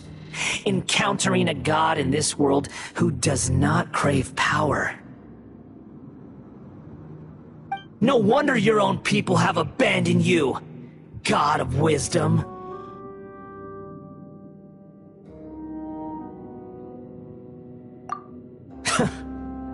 Your judgment is as your existence, unsubstantial.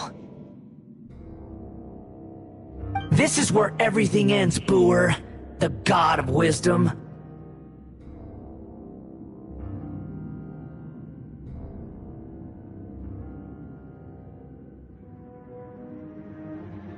You should know that wisdom cannot solve every problem. Like now, where your only option is to face me in combat.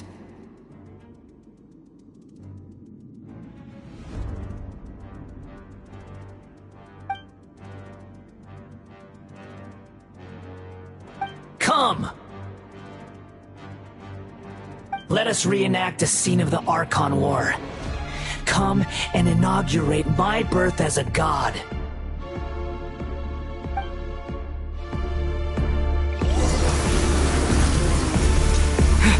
Perish!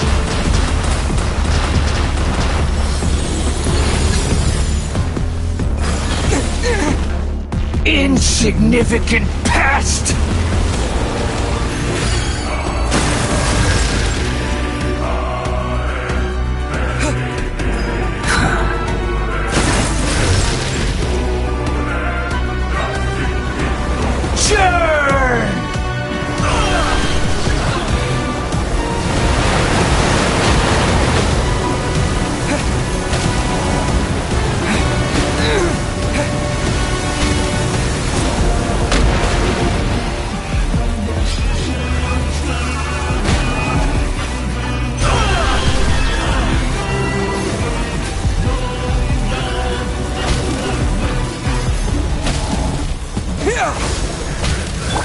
Rest and rebuild!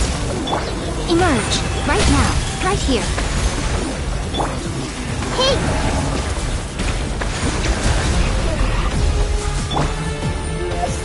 My endless cycle begins!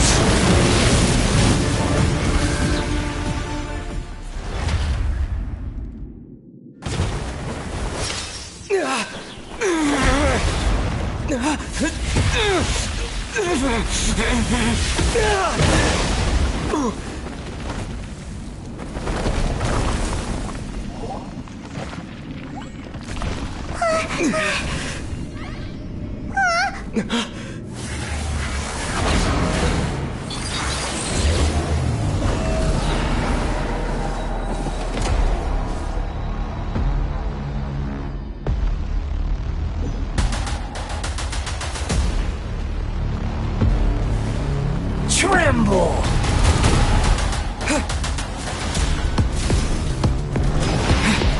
Burn to oblivion!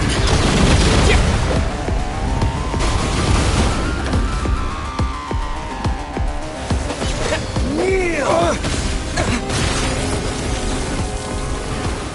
Scatter!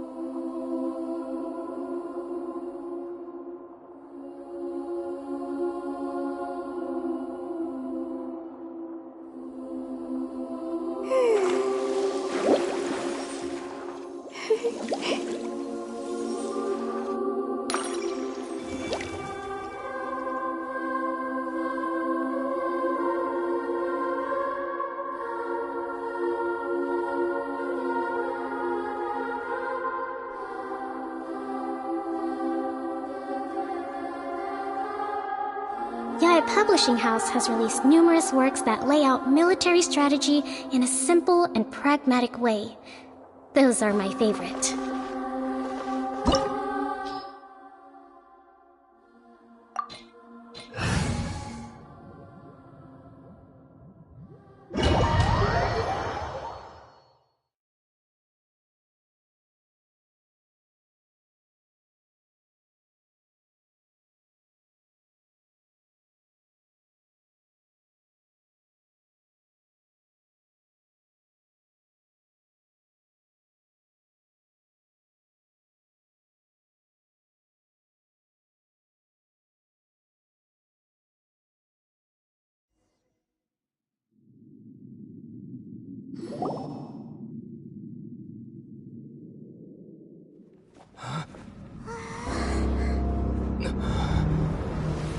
This imposing aura! A body that cap how much effort from a purely... You sure are something! Dishing out... But I don't think he's reached the spiritual height. Strife is engraved upon every... Can you feel it? Nihito wouldn't feel... Do you not realize? The strife engraved upon a gnosis. Tevat's current... All those losses... This is a No wonder your own people have abandoned you! Your judgment is as your existence. Unsubstantiated. This is where everything ends, Booer. The god of wisdom. You should know that wisdom cannot solve every problem. Like... Come! Let us reenact... Churn!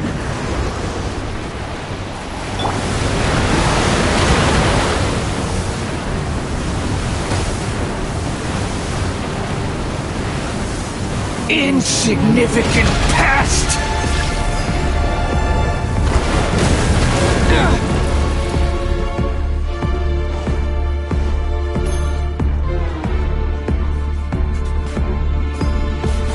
Feeble human!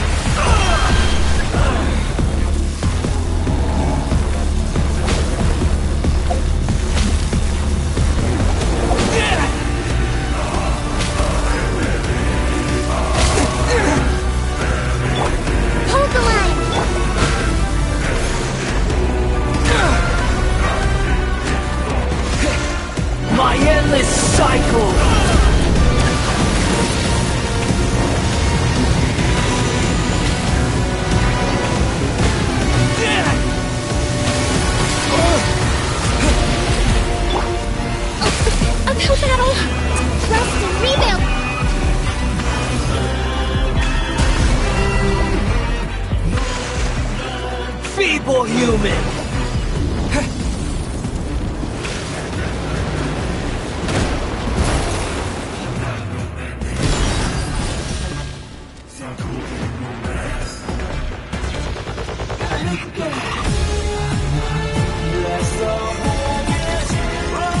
At my command, you shall fall!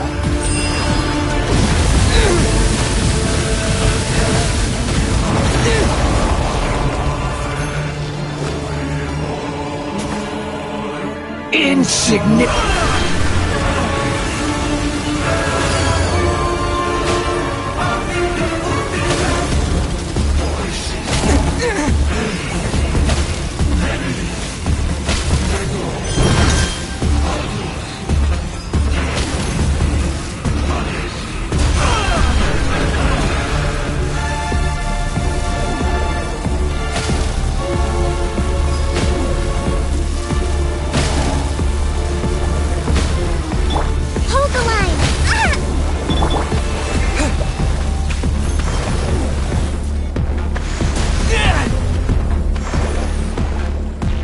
My endless cycle begins!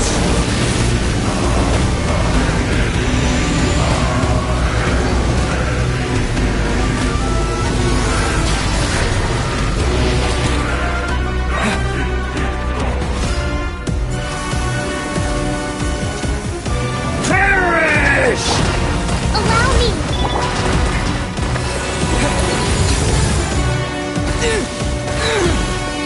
Insignificant pest!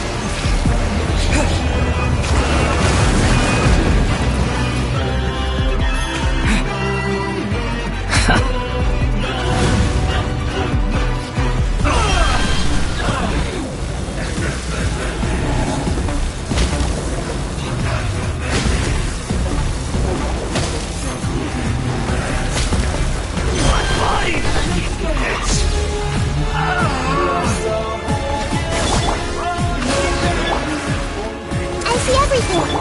Emerge, right now. Scatter!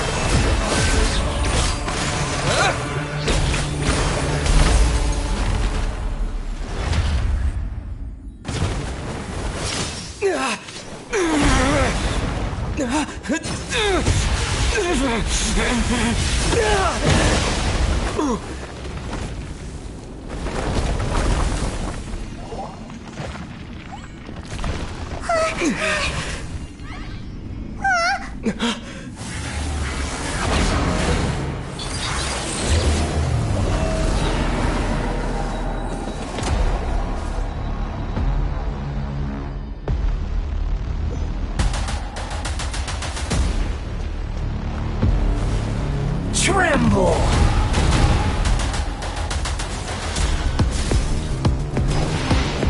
Burn to oblivion!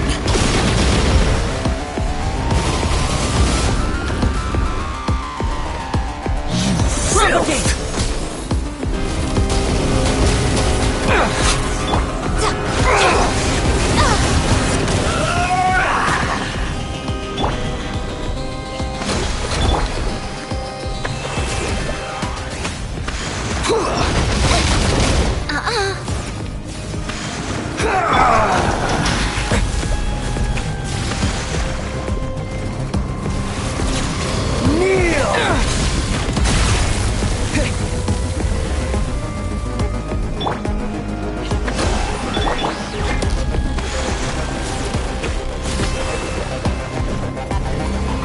Reality is pain!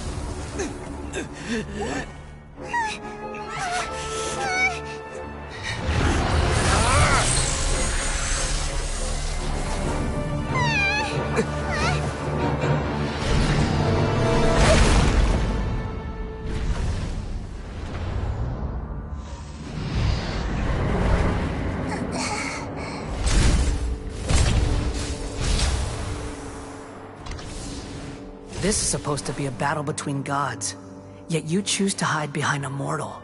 And now, you're acting like you'd sacrifice yourself for a human. Are you having fun proving a false sense of heroism to yourself, Booer?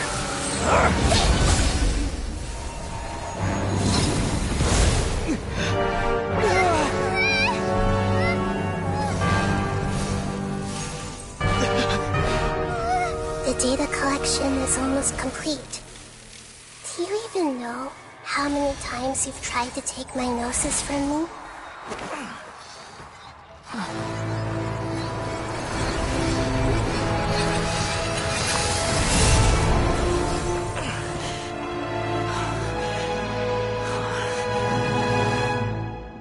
We just concluded the 168th loop. Did you know that in the effort to create you, the people of Sumeru were forced to live through the exact same number of Sub-Zerus festivals and Samsara cycles? The power of dreams. When did you use it on me?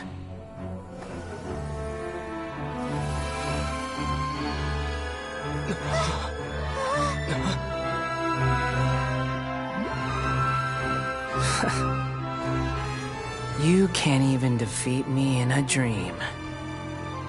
What do you hope to achieve with this little trick? Come, Traveler. Just like before. Allow me to awaken the memories in your dreams. All that battle experience! It's more than that. Compile everyone's wisdom in the name of the Archon. That is the original function of the Akasha. I've sent everything that happened just now to the people of Sumeru in the form of knowledge. I've asked them to help you find a way to defeat the false god.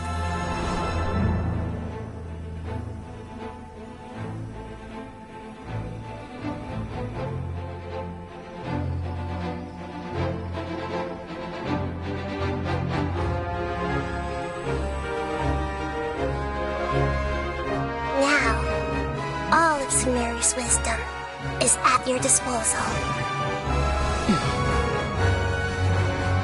Meaningless tricks won't save you.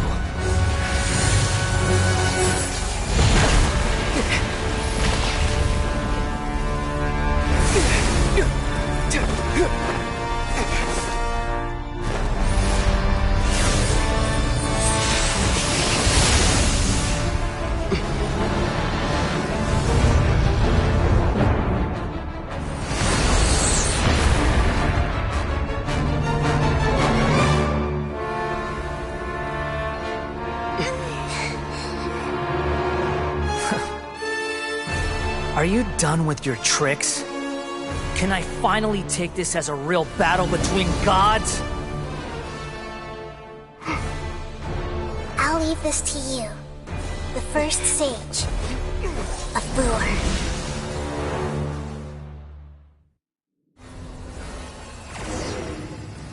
1,000 eons, mine to dominate!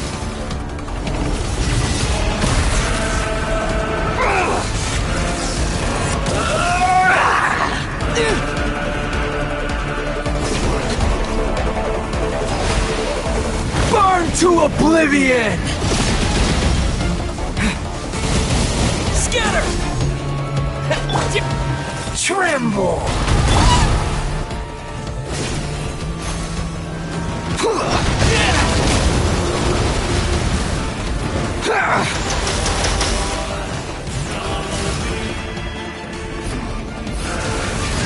Kneel!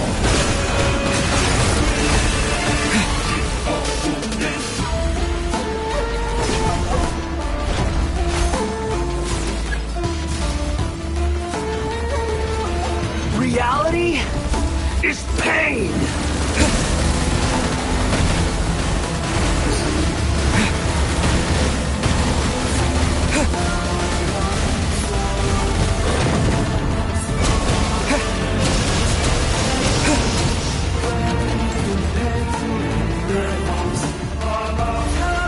Tremble!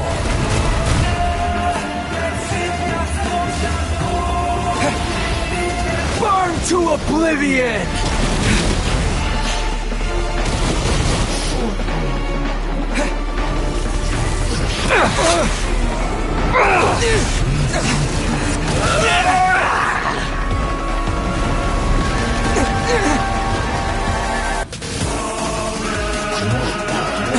Good riddance, cruel world.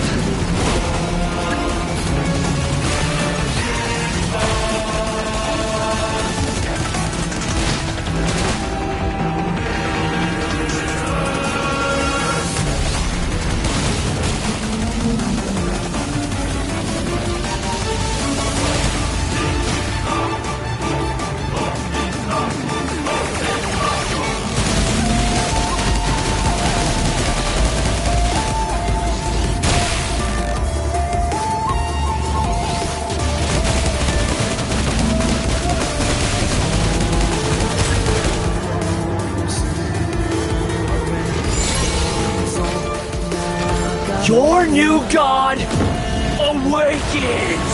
This is not the end. Now, your eyes have been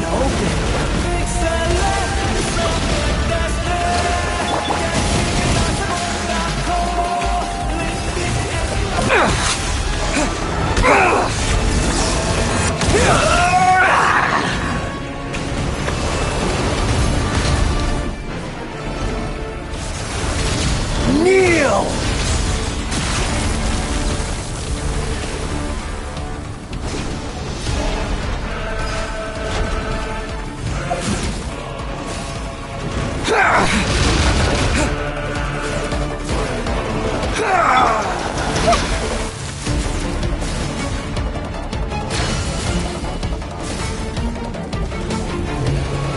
Reality is pain!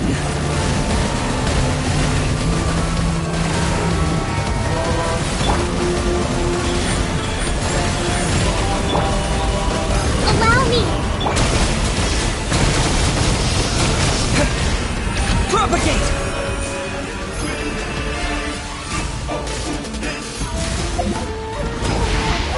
Burn to oblivion!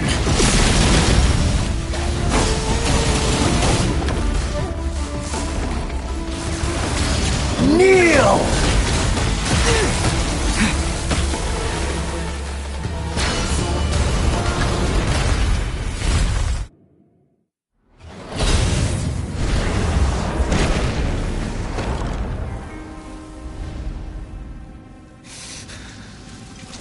Humans. Filthy humans.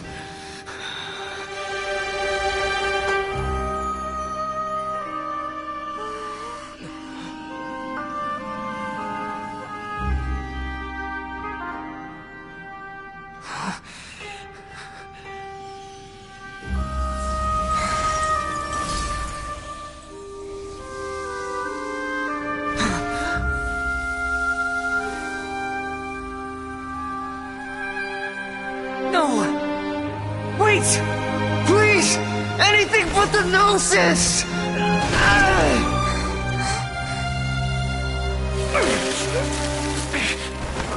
That's mine! Don't even try! I'll never go back!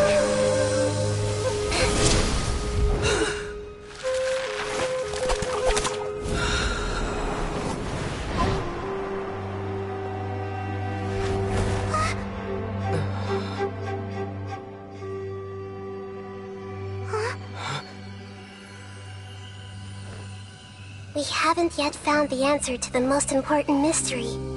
Irminsul is still waiting to be saved. With the power of another Gnosis, we may now finally understand the last memory of Greater Lord Rukkhadevata.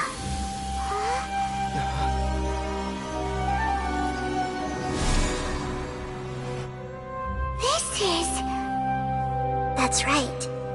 This is the last memory of my predecessor.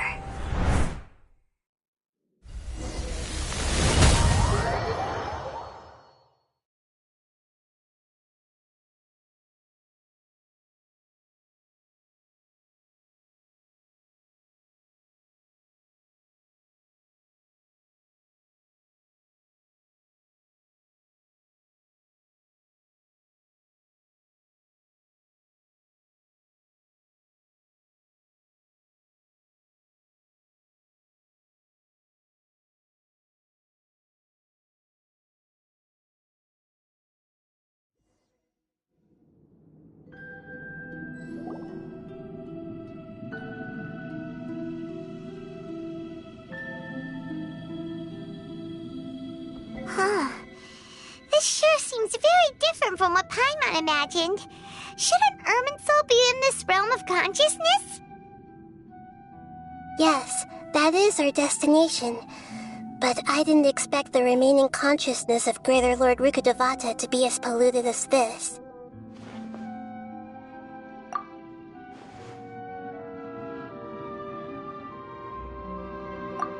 Forbidden knowledge? It seems you know about a concept that even I don't completely understand. Could you tell me what you know?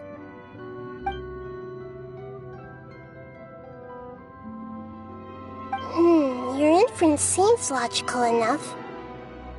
Forbidden knowledge once polluted the desert thousands of years ago, but was successfully repelled thanks to King Deshret's self-sacrifice, and Greater Lord Rukkhadevata nearly exhausting her power. Then, a second instance of forbidden knowledge pollution occurred during the Conria Cataclysm 500 years ago. But I'm afraid it is much more serious this time, with Irminsul itself already in danger.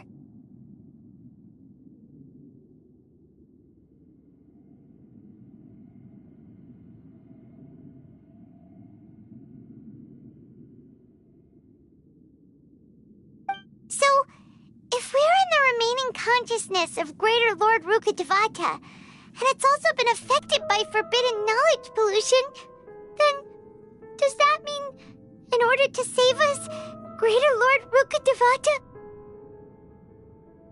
Yes. It's very possible that she sacrificed her life in the fight against forbidden knowledge. She didn't completely eradicate forbidden knowledge, but if it weren't for her actions, the pollution would have been far more rampant over these past 500 years. The way that everyone, including me, has forgotten everything about forbidden knowledge may very well be due to her restoration of Irminsul. Aww. Do you feel sad, Nahida? I'm just sharing her pain. The pollution of her consciousness here is severe. There is madness, chaos, and pain all around us. Did she fight to resist the forbidden knowledge pollution in such terrible conditions, all the way up to her last breath? She even used her last remnant of lucid consciousness to leave a clue for us to follow.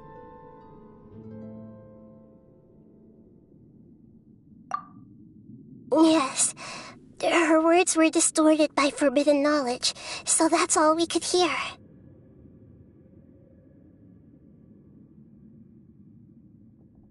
But now, we have a chance to find the answer to this mystery. We can cross the polluted consciousness until we found the right path to meet with our lucid consciousness. And then, we'll let Greater Lord Rukkhadevata tell us the truth in person. Each of us need to be mindful of the state of our own consciousness while we are here. Even with the Gnosis' protection, we must always keep a clear mind. Otherwise, we could go mad at any moment. That's so scary. Don't worry, it should be easy enough for you to keep that mind of yours clear, Paimon. Let's go.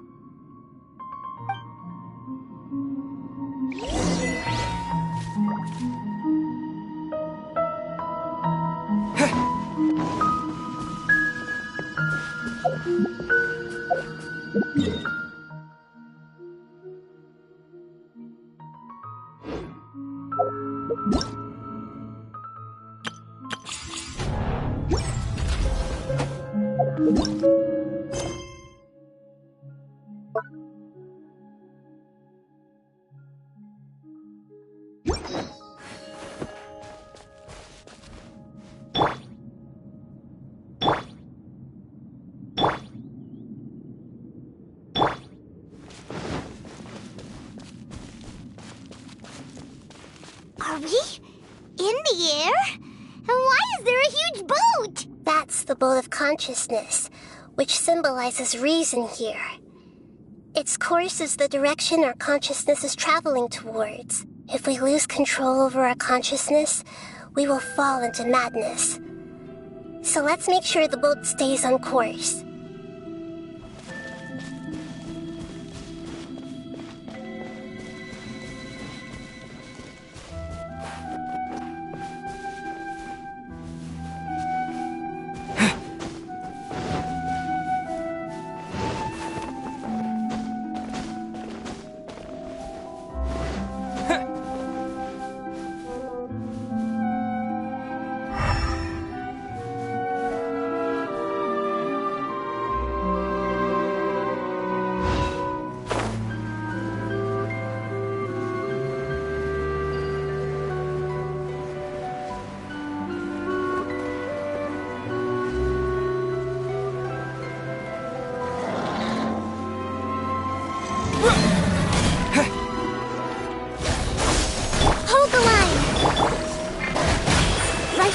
Emerge. Hey! Yeah! A four-leaf sigil has appeared in the sky!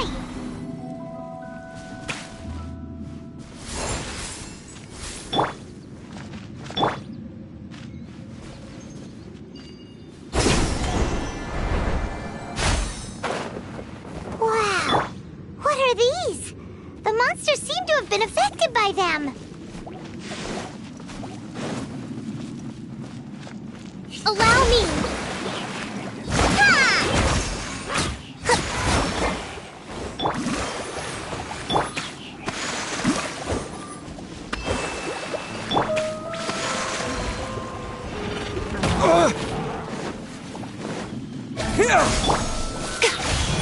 Right now. Everyone hold hands!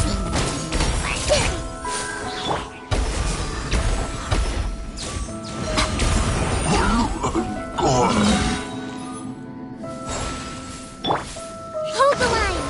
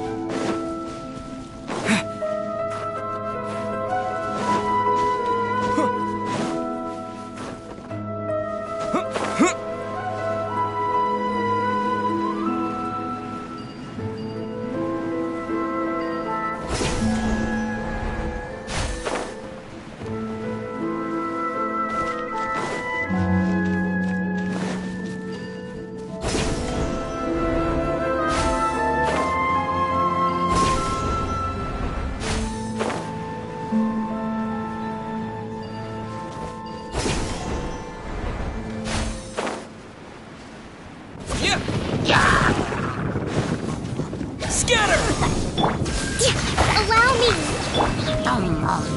Emerge. Right now.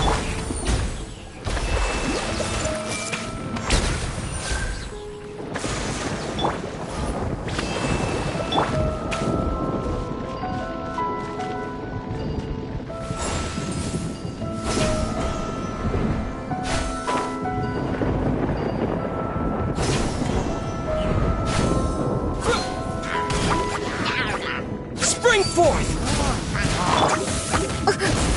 Hold the line! I see everything! Emerge. Right here. Right now.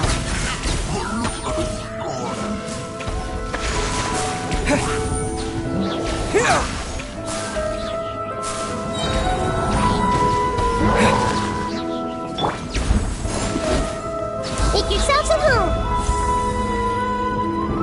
Hey! Scatter! Allow me!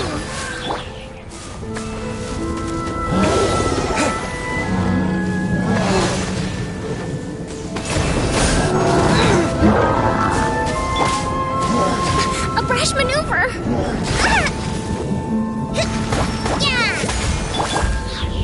Right here. Right to control. control the boat of consciousness, we need to find the helm first.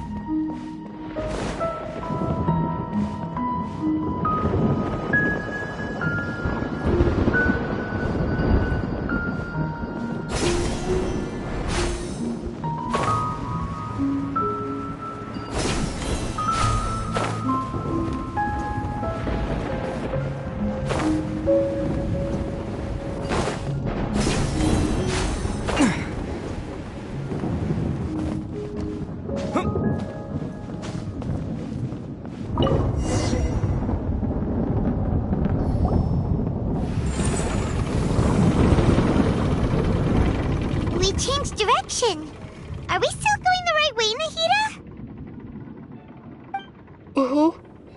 Judging from the current route, the boat of consciousness will soon take us out of here.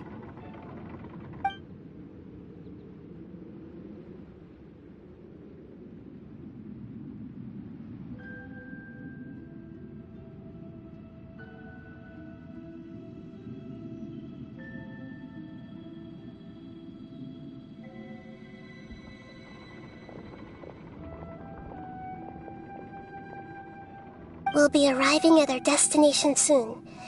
How are you feeling? Are your minds still intact? Huh? But everything's been completely normal for Paimon. Hopefully there won't be any more interruptions. This time, we should be able to meet Greater Lord Rukkhadevata. Are you saying you've never met Greater Lord Rukkhadevata before?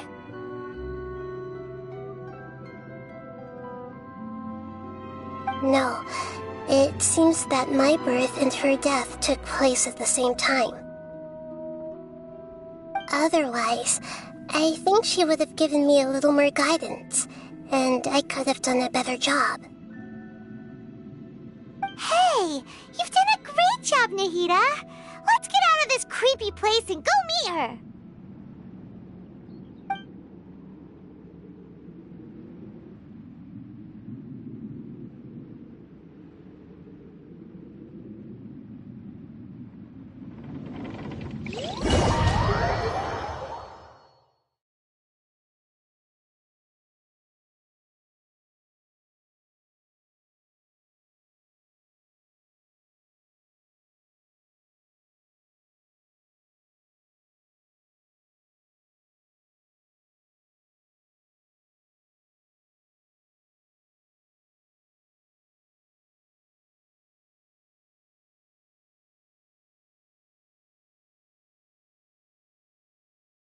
So, is this the place you were talking about?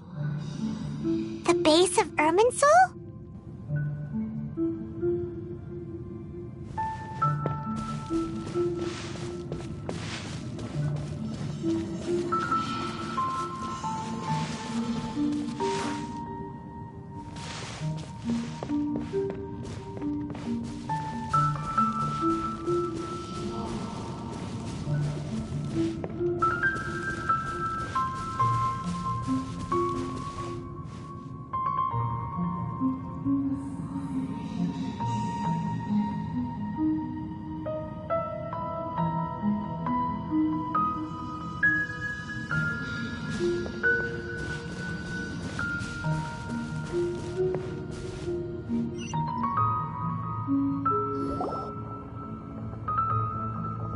Well, this is the place.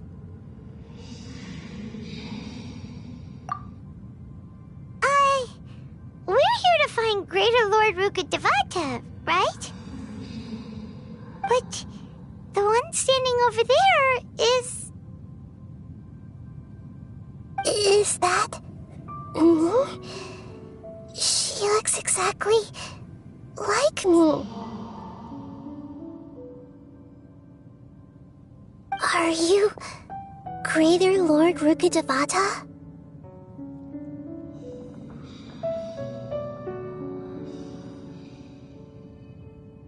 Yes, that's me. Are you surprised by my appearance?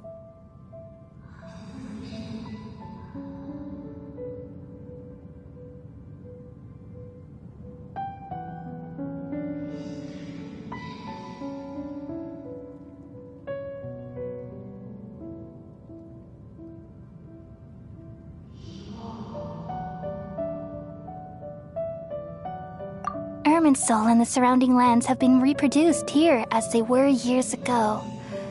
But this is just a realm of consciousness. We are manifestations of the same nature, hence why we would appear exactly the same.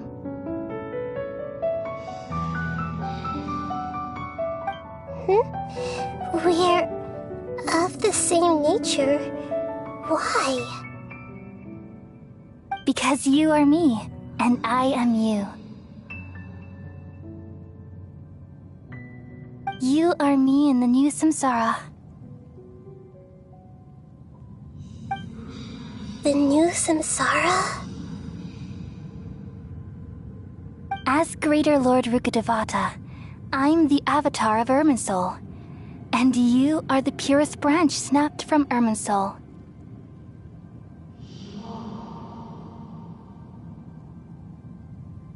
Imagine it this way. Even if a tree dies, its branches will eventually take root and grow, continuing the tree's life in another form. I'm merely the remaining consciousness of Greater Lord Rukkhadevata. The real me has presumably died a long time ago.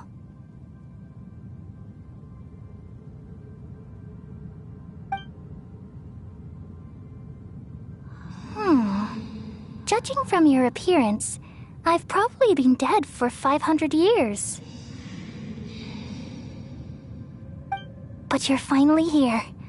My new self in the samsara.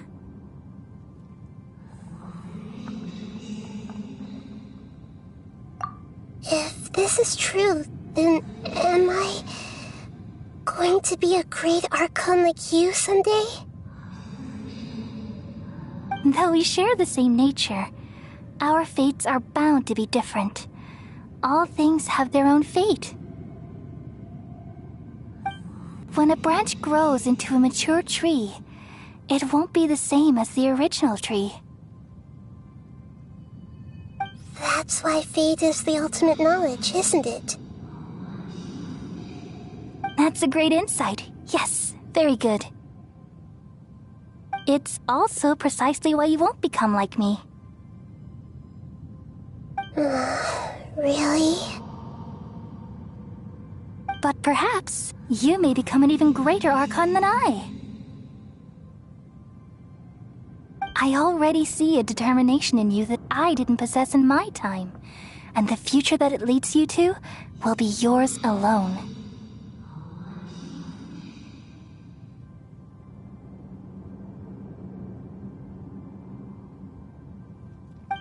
Along with the blessings from your past experiences. Don't worry. The growth of wisdom is like that of a plant. You only need to wait quietly for the flower to bloom.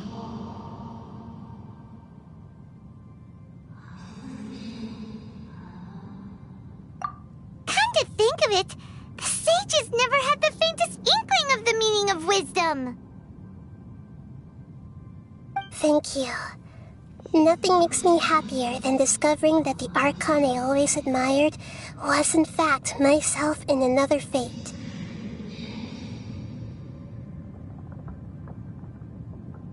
It's so nice to speak with you, Greater Lord Rukkhadevata. I've always wanted to meet you. The feeling is mutual. From the moment I snapped the branch off Irminsul and created you, I've also looked forward to talking with you. Could you tell me why you wanted to create me? And what exactly happened when you died?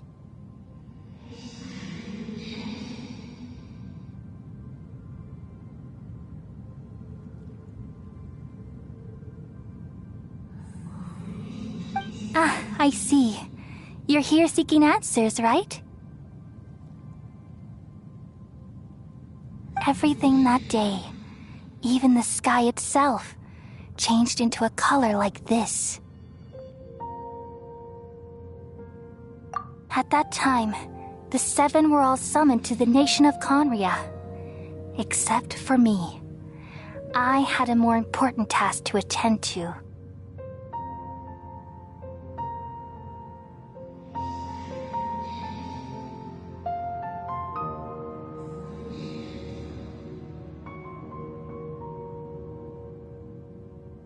I had to protect Irminsul.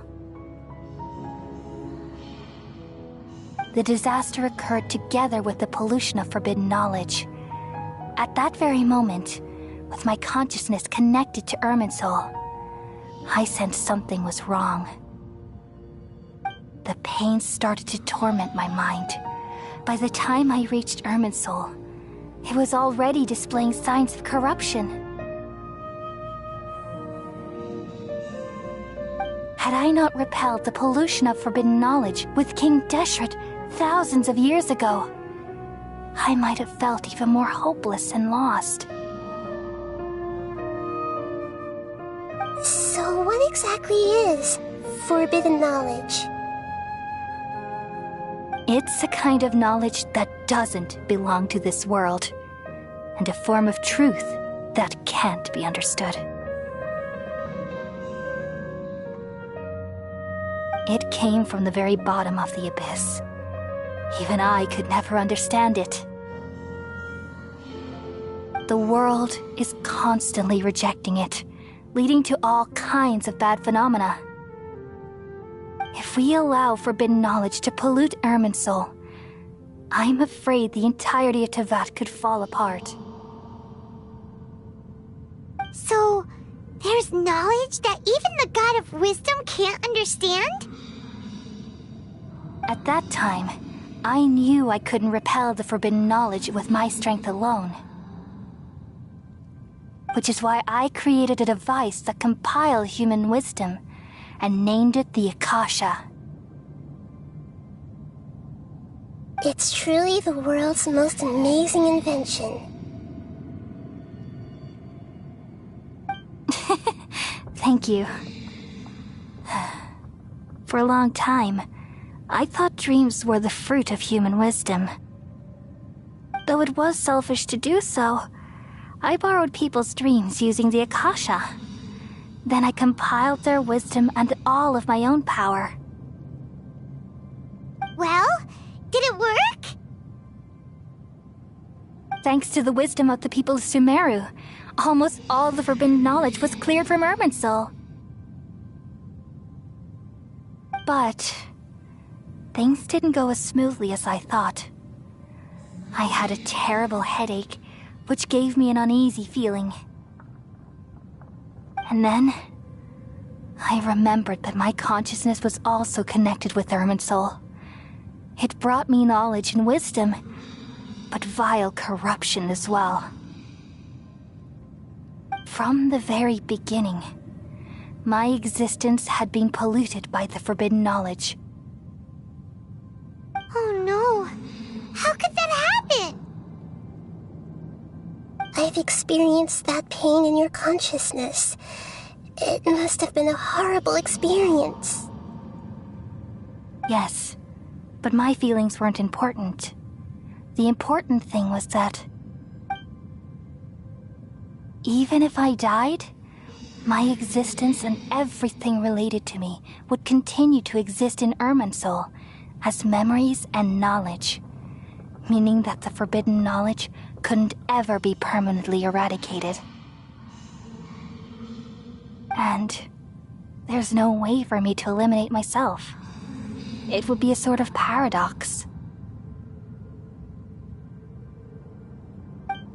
So, I took the purest branch of Irminsul as my incarnation in the next samsara, and left a trail of clues.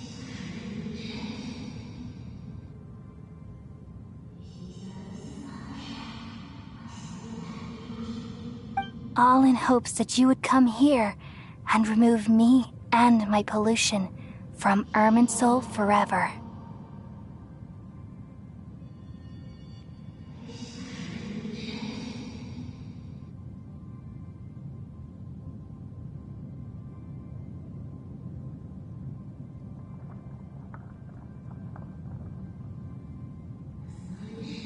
Wait, no, I can't.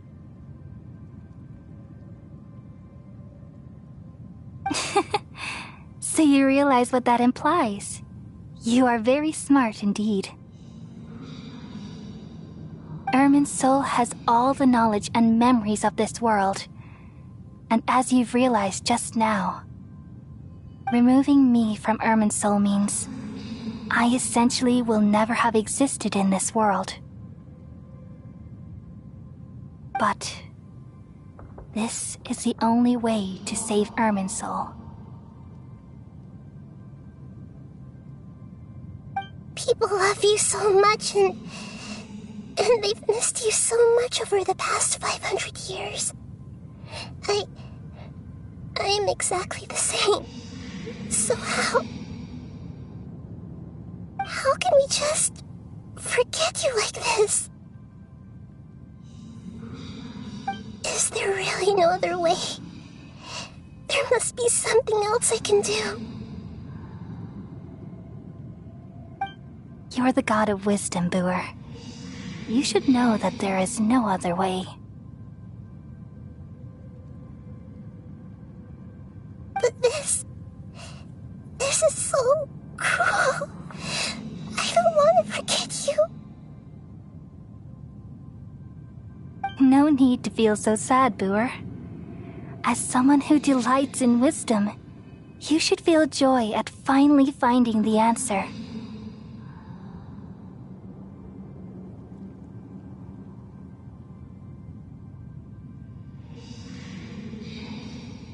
These are the words in their entirety. The answer you've been seeking all along.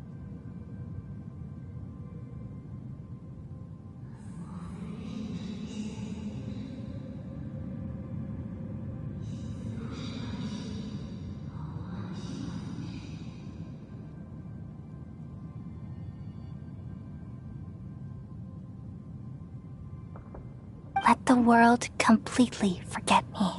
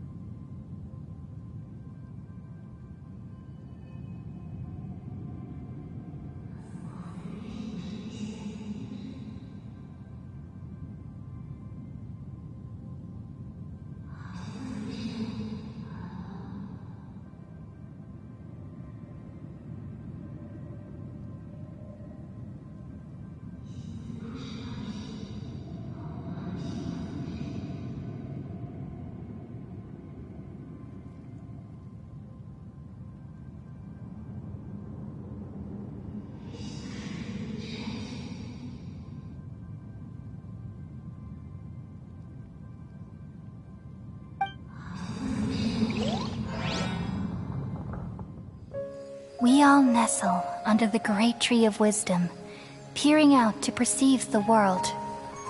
From the earth and from the rain, we perceive its wonders, until we become a white bird to perch atop a branch, and finally snap off the most important leaf.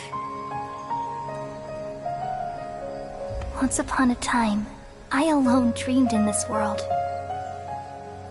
In my dreams, everybody would also dream after they fell asleep. Wild and wonderful thoughts would emerge from their minds. Some tumbled to the ground, and others floated to the sky, connecting all things in the world into one dazzling net. Among a plethora of worlds were numerous smaller worlds, all of fate, finding within the tapestry their brilliant glow. I gradually understood that these indescribable and constantly changing things are the most profound things in the world. Only they can completely repel the madness. Only dreams can awaken consciousness from the deepest darkness.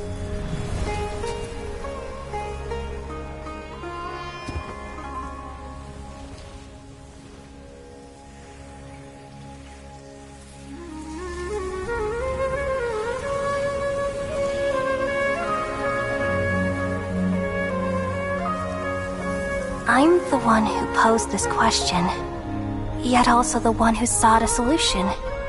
Saving the world with the dreams of the people used to be my answer. And now, you've also found your own answer, and I shall return all the dreams to the people.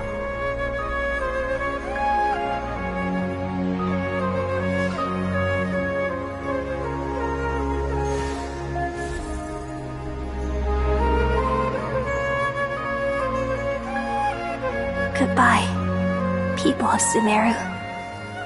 May you be blessed tonight with the sweetest of dreams.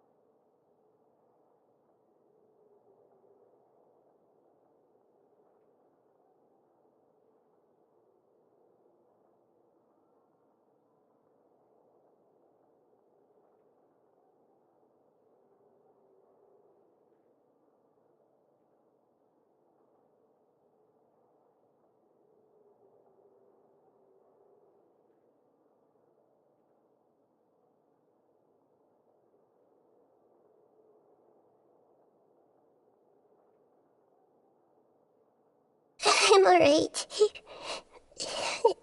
I'm just a little confused.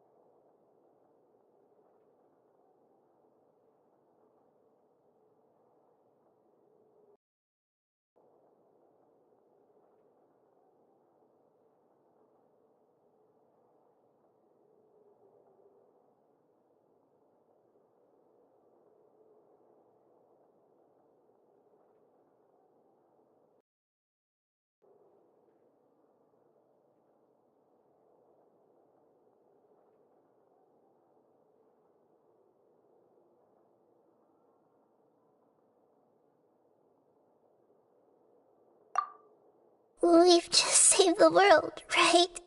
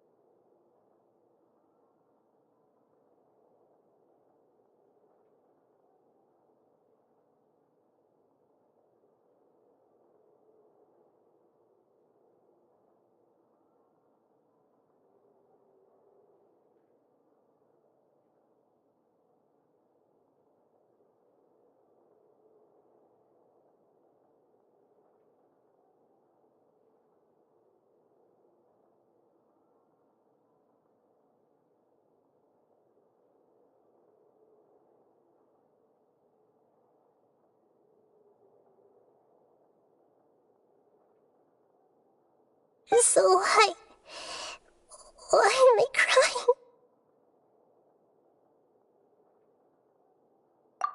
I don't know where this feeling inside of me is coming from, but I feel very sad.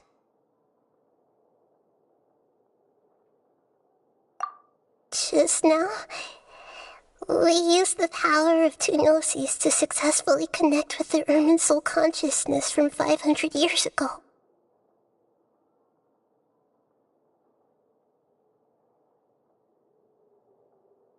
Then, we removed the remaining pollution from Merman soul.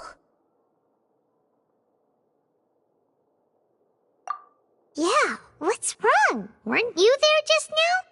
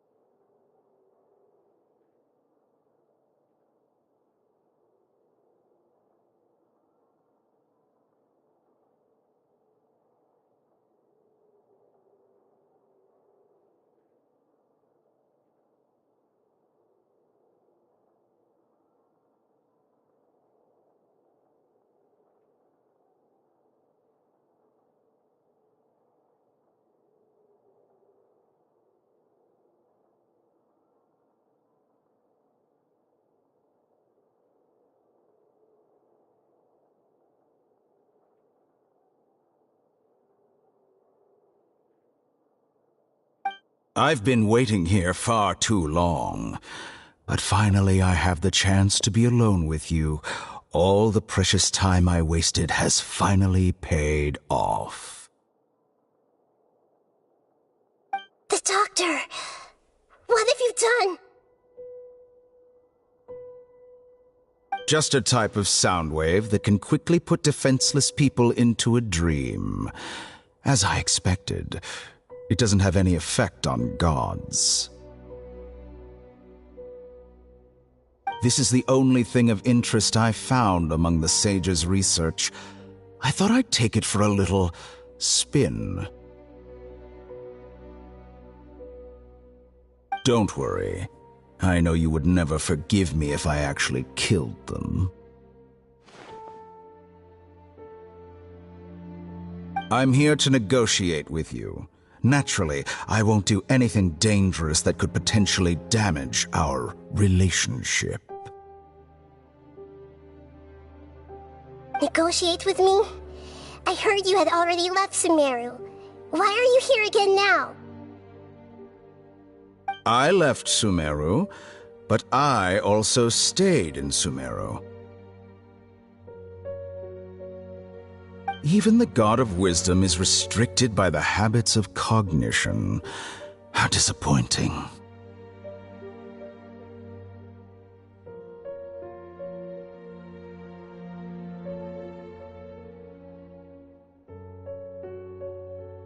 You mean there are many different versions of you in this world? An astute guess.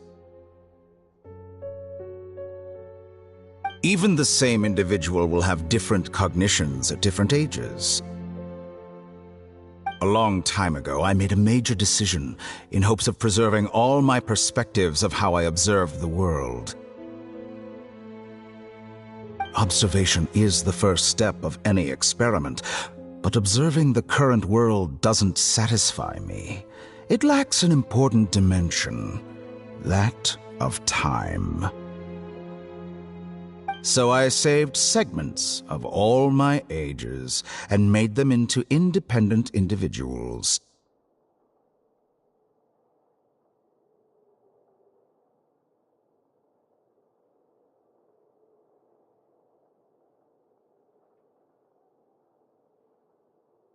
That's all there is to it. Indulge me. How does the God of Wisdom find my method of seeking knowledge? It's an insult to the very concept of life. Life inherently has many rules and restrictions, each with its own significance and reason to exist. They can't be broken on a whim. Good. Amazing, even. Indeed, it's difficult for humans to make peace with themselves, not to mention oneself from a different period. Since you're in the academia, why wait until now to show up? You could very well have stopped us and helped that fake god. Simple. Let me ask you this. Would any staff member ever help the subject in the middle of an experiment? It was my experiment, so why should I interfere with the results? The academia saw the plan to create a god as their ultimate goal, yet you only saw it as an ordinary experiment.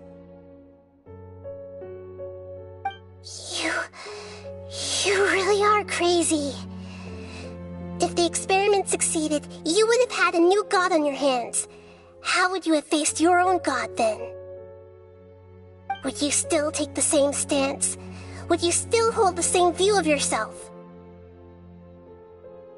I'm first and foremost a scholar. These results should be left to the judgment of the hypothetical me confronted with that outcome. But you're right. And that's exactly why I'm disappointed with the conclusion of this experiment. As an individual, you don't have any sense of belonging. You seem to have even fewer convictions than a typical scholar. Oh no, I certainly have my own convictions. They just don't fit your standards, that's all. All right, that's enough conversation for today. The experiment is over, and it's time to tidy up the equipment and reclaim any useful materials. For example, the Gnosis.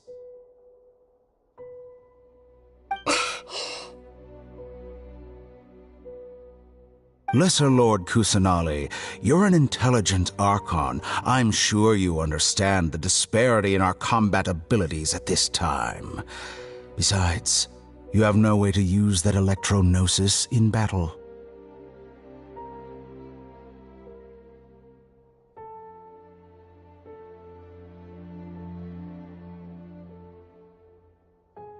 Didn't you say you were here to negotiate with me? Somehow, it's starting to seem like you intend to take it by force now. I'm merely stating a fact. After all, I'm also a scholar. Naturally, I hope to show proper respect and dignity to the God of Wisdom. Your hypocrisy is built on absolute confidence. I understand your scheme, but... what if I were to destroy the Gnosis now and awaken the heavenly principles?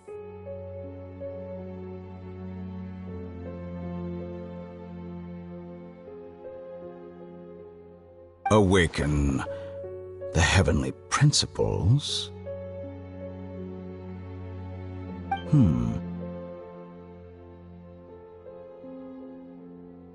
Do you think that's really possible?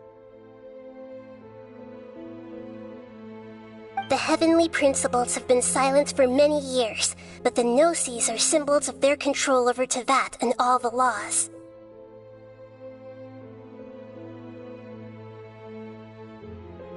Will the destruction of a Gnosis attract the attention of the heavenly principles? And if so, how do the Fatui plan to deal with the consequences?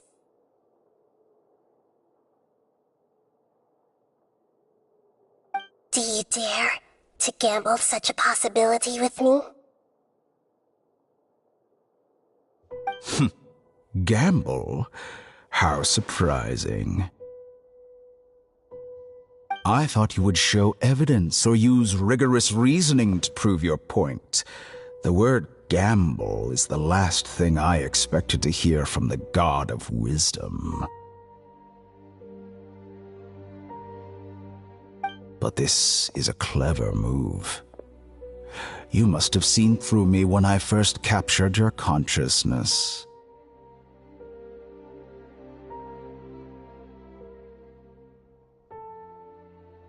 As a scholar, I respect all possibilities. This has always been my principle and is an essential trait as an experimenter.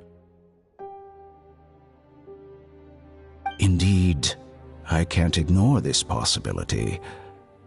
So tell me then, what are your conditions?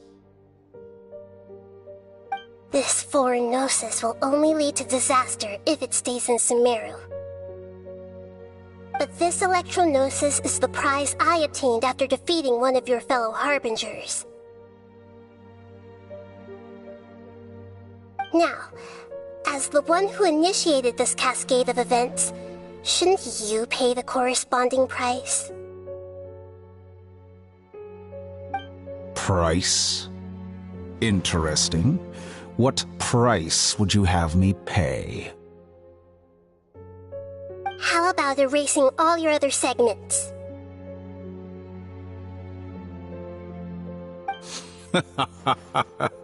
So this is how you wish to restrict me, the most threatening opponent of the Nation of Wisdom. What you request of me is like plucking out the eyes I have placed in the dimension of time.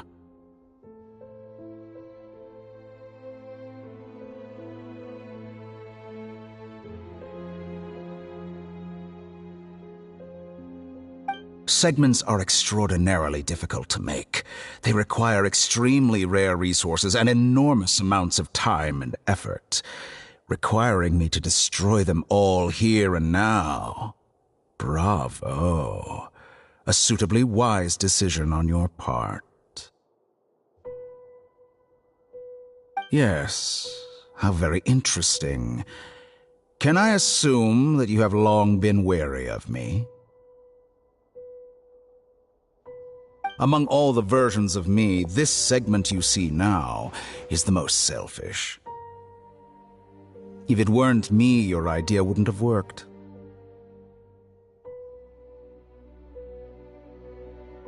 What did you see when you were imprisoned? You were observing me, and that's how you know I've long grown tired of their doubts and endless arguments. Like you said, it's difficult to make peace with yourself. Being as smart as you are, have you managed to do that?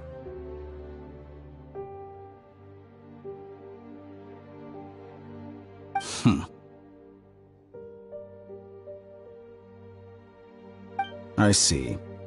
If you think all those versions of me are worth a gnosis, then deal.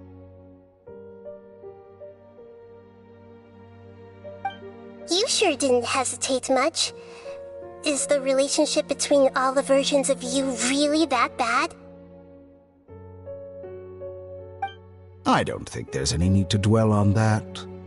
The surplus versions of me can be exchanged for a gnosis. Do you think anyone can offer themselves at a higher price?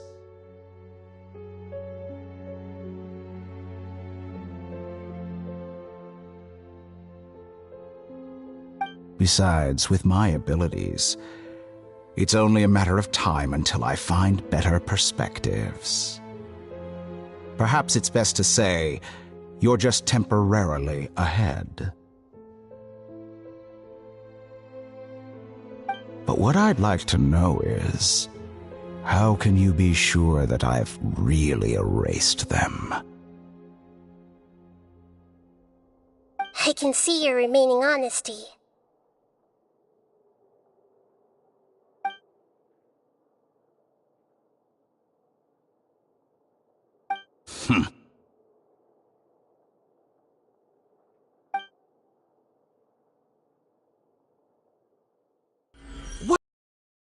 Decision!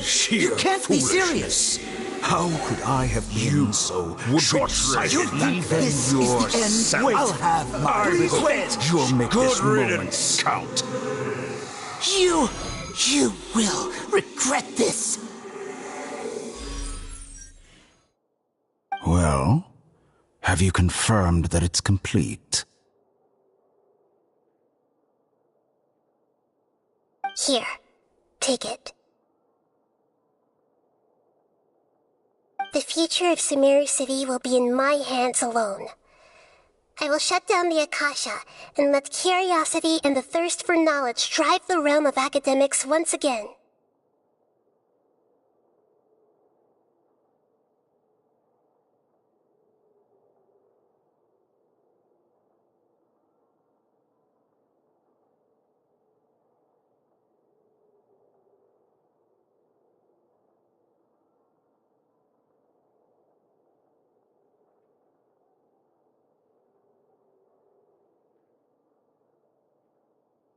There won't be any further gaps for you to exploit.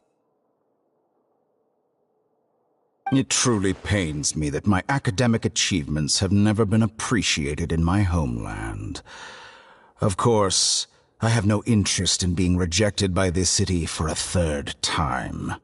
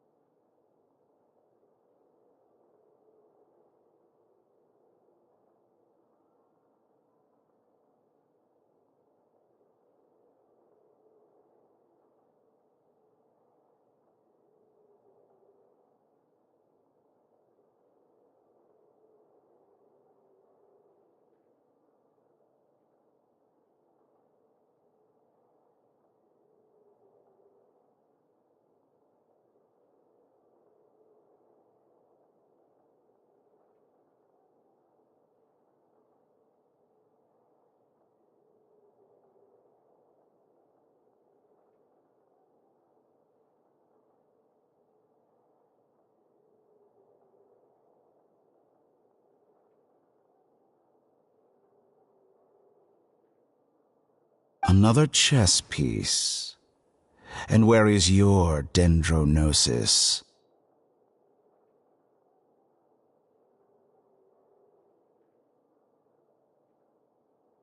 Don't be greedy, Harbinger of Snezhnaya.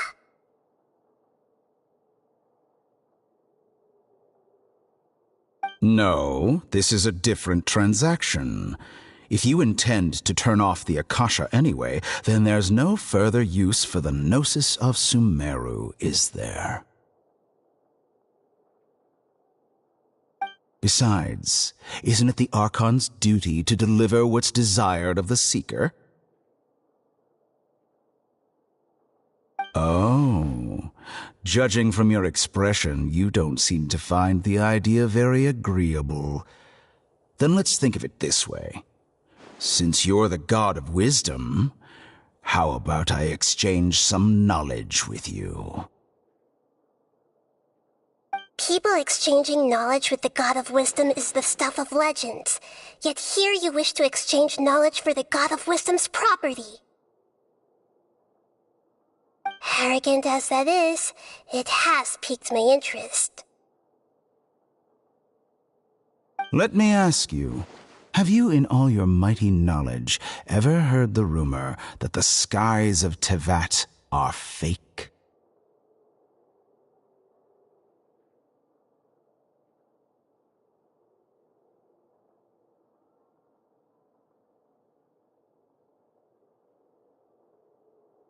Huh? That's the secret hidden by Ermin's soul concerning the truth of this world.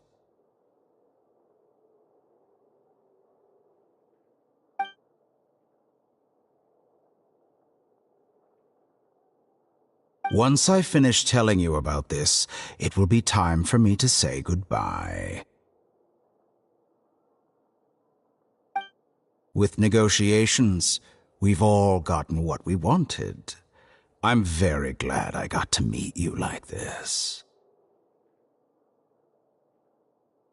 Your arrogance may know no bounds, and convictions may mean nothing to you. But I'll still listen to what you have to say.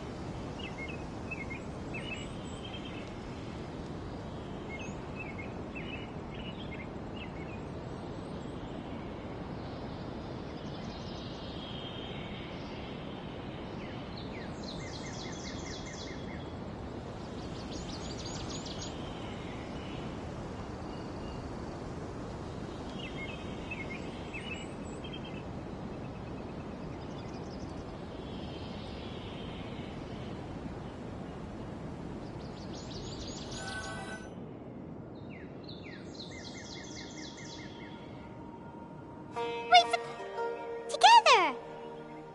Okay. Wake him up.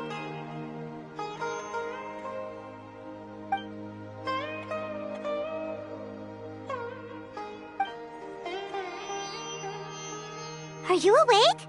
Kali says it's time for breakfast. Come on, get up! Good morning! How are you feeling today?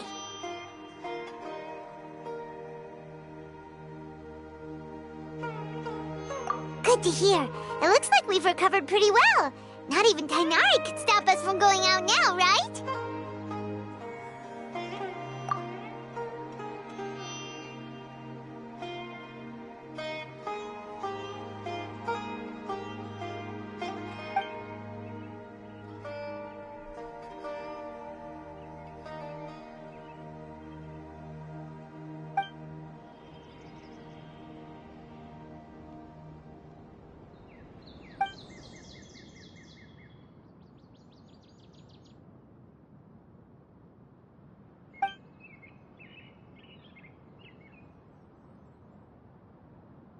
Traveler. Let's go!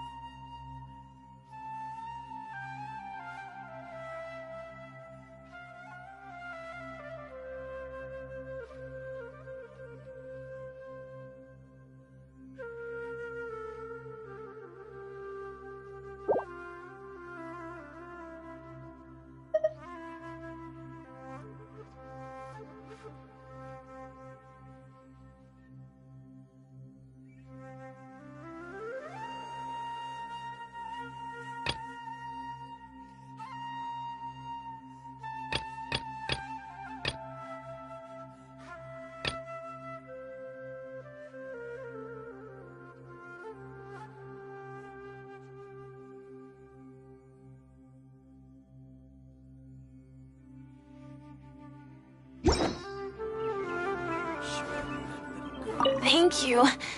I feel much better now.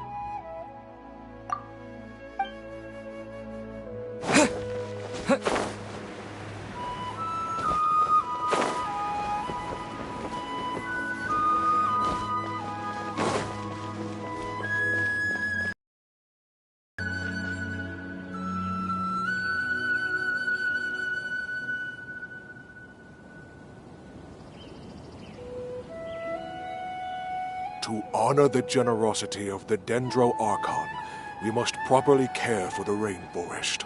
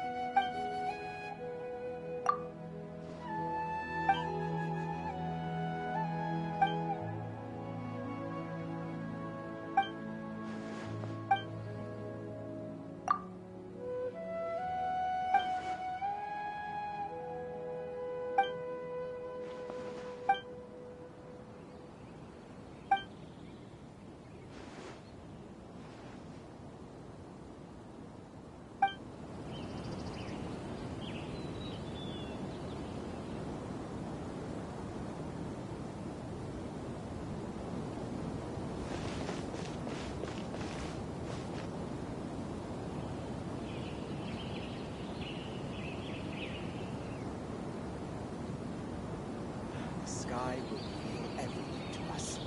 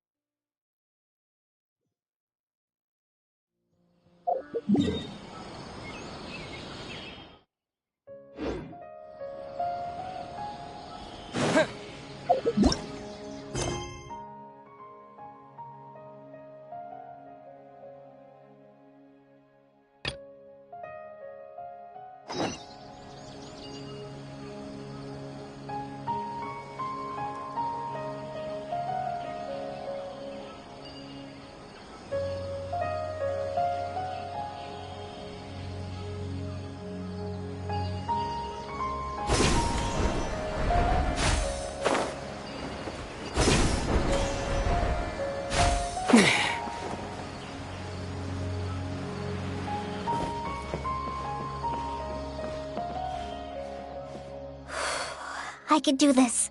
I can do this.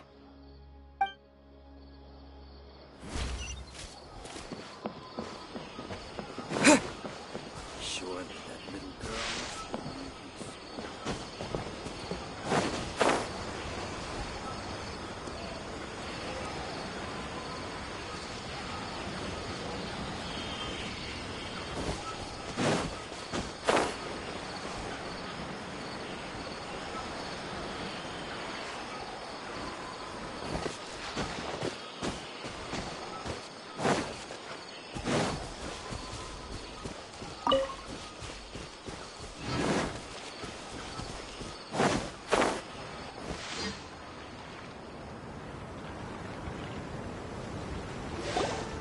We're here. This should be... Huh? Where's the crab? Did it secretly scuttle away? Huh. The traps weren't triggered, so it should still be here. Odd.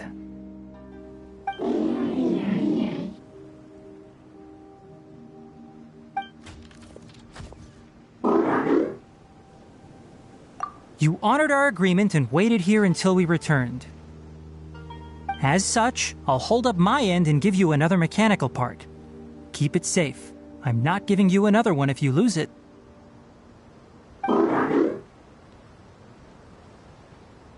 Glad you're satisfied. If you want more mechanical parts, take us deeper into the contaminated region. I want to see what happened there. What caused the Avidya forest to become like this?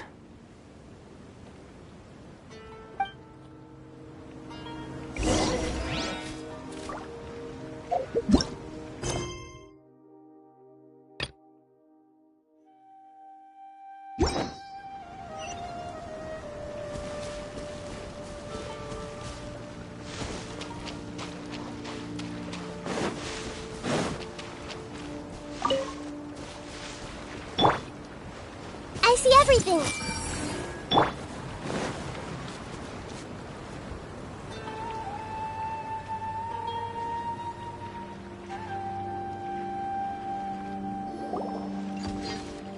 So this is the contaminated region that everyone's been talking about. Oh, it definitely looks different from normal. It's like really creepy and suffocating. Do you feel unwell at all? Good. It's as I predicted. Elemental power confers a degree of resistance against the contaminated region's influence. How do you know that? I haven't entered the contaminated region for a proper investigation, but I've conducted quite a few controlled experiments. My observations during our time here have all but confirmed my hypothesis. Look at these flowers. How are they different from normal? This flower species is formally known as the Sumeru rose, but it is also known as the ley line lodestar. They're sensitive to ley lines and emit varying amounts of light. Excessive brightness indicates a dangerous level of ley line activity in the surrounding area. From the looks of things, the ley lines around here are already out of control. You're saying the contamination here is coming from ley lines? I can't confirm that right now, but I think that is the case. Let's take another look around and see if we can discover more clues.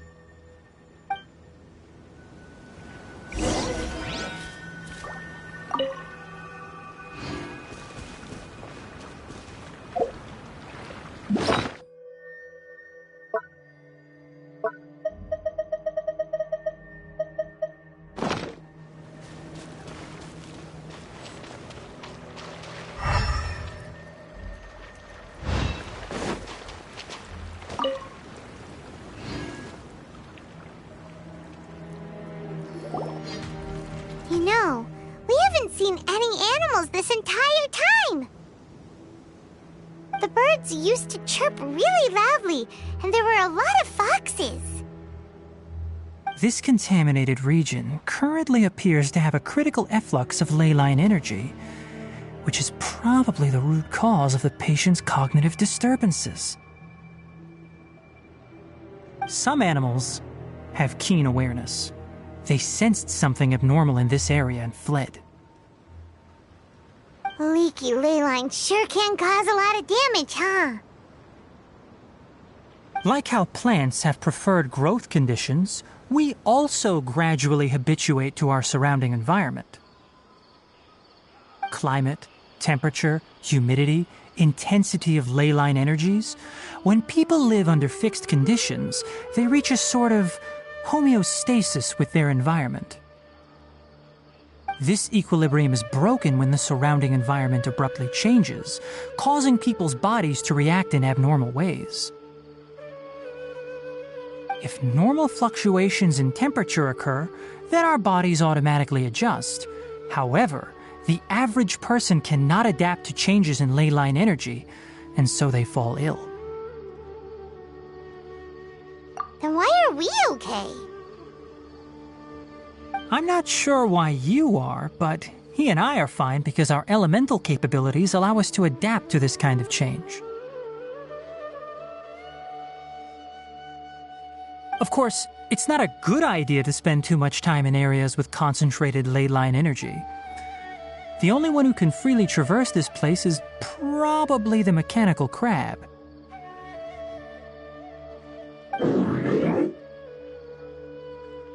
That's about it for the investigation. Help me find an open space. I want to test something.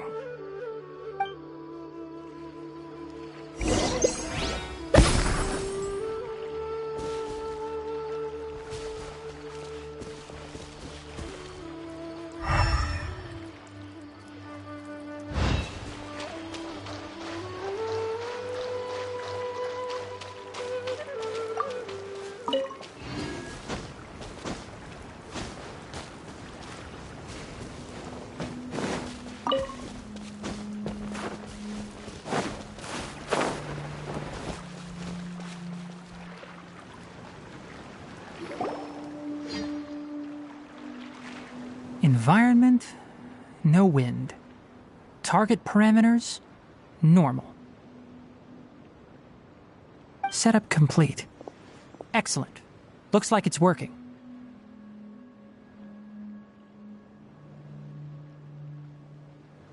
What's this? A purification device that I made. It can absorb excess ley line energy and temporarily stabilize an area. What a neat thing! Let's set up more and cover the entire region! I wouldn't mind if that would actually work. Unfortunately, once this contamination is present, it isn't something that a few purification devices can fix. The purification devices have their limits. At best, they can only prevent the contaminated region from expanding temporarily. If we want to permanently eradicate the contamination from the ley line effluents, we'll need to tackle the source. That's right.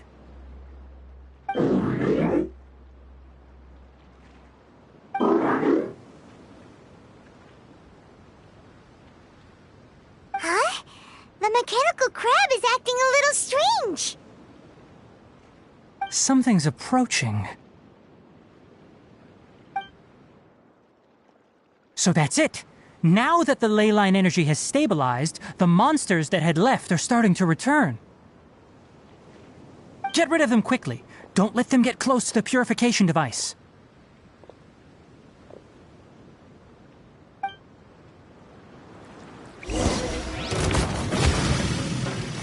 Propagate! Hey! Rest and rebuild!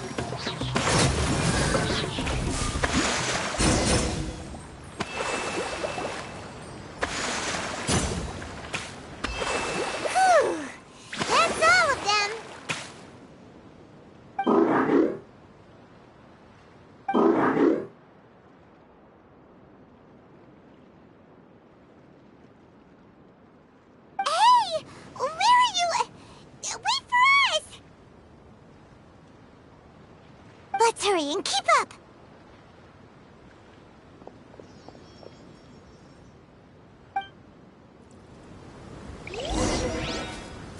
The mechanical crab went that way! Let's keep up!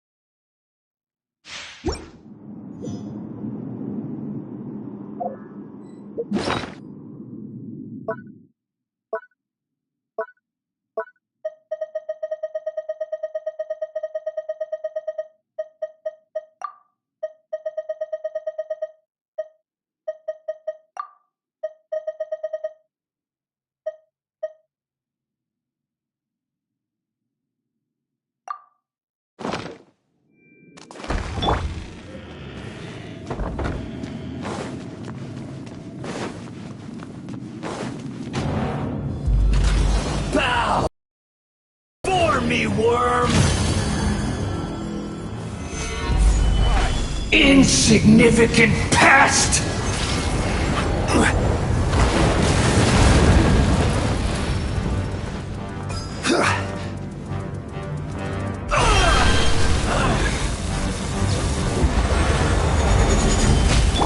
There is no escape!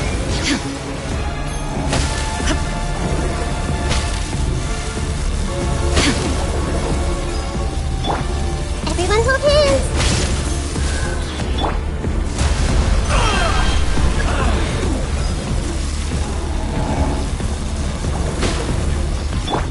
Illusion shattered! Share my knowledge! Failure! Gather!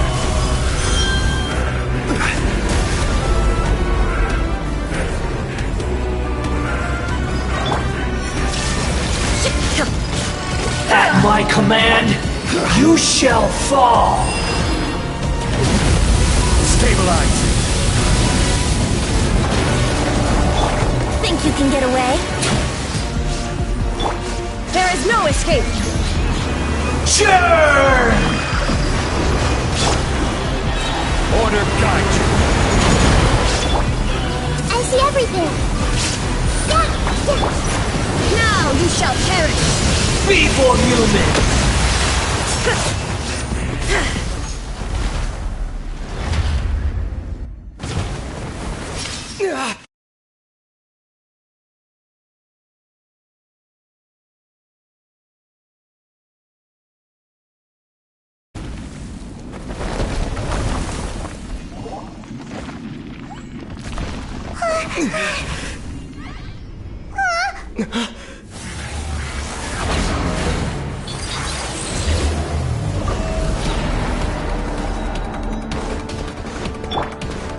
1,000 eons, mine to dominate!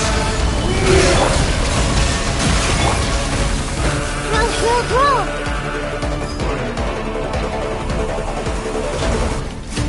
The Temple of Wisdom! Burn to oblivion! Solidify! There is no escape! Here we go!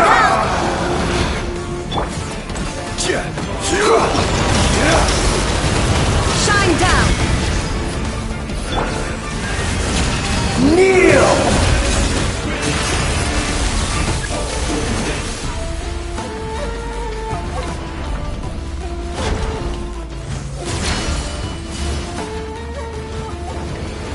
Reality is pain! Gather! There is no escape! Hey!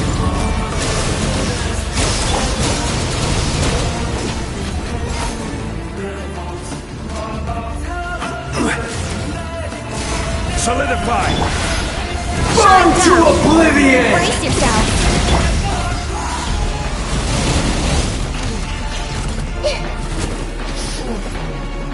Everyone hold Good hands. riddance, cruel world!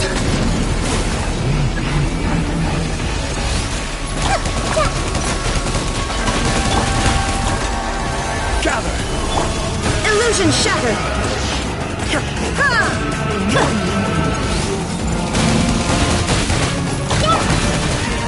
Yahoo!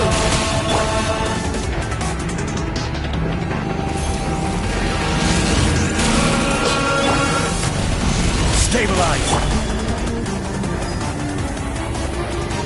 There is no escape!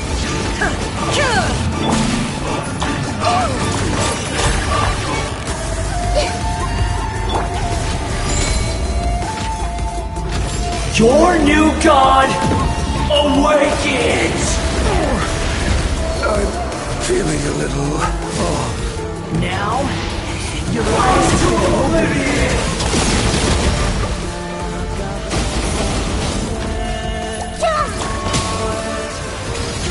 Kneel!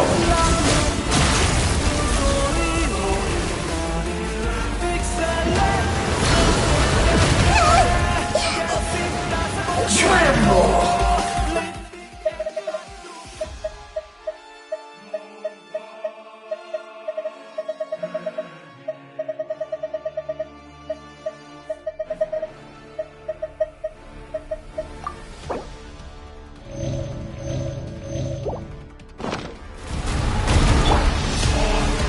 Solidify!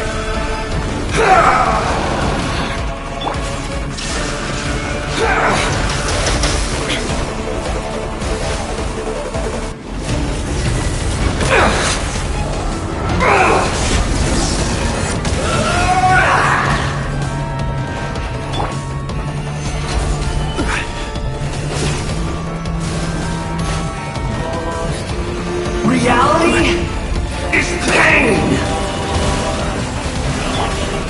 Illusion shattered! Hey!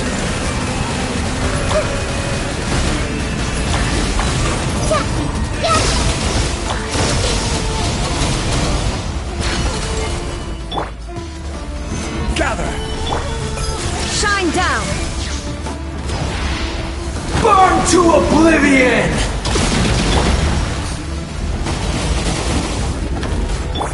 Here we go! Kneel! I can't lose it all again.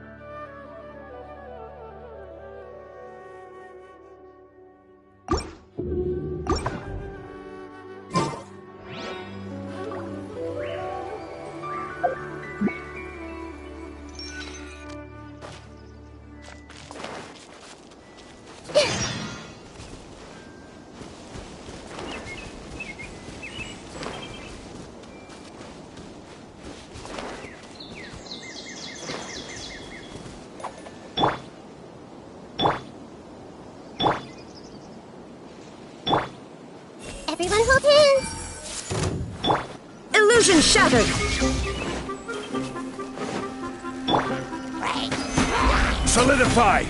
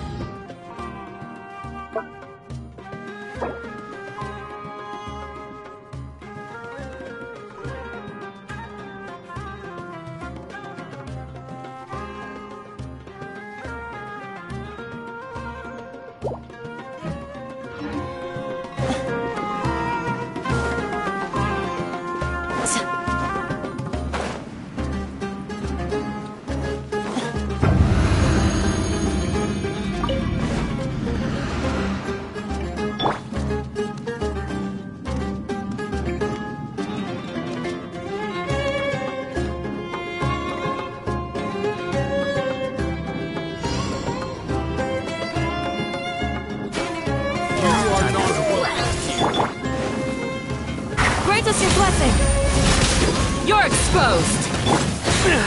Futile!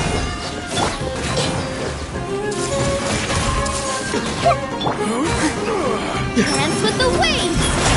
That hurt here!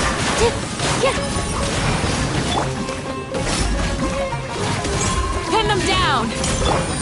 Nowhere to run! Make yourselves at home! Testing my patience. Hear my prayer! No more mercy!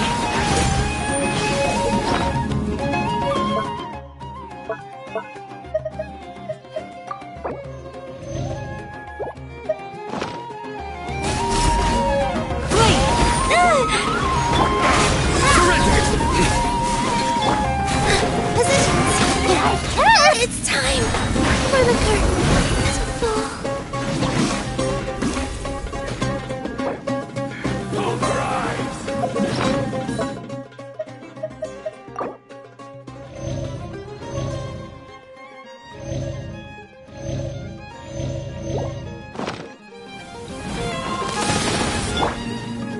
Hey! Is that all you've got?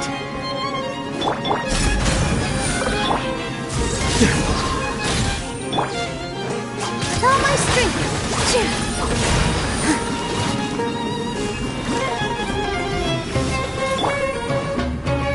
Yield! I see everything!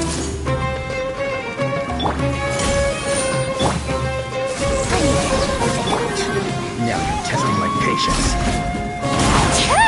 Just a grace! Grant us your blessing! Hey!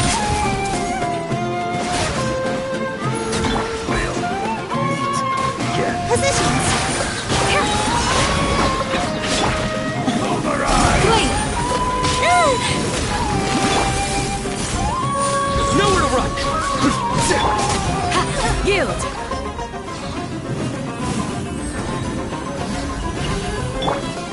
Everyone hold hands! Blade! All my strength! Surrender! Yeah!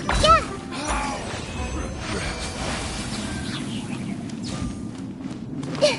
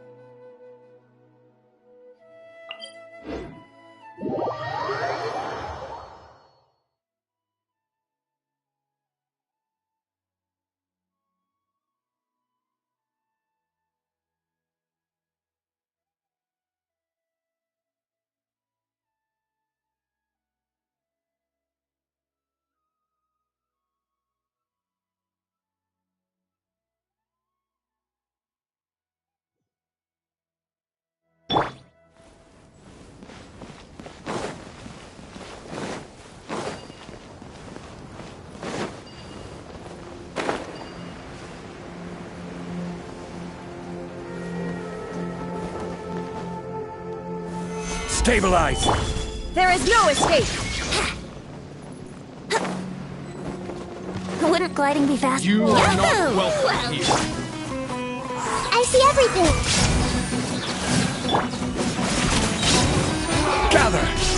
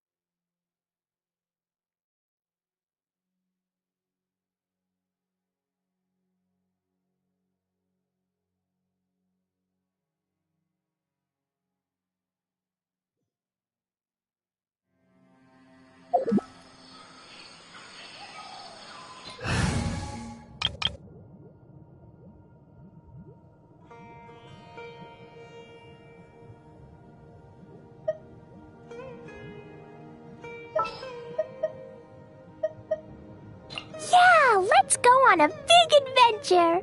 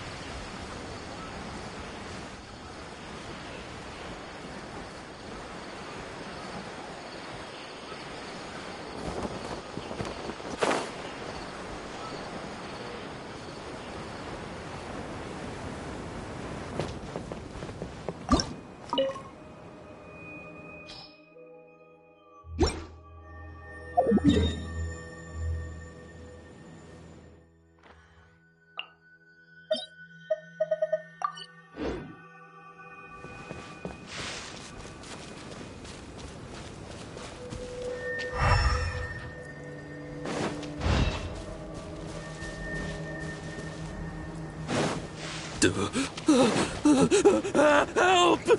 Help!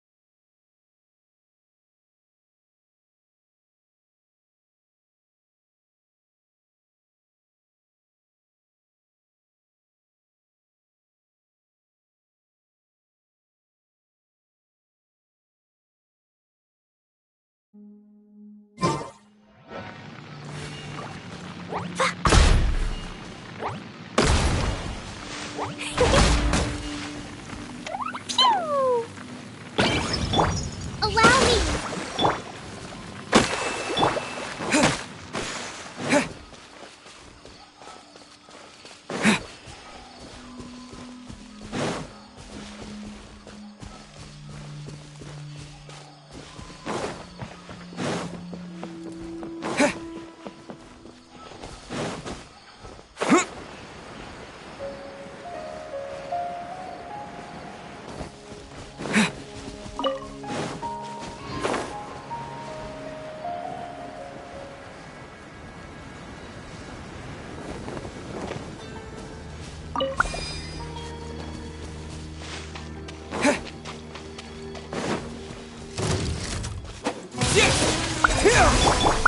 Hold the line! Come on out. Right here. Move! Propagate!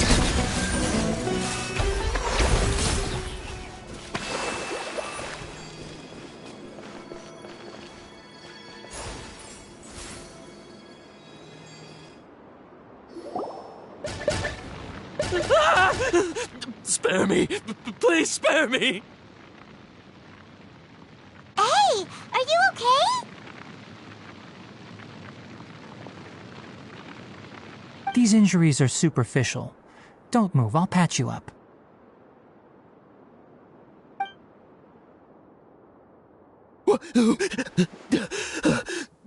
Who are you all? What happened to those mechanical monsters? Don't worry, we took care of them. Oh, good. That's, good.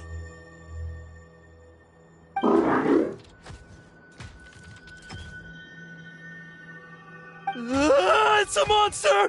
Hurry, attack it!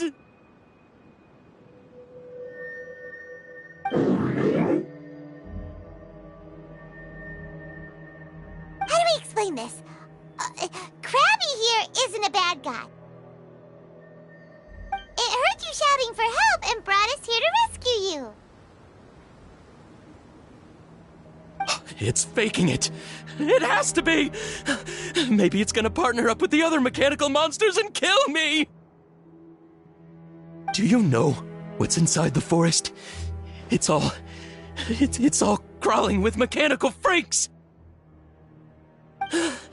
I just came here to pick herbs, but I accidentally went into the contaminated region and almost died.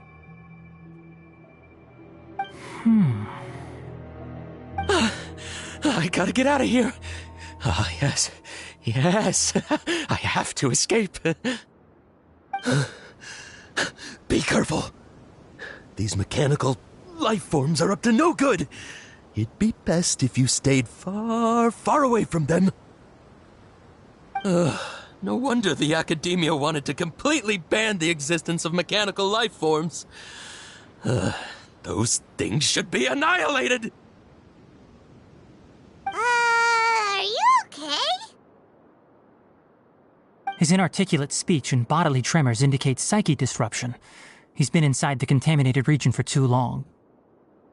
We've purified the ley line energy over there. Follow this path out and you'll soon see the village.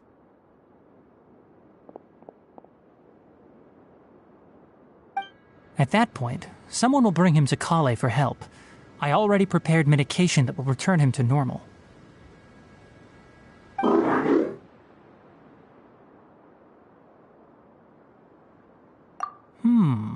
So you think you did a good job and want a part as your reward?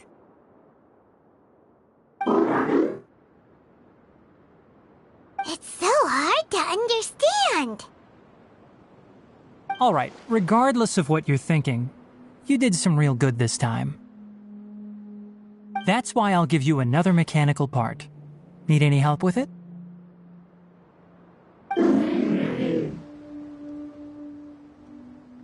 Guess not. Well, make sure to hang on to it. What was going through your owner's mind when he made you, I wonder? You're like a giant mechanical crab on the outside and a fluffy little hamster on the inside. And also, how do you feel about that person saying that you're as evil as the other mechanical life forms?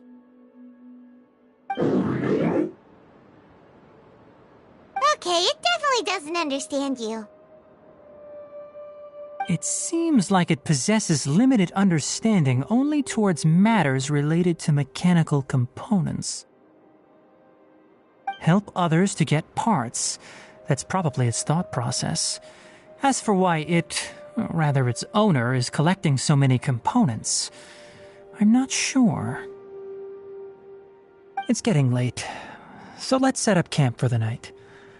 We'll explore further tomorrow, after a night's rest.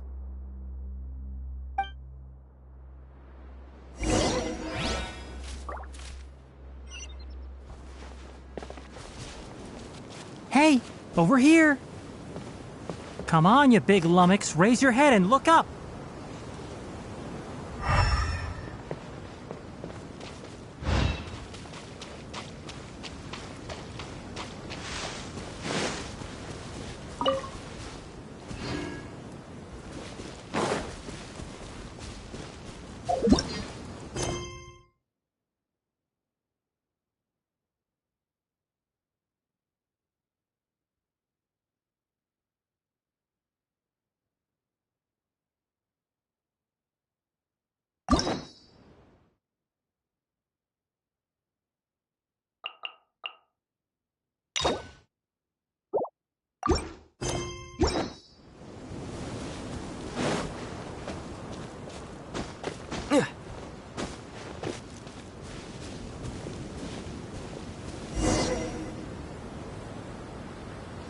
Let's set up camp here. Alright! Paimon also thinks it's a good spot. Oh. Any particular reason? This place is perfect to put up a big tent. We can also set up a cooking pot and cook tons of delicious food.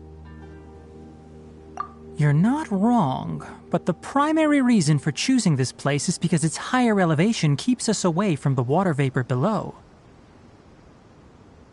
Rainforests are very wet. You should always be careful when spending the night in damp places. For the next tasks at hand, let's divide and conquer. I'll set up the tent, you'll be in charge of making the fire, and Paimon will forage for edibles nearby. Leave it to Paimon. Paimon's a pro.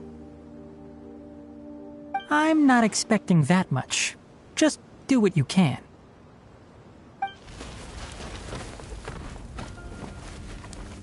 That's right! You can use rushes to start a fire in the wilderness. Their piths are relatively dry and can be readily set aflame. The downside is that they produce a lot of smoke. Traveler, Tainari, Paimon couldn't find any food. Paimon didn't know that rainforest had so many interesting plants until we came here. There were all sort of weird-looking mushrooms, but Paimon didn't know which ones were edible. Paimon also saw wild berries on the ground, and Paimon was gonna fly over and pick them up, but the dead leaves on top suddenly started moving. It freaked Paimon out. Those were probably dead leaf butterflies. They camouflage as dead leaves to evade predators. My guess is that they mistook you for a bird when you flew over, so they fled. Little did they know that you were more scared than they were. Never mind. The tent's up, so you two go rest. I'll forage for food.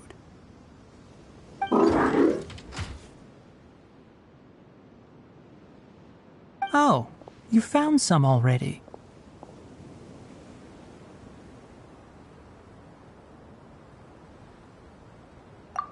Hey! Paimon understands it this time. It wants mechanical parts again. Sorry, no part this time.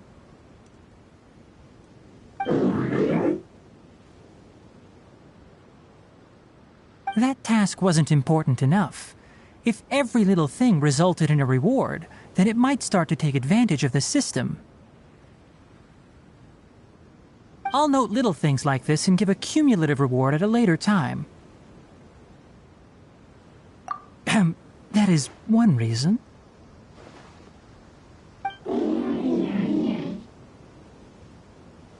It looks really sad.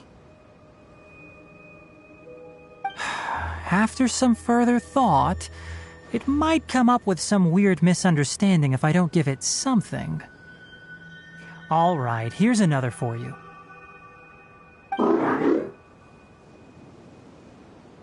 I'm off to prepare dinner. We'll take shifts on lookout duty tonight. You two can sleep first. I'll wake you up later. We need lookouts? Yes. Even though most animals fled because of the ley lines, we can't completely let down our guard. It's settled then. I'll set up some pest-repelling devices so poisonous insects don't come crawling into the tent. Have a good night. Not too good, though.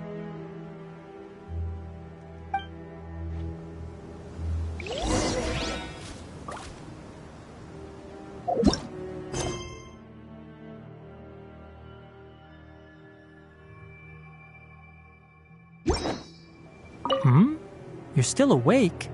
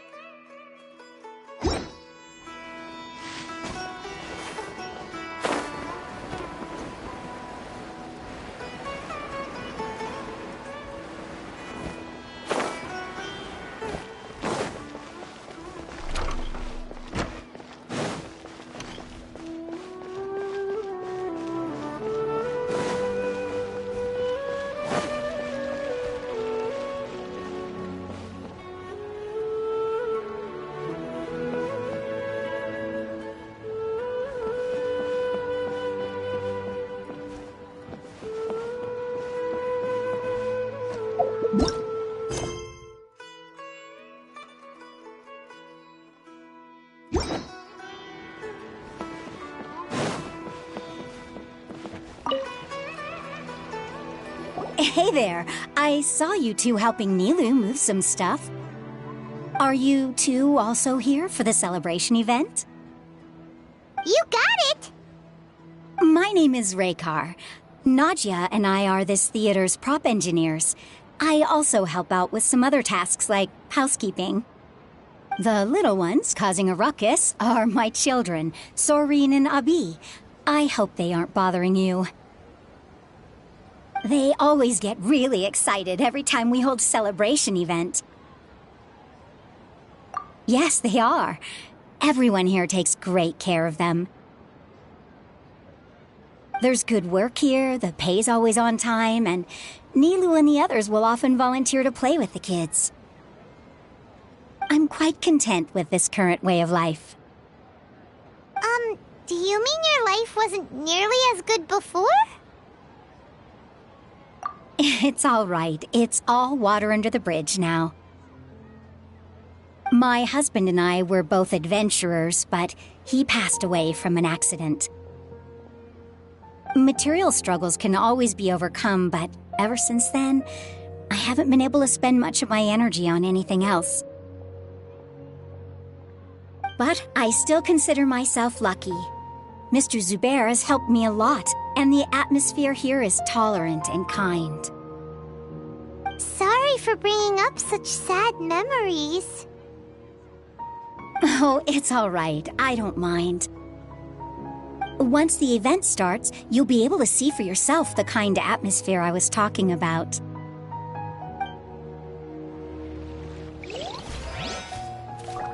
There's still some time until the event. Feel free to look around.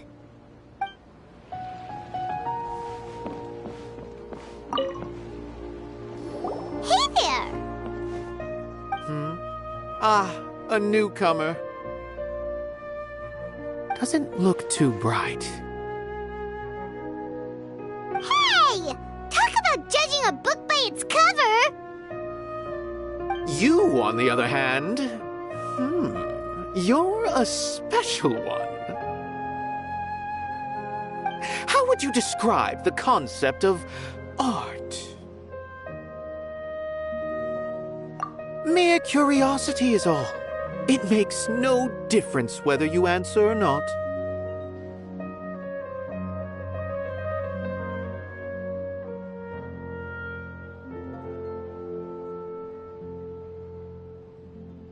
So that's what you think, Unremarkable. Better than an average person's thoughts, but nothing exceptional. Is art a product that we create and bring forth? Or is it a naturally existing resource? I, for one, believe it to be the latter. Paimon doesn't follow. I've been staying here for a long time. On occasion, I'd assist them in penning lines of dialogue, but most of my time I just stand back and watch. I prefer to abstain from writing as it spoils the viewing experience. The existence of the theater, of Nilu, and of humanity itself, all of these can be considered as forms of art. It is not some intangible construct beyond the horizon. How does that have anything to do with us? Let me ask you this. What do you think is the meaning of art?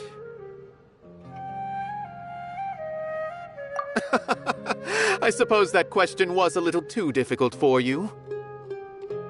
To chance upon a spark of inspiration, I have been closely observing you, the players on the stage, and those watching in the audience.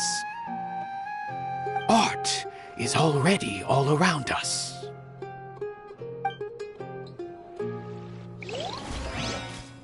Unparalleled splendor without peer. Maybe even worthy of being considered one of Sumeru's greatest treasures.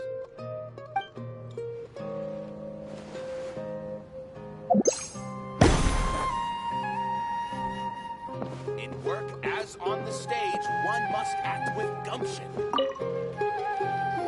Hello. What? Who are you? You can't just go on the stage as you please. Ah, I see.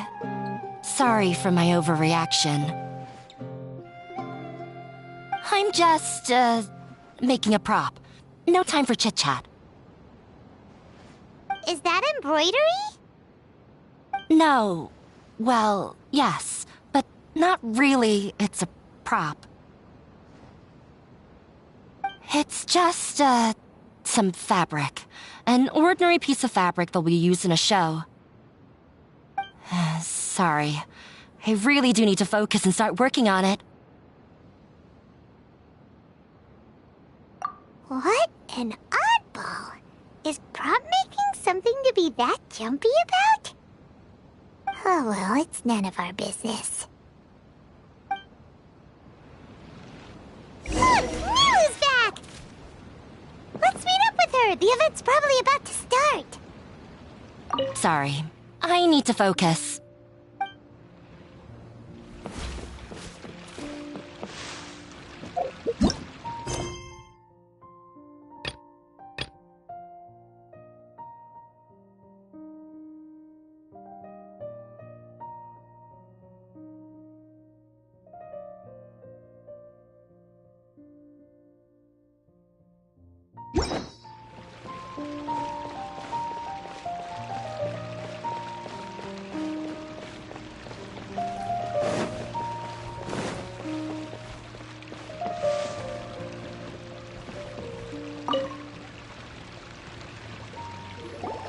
Sorry for the wait. Preparations for the celebration are finally done. I'll call everyone over, and then we can start. Let us give you a hand! Thank you.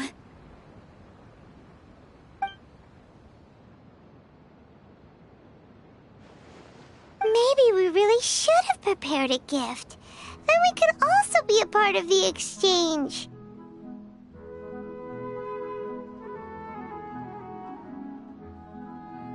As it is, all we can do is wait and watch.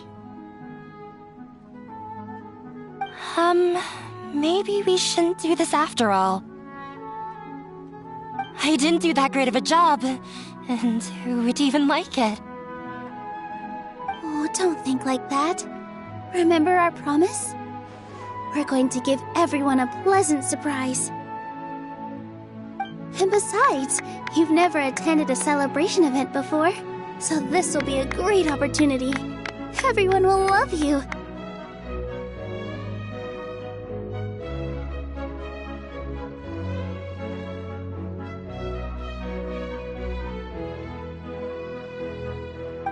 I'm still not really sure about this.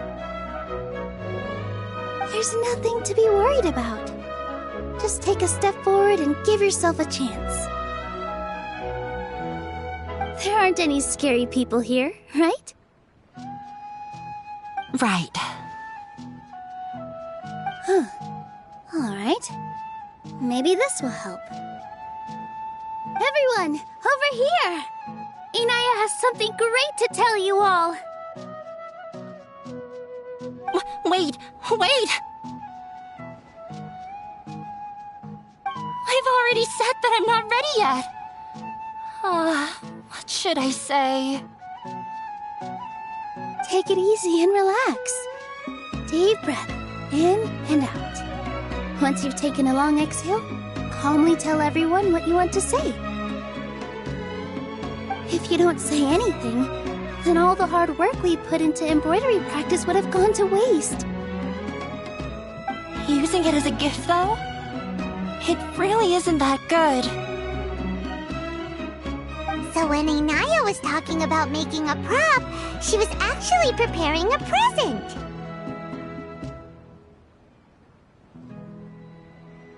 Yeah, it feels like she still doesn't really see herself as part of this community.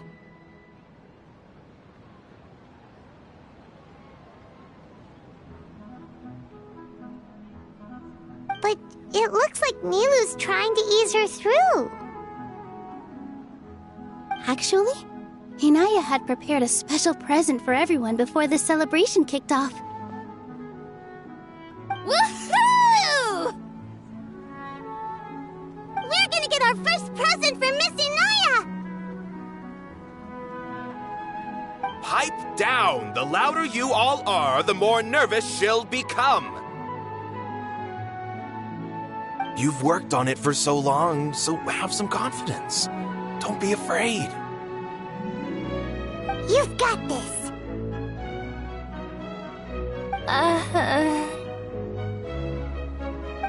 Is Mr. Zubair here?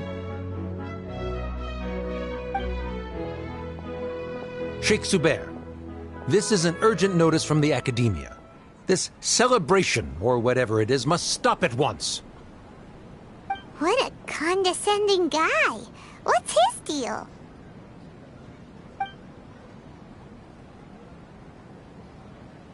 Since Zubair Theater has long violated the Academia's policies and orders, we have decided to demolish it. As its manager, you must halt all operations and dismiss all staff members within 30 days, after which you will report to the Academia for further punishment. Why? Why force us to do this all of a sudden?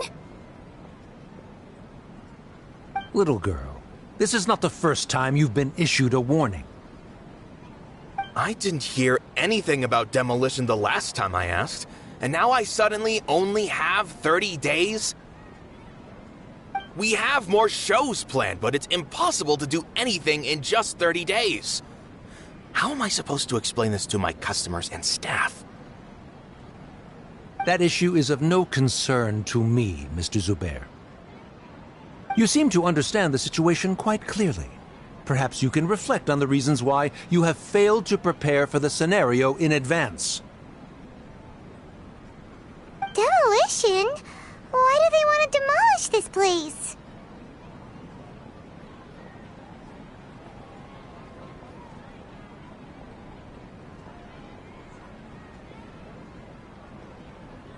The Academia has never liked us, and they've never respected our work. To them, what we do is all a waste of time. This isn't the first time they've come by. They had asked us several times in the past to improve the quality of our performances by only putting on shows they consider to be sufficiently intellectual. But our audience isn't the Academia. It's the people of the Grand Bazaar. If our shows are too difficult to understand or too removed from everyday life, nobody would watch them anymore. Changing our content would not only mean turning our backs on our vision, it would also directly lead to the loss of our livelihoods. Yeah, the theater is very important to each and every one of us. The way they're doing things is so scummy. But I also don't know how we can stop them.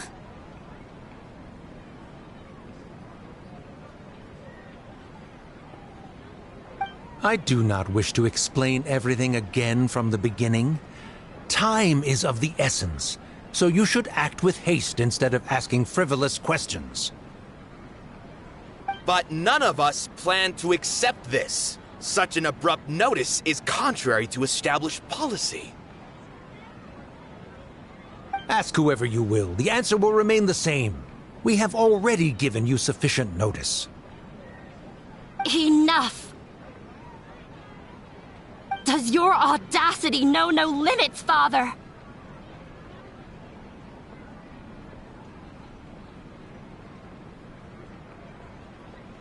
Huh? Father? Their family? What academia? This is all because you don't like Zubair Theater. You're just using the Academia's name to threaten us.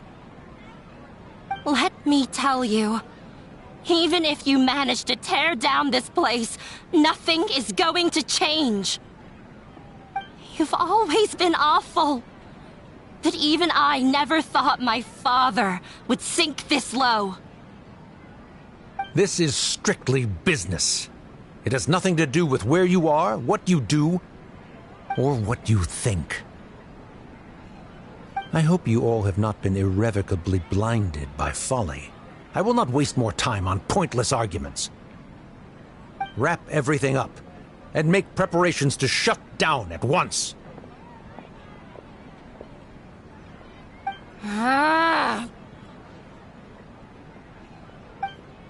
Why is he always like that? This is quite the misfortune, but there's nothing we can do. That's it for today, everyone. Let's clean up. I'll go talk to them again tomorrow. The storms that come out of the blue are always the hardest to deal with.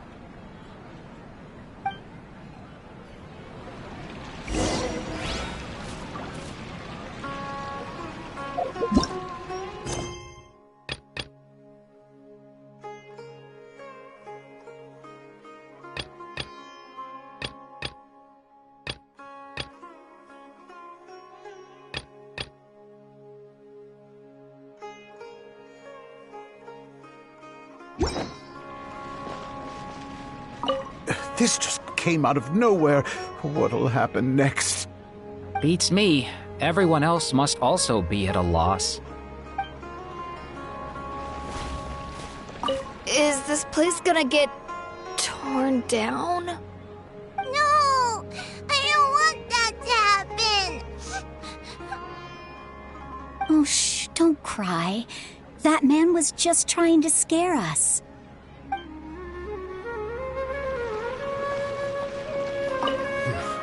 They get more and more unreasonable with each passing day. I have to think of something. The carefree warmth of summer will always give way to the bleak futility of winter. Man is even more fickle than the seasons.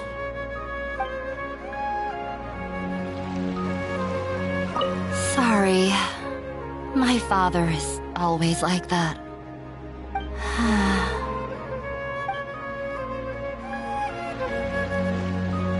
Why couldn't he just have a good faith discussion with us?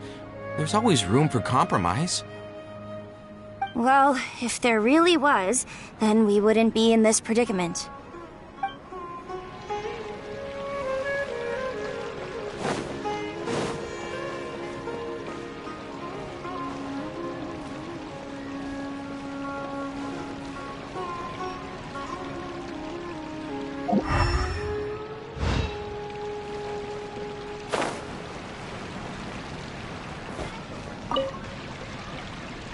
Sorry. I invited you thinking this was going to be a happy occasion. I didn't know that things would turn out like this. There's no need to apologize, Nilu. No one could have seen this coming. Oh, Paimon just wishes she could have at least gotten to the food. Is what that guy said true? The Academia has already given you many warnings?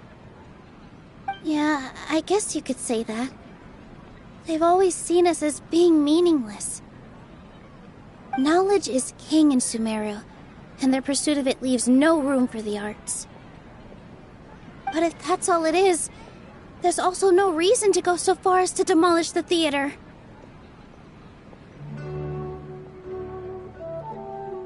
After Anaya ran away from home, I brought her here to Zubair Theater. She rarely talks about her family. All I know is that she didn't get along with them. I never expected it to blow up like this. If you did nothing wrong, then there's no reason to listen to the Academia, right?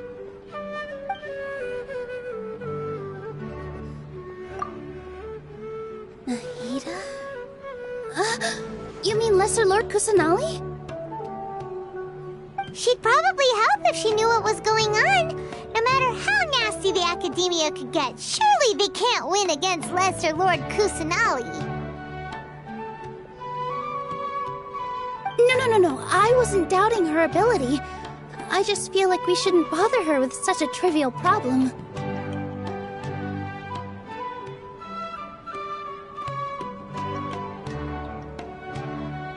Plus, if the Dendro Archon were to intervene, then it wouldn't feel like our victory was earned. That's true. him in a fight.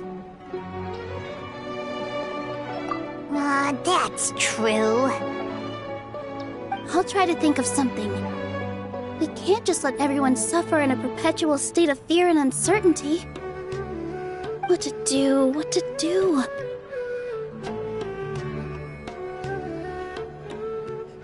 Can you pretend to shut down, but secretly continue to hold your shows somewhere else? Or we could go through a list of customers and try to see if anyone in there might be willing to help out. That also doesn't sound like it'll work.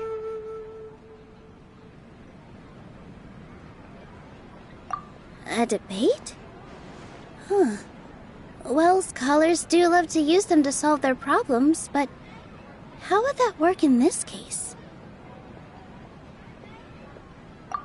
Oh, if we can prove to Inaya's father that the Academia's position doesn't hold water, then they won't have a reason to demolish the theater! I see. Defeating him in a debate. It's a good idea, but which one of us could hope to win against a researcher?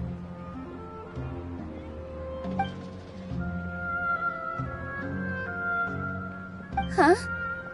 Me? No. I'm the literal worst at arguments. I can't debate. Nilou, you are only so stressed out right now because you care so much about protecting the theater.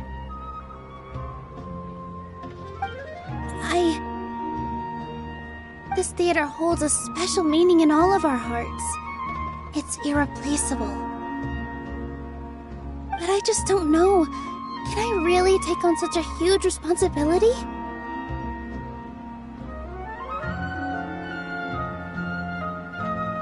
Paimon'll help too. You'll feel a lot more confident after doing some prep work. Believe in yourself. Thanks, you two. Alright, I've decided. Even though I may fail, I'll do my very best for everyone's sake. That's our Nilou! We're rooting for you! Okay, let's head back and tell everyone what we came up with.